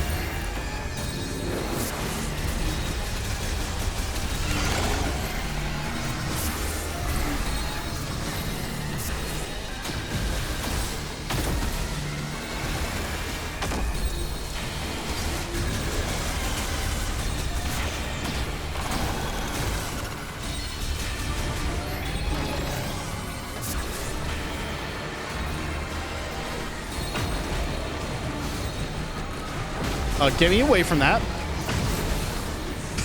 God.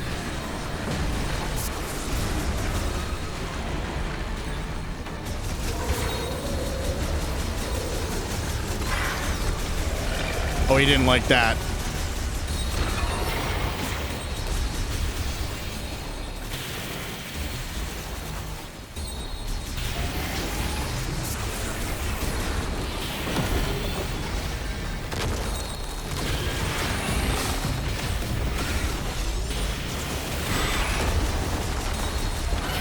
It's okay damage, I think. Whoa!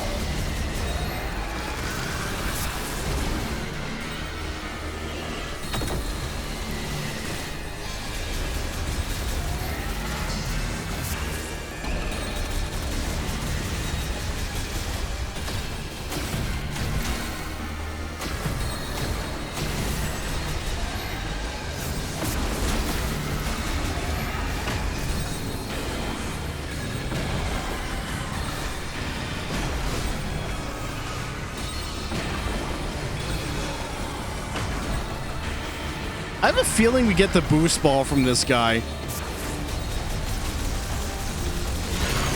There was a spinner.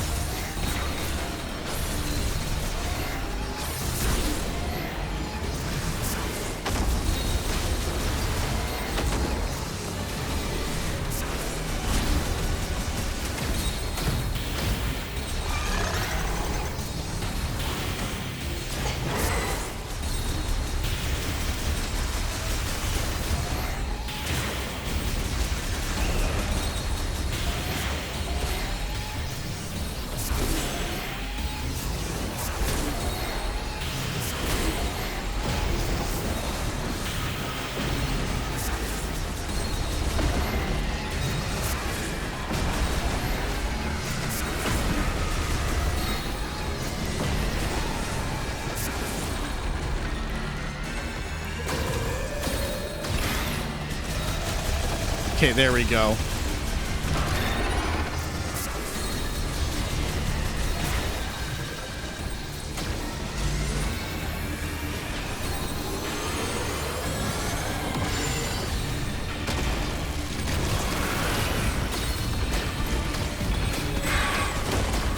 Yeah, flame shot's doing work there for sure.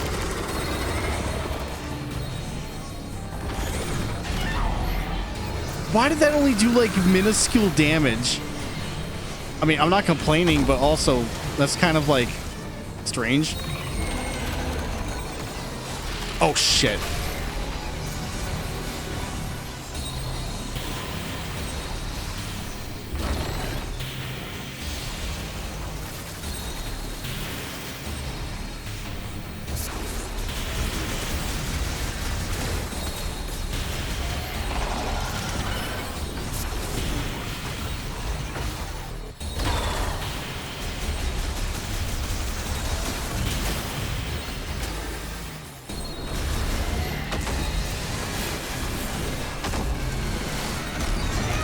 I don't have too much to say about this boss fight. This is like perfectly fine for a Metroid boss fight.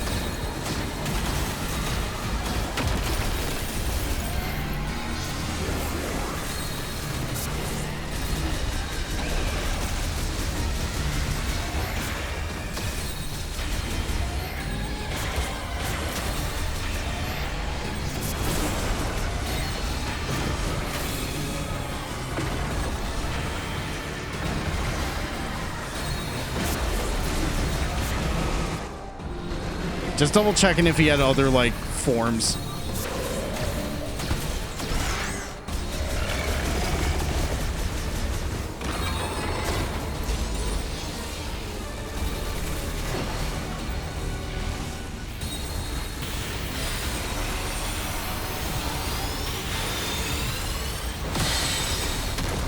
That was a little too close for comfort.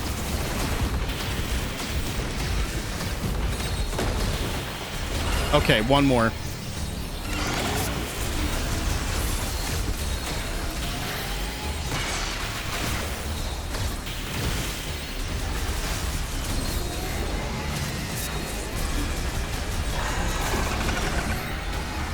Well, see, that time it did like way more damage than 6.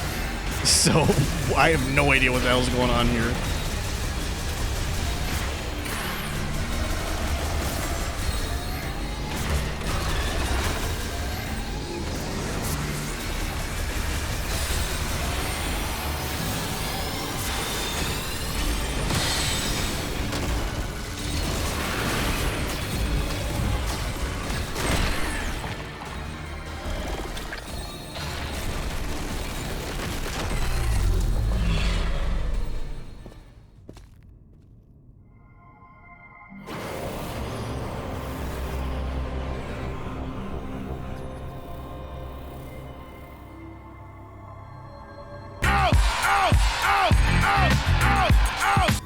Aurora Borealis at 3:20 a.m.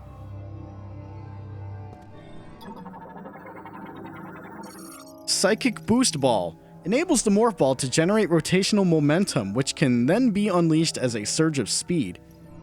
Hardest criticism when the art piece is average? Are you saying like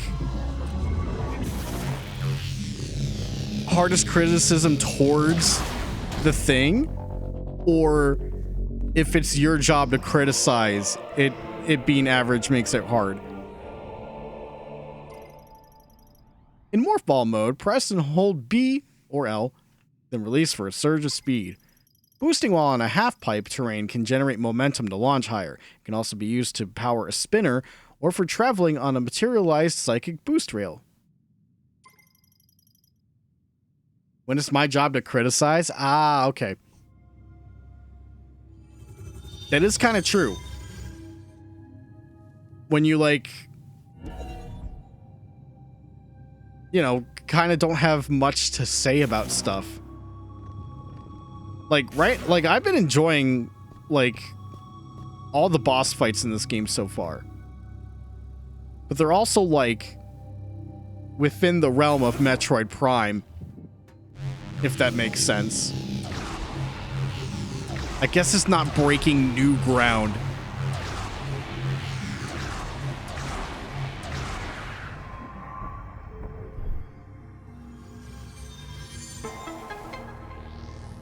It broke new ground.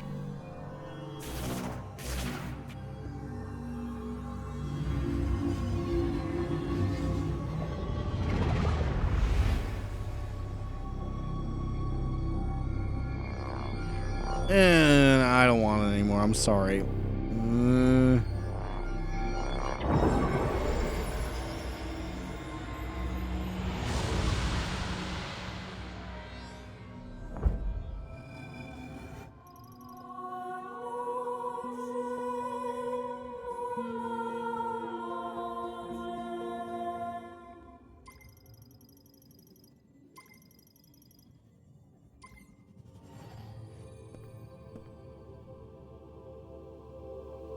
Yo, is that a fucking half pipe?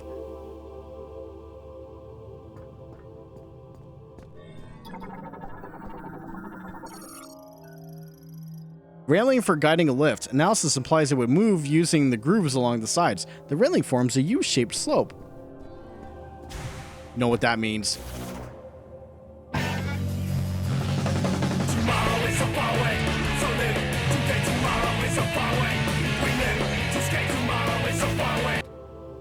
And that's it. You did it. You've done well, Samus. I'll meet you up top.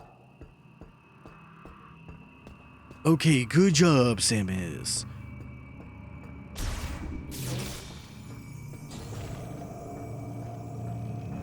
We'll definitely be back down here for the shock door.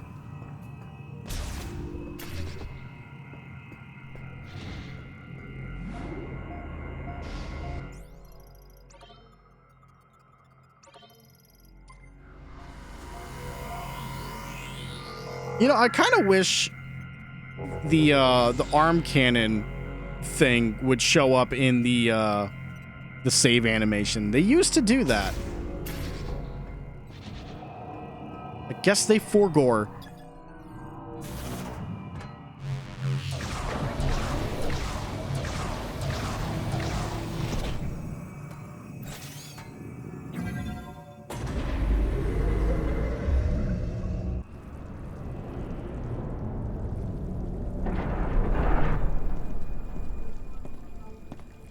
Samus. Looks like you got what you came for. A message came through the station radio while you were gone. Somebody named Specialist Mackenzie. Who? He sent over the coordinates for base camp, so I'll be on my way soon. Now, I've been on a lot of missions. This has always protected me. May Solon light your path. You go on ahead. There's a healing pod up here, and I'll be as good as new in no time.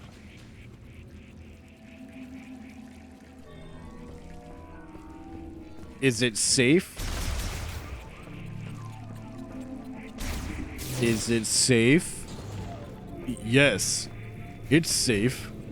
It's very safe. Is it safe? Is it safe?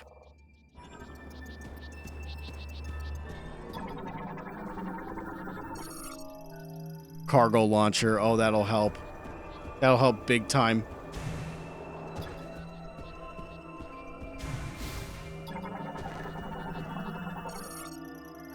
Cryopods abandoned after their delivery truck overturned.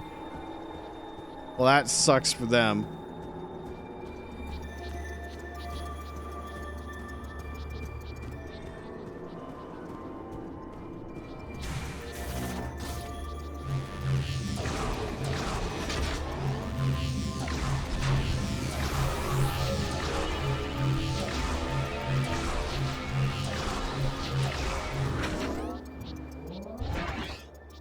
Launch. Yeah.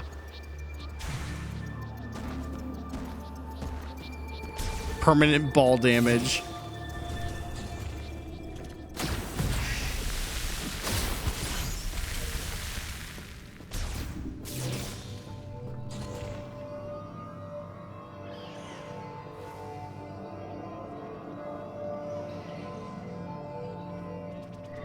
I should be able to get something here. That was the whole purpose of this thing, because we have the spinner.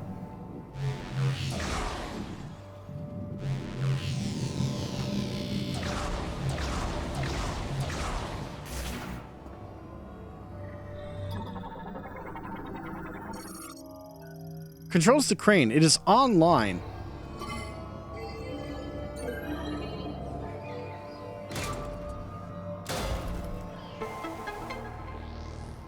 Okay.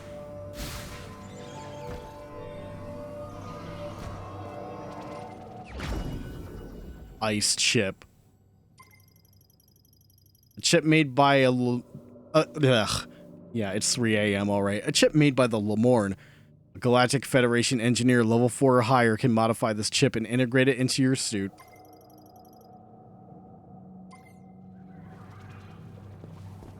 Bossman, do not call me on the radio.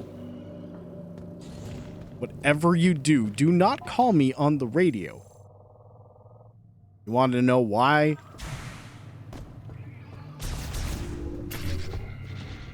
Because that's the stream. I'm done.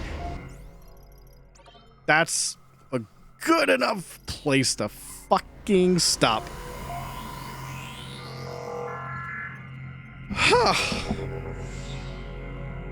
All right. Beefy session. Also, what a fucking lie that is. Playtime 4.5 hours. It did not count like 3 of the hours we've been live on Twitch.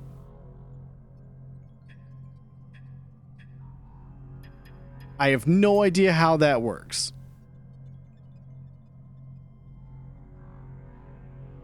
Oh shit. Can't wait to see our next progress for the Fury Green Altar. Oh, god damn it. Chat, we're so close with the scans.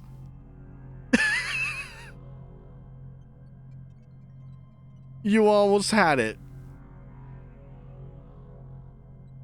Whatever. Amiibo. I got none of those.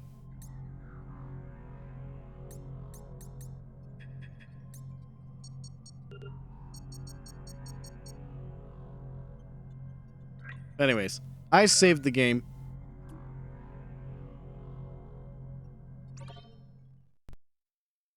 We're good. I don't know if the Smash Samus amiibo does anything.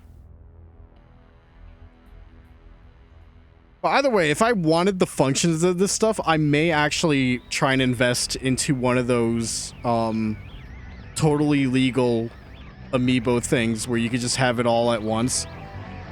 I mean, how else am I gonna play the Samus Returns fucking fusion difficulty with that suit? Because that is actually 100% locked behind an amiibo.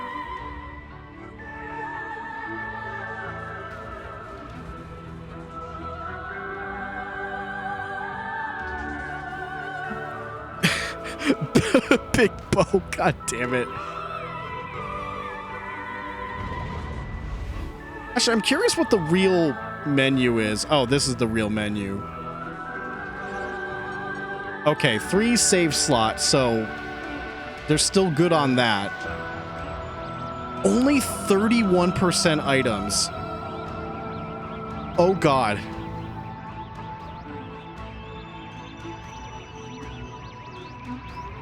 Scans are in a good spot, but items? Oh, jeez.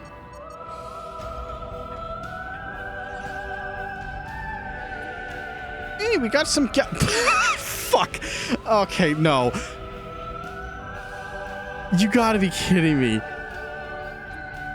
You can't just jump scare me like that.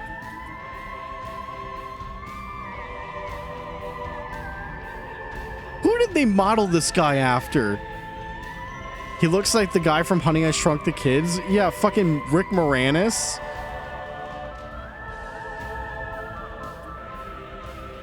Okay, 50% of inventory, 75. Beat the game, 75. Okay, 50, 75, 100. 100. Beat the game on any difficulty. Oh, there's a lot more.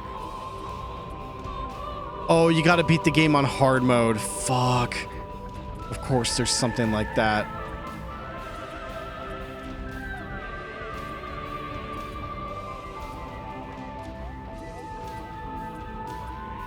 Dude, there's a lot of this. God damn. Except for the hard mode one, we're definitely going to be looking at like... oh god, the green energy crystals. Who knows about that one? Oh, there's a couple of hard difficulty ones.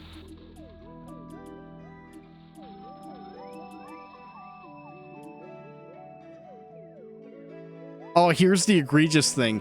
100% scans and items or scan Silex.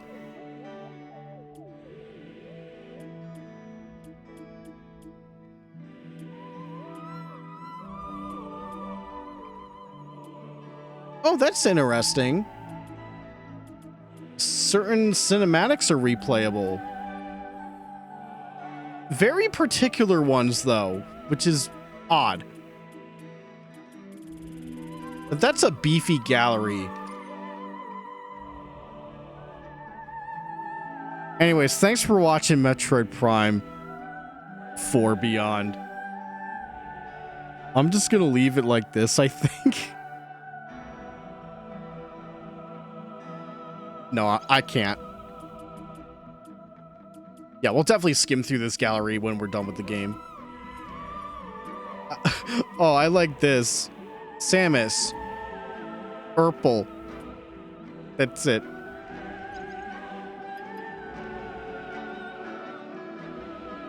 But I'll tell you right now, I'm enjoying this. I'm having fun with this.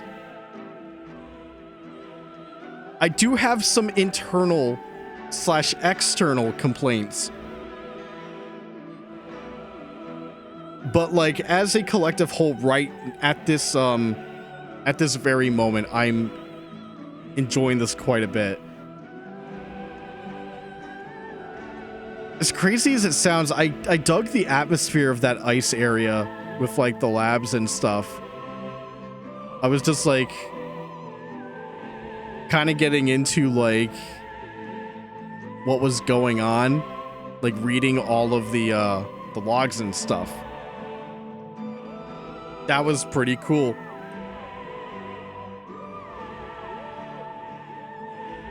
But we'll see how the rest of the game goes.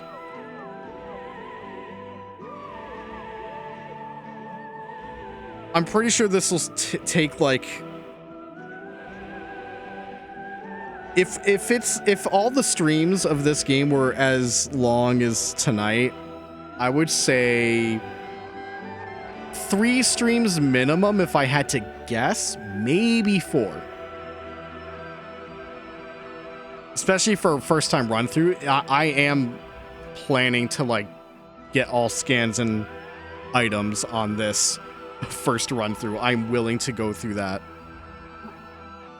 Because, I mean, I did that for what, pretty much all the other Prime games I streamed?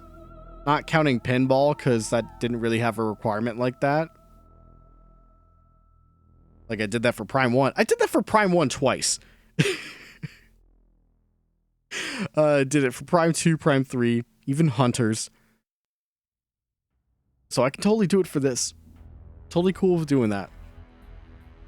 But as you know, chat, I am now 33 years old.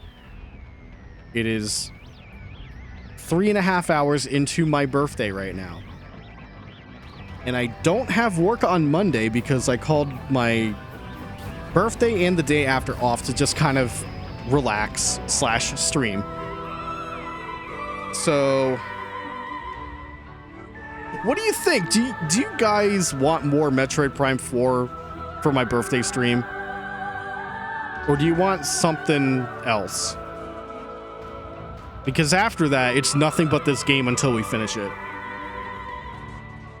There's not going to be any other games in December. We're just going to crit path, get this done with 100%, and then end the year.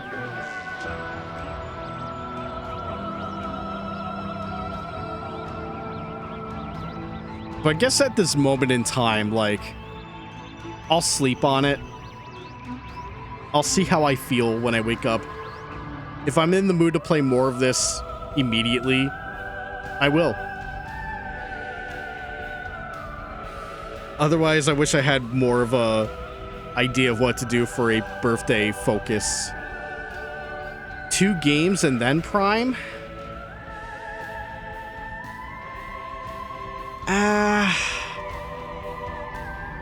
I don't know. I feel like if I was gonna do anything, it would be like getting the analog 3D out again. Nothing too crazy. Because the only other idea would be to do Mario Party with Blondie and Zero, and I highly doubt the schedules are gonna work. Because there's probably a good chance Blondie has work, or has to deal with work the following day. And I don't know about Zero. I can't just throw this shit on last minute. So that's why there wasn't really a big plan for Mario Party this time. Maybe it's for the better.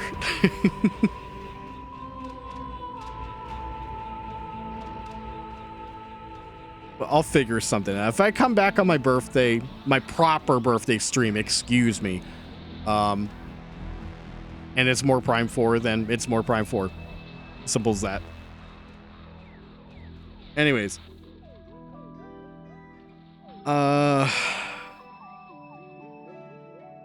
Just so you know. Oh, you know what, Blondie? Actually, good fucking point. We could play Mario Kart World, but we could also, use game chat for Fast Fusion, because that's the only way to play online. I don't even think you need the game. I think I just invite you to play Fast Fusion via game chat, and then you could just kind of mess with that a little bit too. But Mario Kart World? Yeah. Maybe if schedules align, maybe we can pull Angel Halo in, because he has Mario Kart World.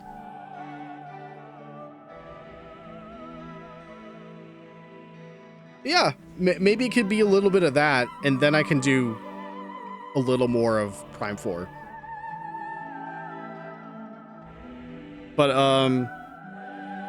chat, I'll tell you right now, after the birthday stream, the only other streams I'm going to be able to do before Christmas is the following Sunday, as well as, the upcoming Wednesday because of the Monster Hunter update. But I will try to, like, see if I can sneak in extra sessions of Prime 4, even if it's only like a 3-hour, 2.5-hour long session.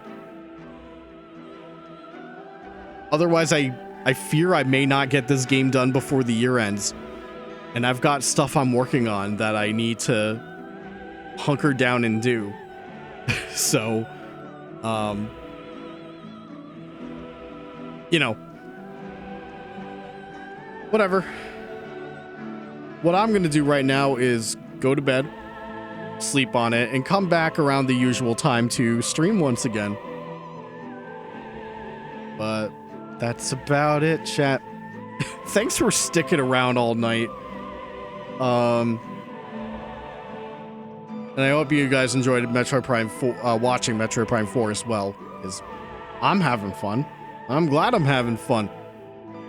Now I know YouTube's just going to be sending me more fucking, like, algorithm dog shit. that I'm gonna be shooting on site, because that's all YouTube is now. That's all it is.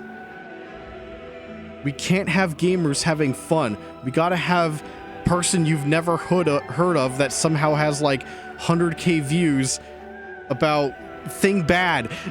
Like every week, every day, every hour. Like, come on. I'm just complaining at nearly 4 a.m. Maybe I am spiteful. I don't know. What I'm trying to say is Mind's Eye is the greatest game ever made, and no one will ever acknowledge that. Okay, for real. You guys have a good night. Take care. Stay safe. Wash your hands. Stay hydrated. Have a good night's sleep or a good morning breakfast if it is morning on your side of the world. I'll see you in a few hours for the birthday stream. Whatever the hell I do, I'll see you for it. Just watch out. He's coming for you. He's coming for you right now.